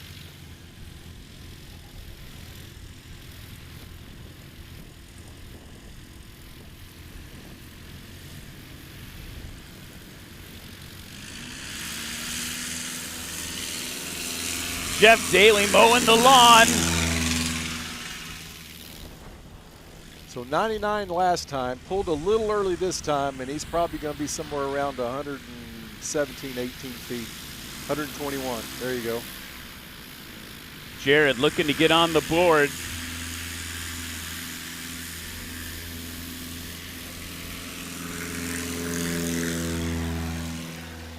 The timing is so crucial to pull off these good, really high performance takeoffs.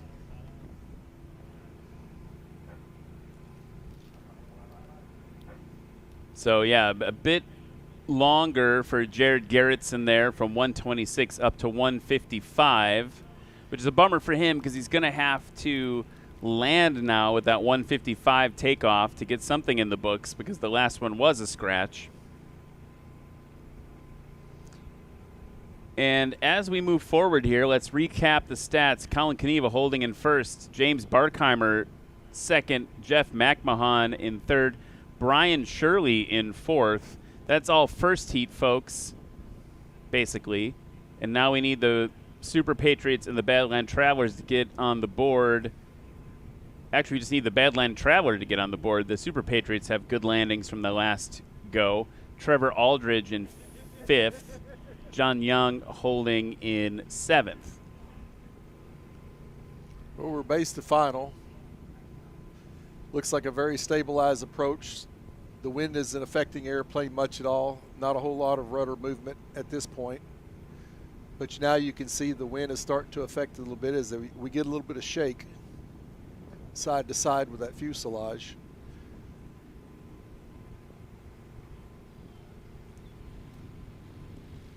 J. Jill really Garrettson saying, "Let's go, Jared," in social.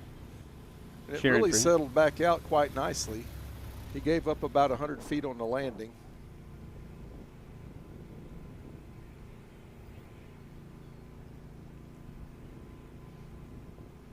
Another kind of long one for John Young. 370 was his previous landing. Trevor's trying a little bit different this time. He's real low. Nice and stable. That right wing's dipping just a little bit. Throws in a lot of rudder to correct for that.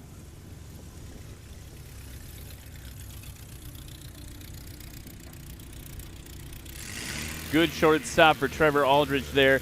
It was just interesting to me watching on the camera. I saw the flash of the flaps pop up while he was still over the line, dumping him just to dump all that lift. Jeff Daly over the grass. Short final.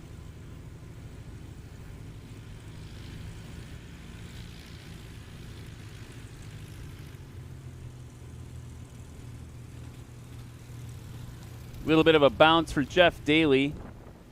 He has just been ripping around in that plane all weekend. So happy.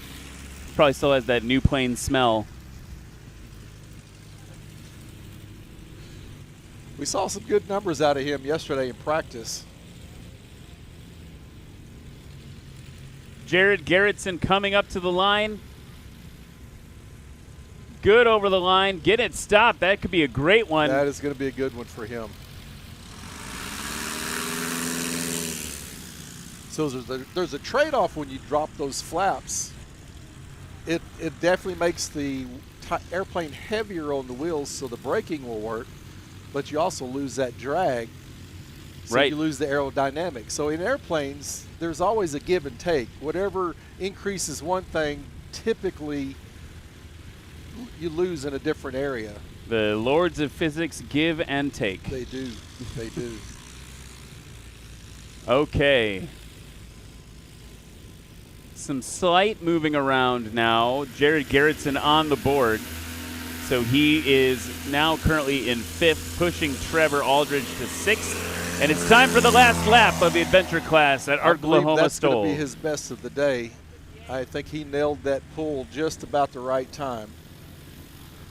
As we start the third and final round, Jared's got that power up. Tail comes up immediately, and a good pull for Jared. Nice short takeoff for him. Nice short takeoff. Here comes Jeff Daly as Trevor Aldridge enters the pattern there. All black. Tail nice and high. There we go. Oh, that might be the best takeoff of the day for this class. Best previously was 81 with a scratch for James Barkheimer. Let's see what comes in on it for Jeff Daly. 92. 92, a little longer than I thought. But still one of the best. Jared Garrettson in the Traveler, traveling to the sky. A little bit of an aggressive deck angle for a second there as he got it off the ground.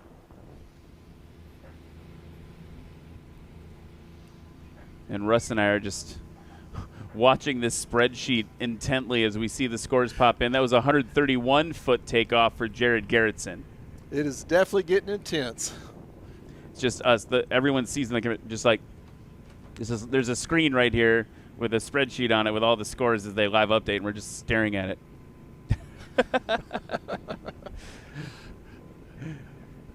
So, wrapping up the adventure class in just a second. This is going to be tight. We have to see if anything could happen with this short takeoff from Jeff Daly.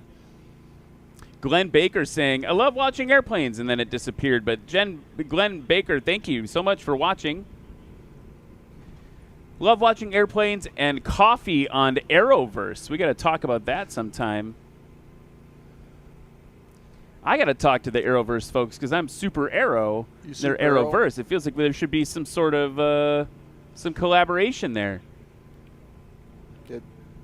They definitely commissioned a show for airplanes and coffee, and it's really not just about that because John Noggle and I are real estate agents that deal in mostly aviation properties, and so it's kind of a mix between airplanes and coffee in our real estate business.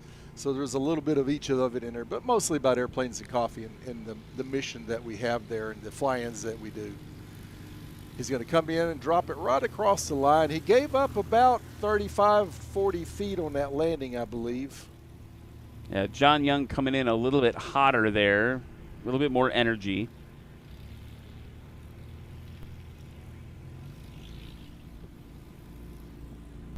Trevor Aldridge now coming in to your left, folks, here in Pocola. And he's got a much higher approach this time.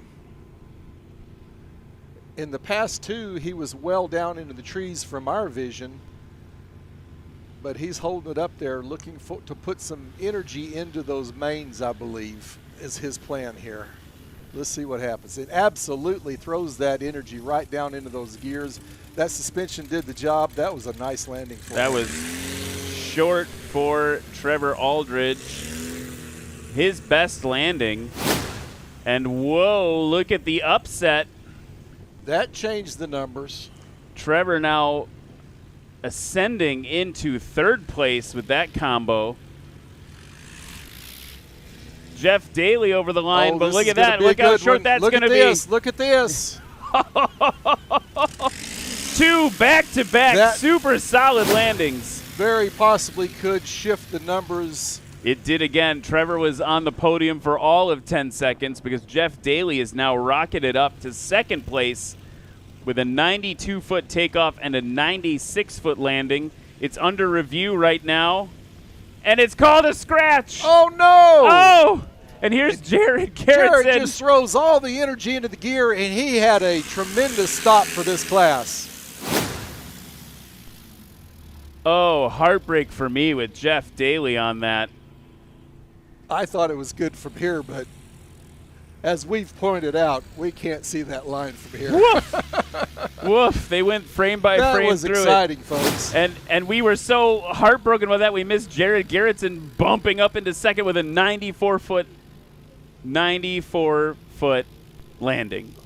So that wraps up the adventure class. Let's sort out who all ended up where in a second.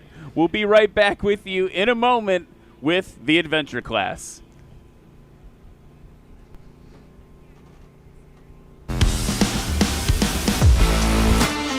At Pappy Aero, we take pride in being the curators of aviation with our line of high-quality washes and waxes. Proudly made in the USA, we believe in preserving our aircraft to be passed down to the next generation of aviators and caretakers. But our mission goes far beyond the horizon. That's why we are proud to dedicate 10% of every sale towards aviation scholarship programs that empower and uplift the next generation of pilots. Visit us today at pappyaero.com and get the best fly. Use the coupon code NationalSTOL for 15% off at checkout. What's up, Av Geeks and Stole Freaks? Welcome to Lone Star Stole here in beautiful Sulphur Springs, Texas. It's Luke's for everybody, 2019 American Legend Aircraft MOAC.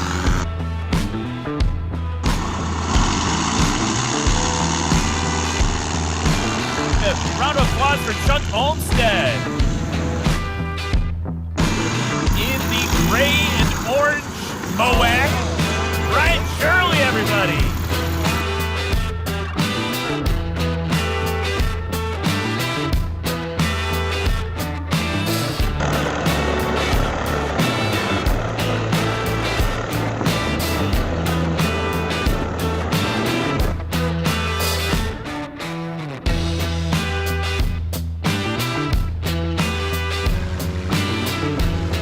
Give a round of applause for Brian Steck.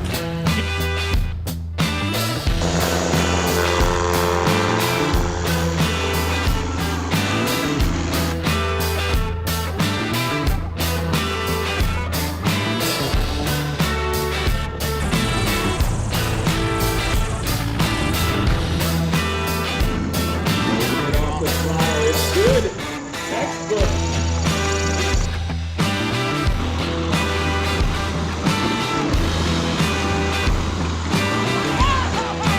Sub 60 feet on that one.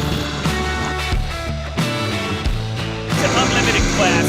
It's what you've been waiting for.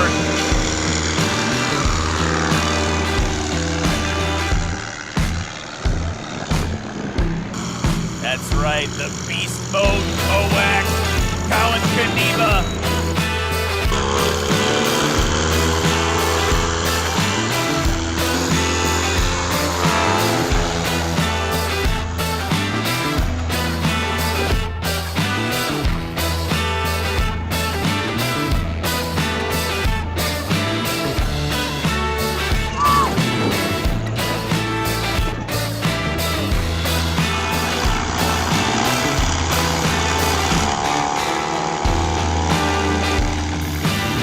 Oh my goodness gracious. Frank Knapp showing that he deserves to belong here.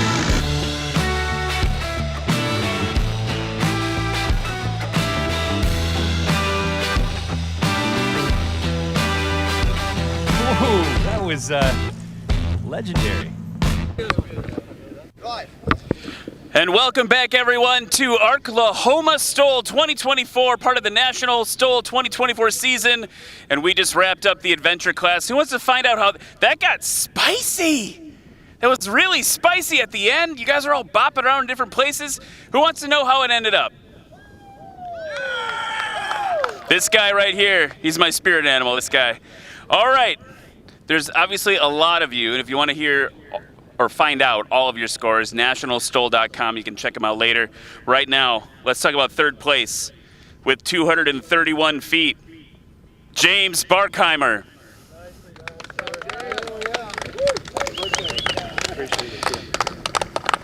With a combined score of 225 feet. In second place, Jared Garrettson.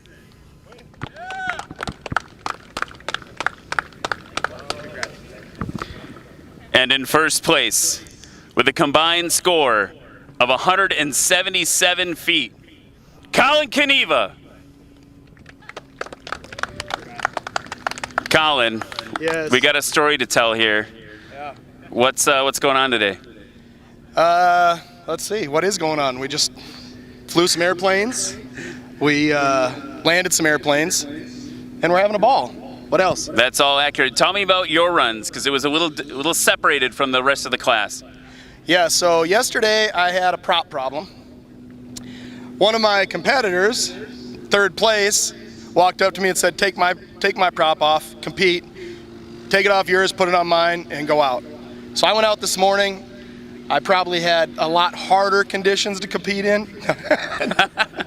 But you know, I did the best I could with what I had. No, it was, I think these guys had a lot dicier conditions, and but the chips fell where the chips fell. Pretty incredible to have a competitor say, hey, take my prop. But that's this community. Aviation that's how it is. I mean, you see someone struggling, you walk up and how can I help? And that's how everybody out here has been. Well, I think you at least owe him a drink tonight at the awards ceremony. All right, get up there. Get him up there.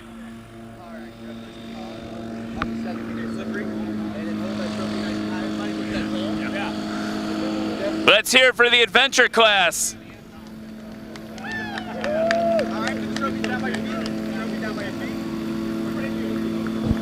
All right, knowing Colin, I'm gonna get really far away.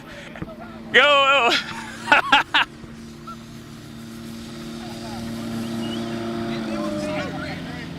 All right, we'll see you real soon for Unlimited class right after this at Arklahoma STOL 2024.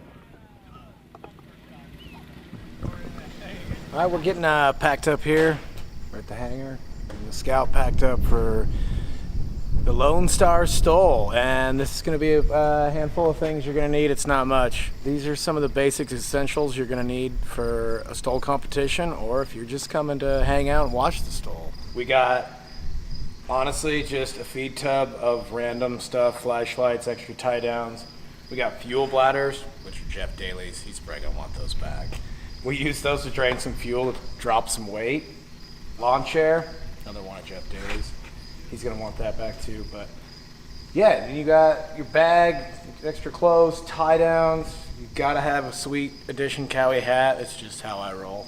A tent, Mexican blankets, and some pads. And that's really all you really need to do to go to one of these things.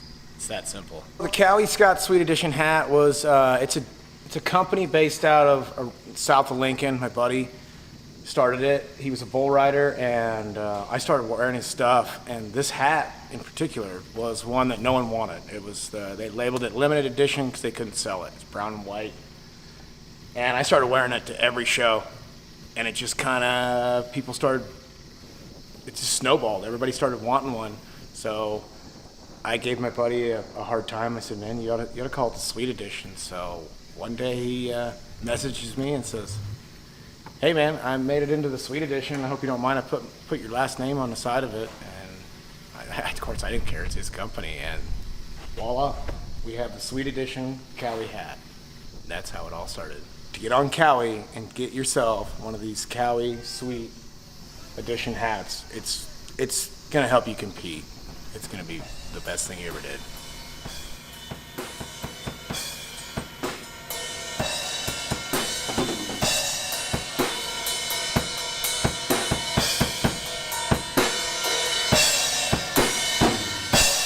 Hey everybody, Scott Sleep from Hyannis, Nebraska, and I fly Bronca Scout and National STOL.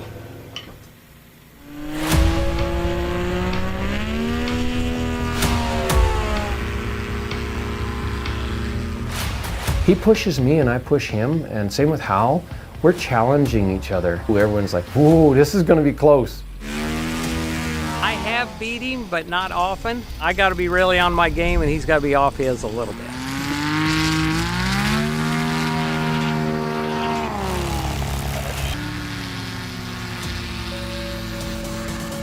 The hard work happens with the majority of what Steve does before we get here. It's the innovations, the development of the new parts, testing them, all that, and a lot of that has to do with what Steve does before we get here. Really excited. I just hung my weights and got everything ready for traditional STOL, and I'm just excited to get going. I usually fly a Highlander, but I sold it. I'm rebuilding a new one that's going to be pretty competitive at both National STOL and STOL Drag, so I'm excited about that, but it ain't ready yet. I fly my Rands off a grass strip, an airport about 15 minutes from my house. Rick and Colin Kadiva, both really good friends of mine. Colin has a place with a strip behind his house. I've flown in and out of there. Patrick and I, we got a little bit of a grudge match going. Come on, get it stopped, Charles. Get it stopped, Charles.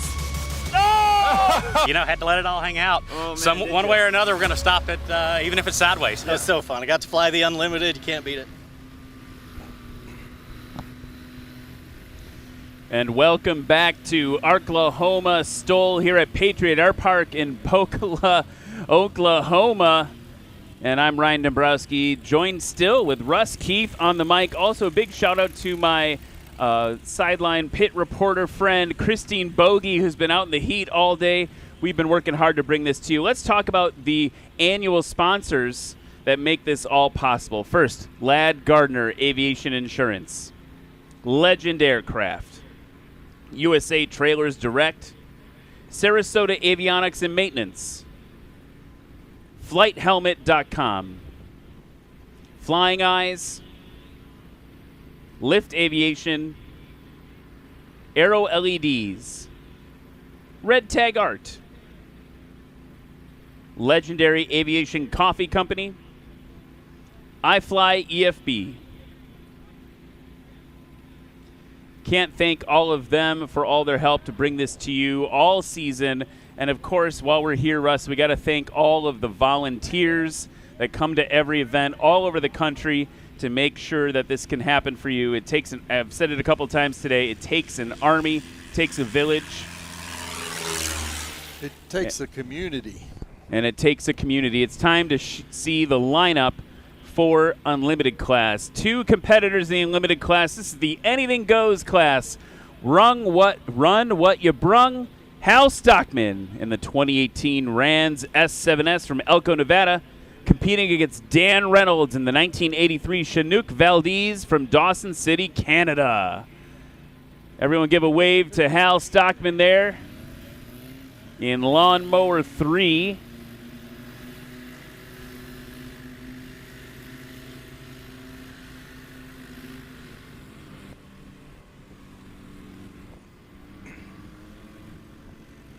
Julian Social's asking if this is going to be a yearly event here in Pocola, and that is something that we did. I believe I strong-armed them into agreeing to it when Lori was on camera a little bit earlier. I said, will you have us back next year? She said, absolutely. Next up, in front of you right there, Dan Reynolds in the Chinook.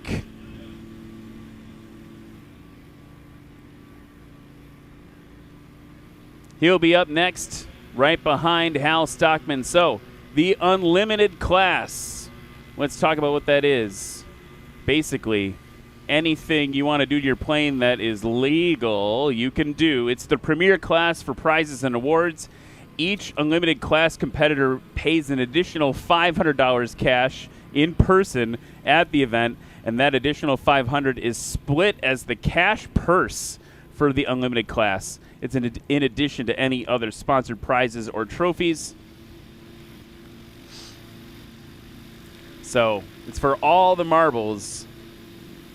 And you'll see two actually more similar than usual approaches in the Unlimited class. Typically we have people like Steve Henry who are going super high horsepower, similar to more what Eddie Sanchez is running.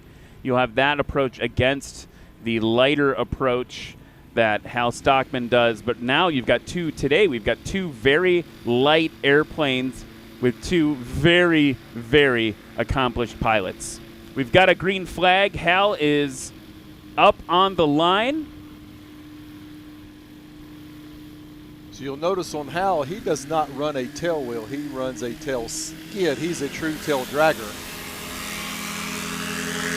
And I want to say that was off sub 75 feet for Hal Stockman. That was a really good takeoff.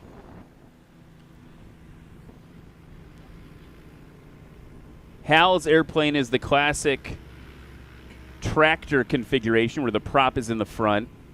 Dan Reynolds, more of a pusher configuration, pushing the airplane forward. Some differences in performance when you fly a pusher prop. When you apply throttle, it changes the pitch angle in a different way. And when you pull power, it changes. That was insane. That was a very good takeoff for Dan.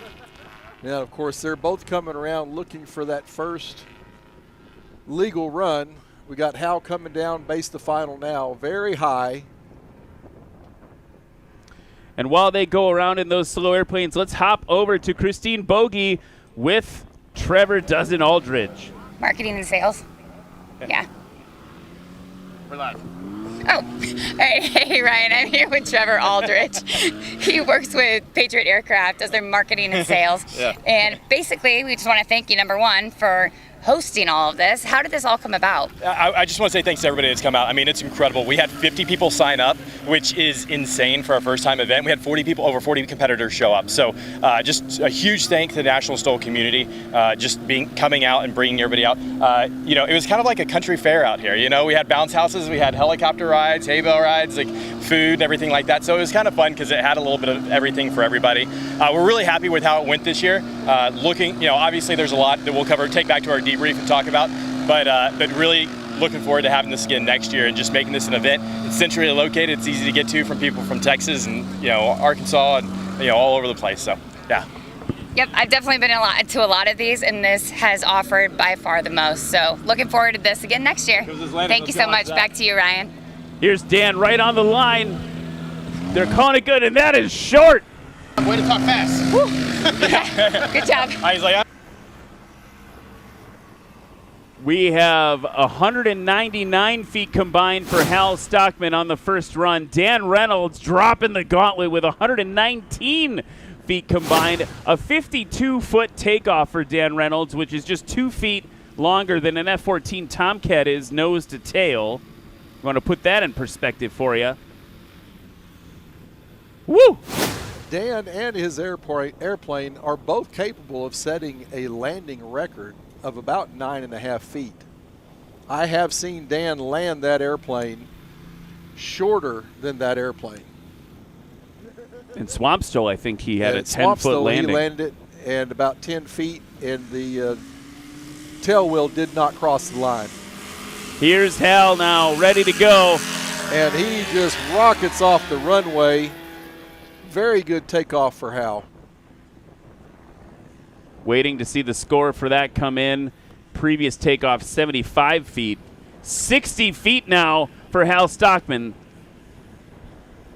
That's incredible. Okay, here comes Dan Reynolds now in the Chinook. 14 knots of wind over the runway.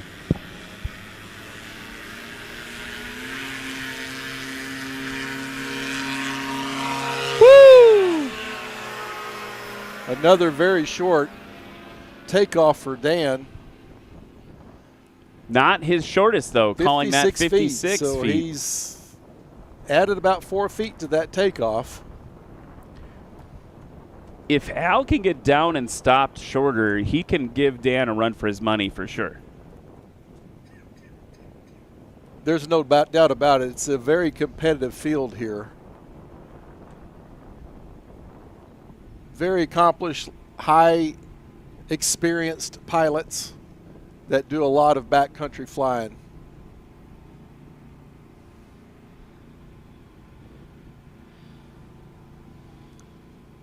So Hal's coming in a little bit higher than he has, and there he's the very end, he's dropping it down, really fighting the wind.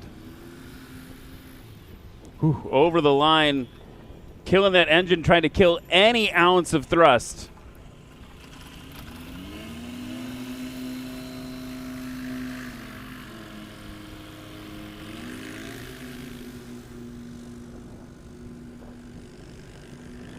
And that might just be his idle being set. It's very possible. So low that he knows just that when he goes that idle, it's going to reduce that thrust.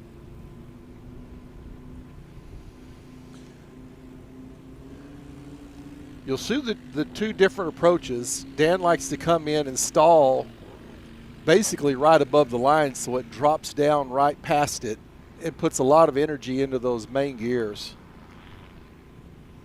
Look at that. From about 5 or 6 feet. So he's right up there. You see it just falls out of the sky. Oh, whew. Another very good short landing for Dan. That is incredible. Okay. Dan with not quite an improvement there. 119 was his best run, 121, so he's very consistent this time around. Hal Stockman improving from 199 to 171. And Hal's coming up the line for the third and final run.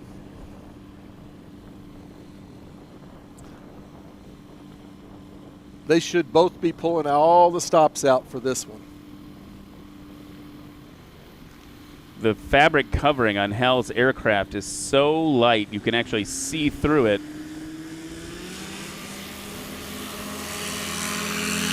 That was a great one for Hal. That one was pretty short. That one was, I think, the best fight by far. 58 feet. feet. So both of these aircraft now are taking it off within feet of each other. It's going to all come down to the landings, which Dan thus far has conquered Hal. In the wind, watching the flags.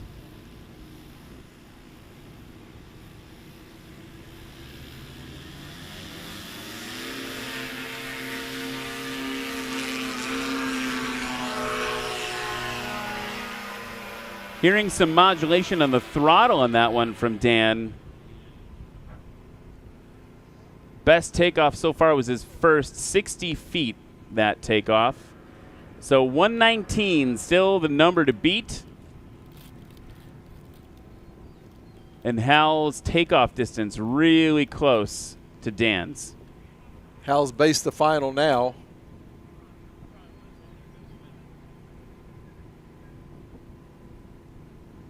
He's staying up a little higher this time.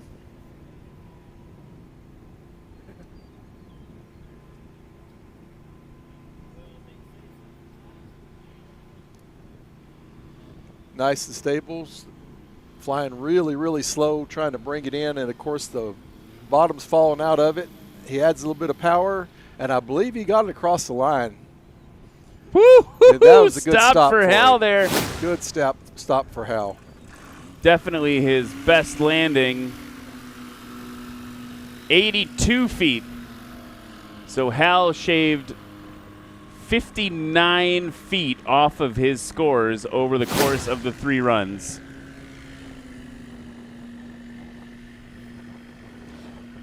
And they're calling that one a scratch after review for Hal Stockman. And now Dan is in full elevator mode. That right wing started to give up, and he had to add a little bit of power. And it doesn't look like that hurt him at all. That is insane. That's like, was that? That's sub 50. Yeah. Sorry, my brain broke. My brain broke. What do we got? 48 feet. Ah! Oh, man. We are getting ready to, obviously we kind of know the results of that, but it has been an insane time here with the Unlimited class. As a reminder, Sarasota Avionics offering prize considerations to the Unlimited class, and you got to look forward to more wonderful National STOL action in just a little bit. You're going to have Moses Lake Air Show June 14th through 16th, Appalachian Mountain STOL June 28th and 29th. So come join us if you're in those areas. And as a reminder, as we wrap up the show today, don't forget to go check out all the merch tent, Flying Eyes. I got to get over to Flying Eyes before they pack up. And Red Tag Art, all those folks. And you can purchase award tickets at the merch tent for the dinner tonight. So we will be right back with more with the Unlimited class. And go by and visit airplanesandcoffee.com. Yeah, you could do that. Yeah, you could do that for Russ. Just visit our merch booth. Yeah, check out Airplanes and Coffee. Check out all the great work they're doing. We will be right back with the awards for the Unlimited class after this.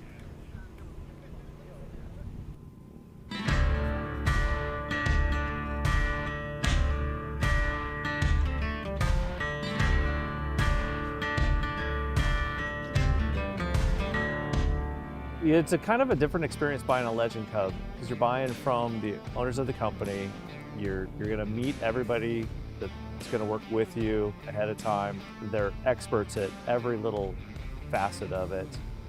You pretty much can do as much of the aircraft as you're capable, and they'll kind of hold your hand through the rest of it. So I couldn't recommend it higher than truly a wonderful experience. You show up and you watch how all the fuselages are all TIG welded, and their processes are second to none. They build by far the nicest airplane, lightest componentry, great styling. Ron, their painter, is spectacular. It's not like any other buying experience. You are truly buying into a family. A lot of longtime employees. I'm friends with a lot of the guys that help build my airplane. Legend Cub owners typically buy an airplane and never sell that airplane. You won't find very many of them used for sale on the market. I think you get a slightly different owner with a Legend Cub. It's not just an airplane to them. It's a piece of art. It's a piece of them. It's custom designed and built for them. Any option you want is available. Hard to get much better than this.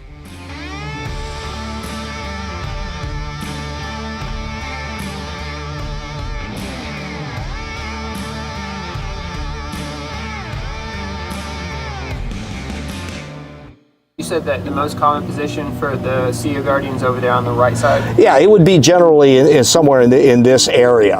And, you know, if you went into the panel, and obviously you can go into the panel, and with this particular one I showed you the panel, he's basically got a 275. His ELT is going to be here.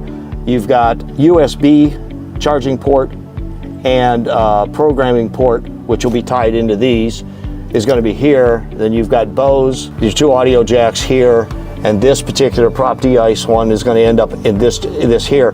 You can build something off of this flange, which you could put the CEO Guardian here. You could mount it to the top or the bottom of the glove box.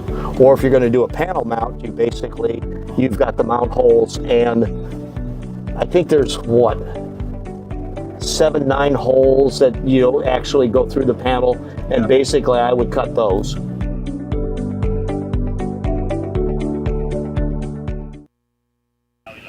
And we're back here at Arklahoma STOL 2024, part of the National STOL 2024 season. We just wrapped up the limited class with 2 legends in STOL flying. I'm actually feeling a little weird even standing this close to them. Normally I'm protected in my booth. You guys have an idea of how it ended up? It's close. I hope it was close. It was close. So there was a scratch in there. It would have been even closer. But in second place with 171 feet is Hal Stockman. Round of applause, everybody. Good, you did good. And with 108 feet combined, first place for Dan Reynolds. Let's get you guys up here. I can't believe I did that good in that wind. Yeah, let's talk about that. Here, I want to talk to both of you about it. Come over here, though. Let's come over here and we'll talk about it. I don't know why we had to walk over here to talk about it, but that's what we're doing. Dan, tell me what it was like up there. It was a handful. The wind, it's the heat, the crosswind. My plane, it's tricky in the crosswind. It keeps you busy. You can't let that wing get up with all that light loading and stuff. So, yeah, I was nervous, to be honest. As much as I've flown, that makes me a little nervous, but just trying to keep it safe and put on a good show for everybody. Better than yesterday's conditions? Yeah, about the same. Okay, interesting. It's developed over the day. And Hal, talk to me about what it was like up there for you. Well, it was just like yesterday. It was very, the wind wasn't even anywhere, and it was very hard to find a line to land. You just couldn't, it was all over the place. So you have to just carry a little extra speed so you can catch it if it gives you trouble. Very good. All right, let's get these guys up here. Step up on the podium. And second place over here. And let's get a big round of applause for our unlimited competitors. You are literally looking at 2 of the legends of STOL flying today. All right, one last round of applause already for Unlimited class.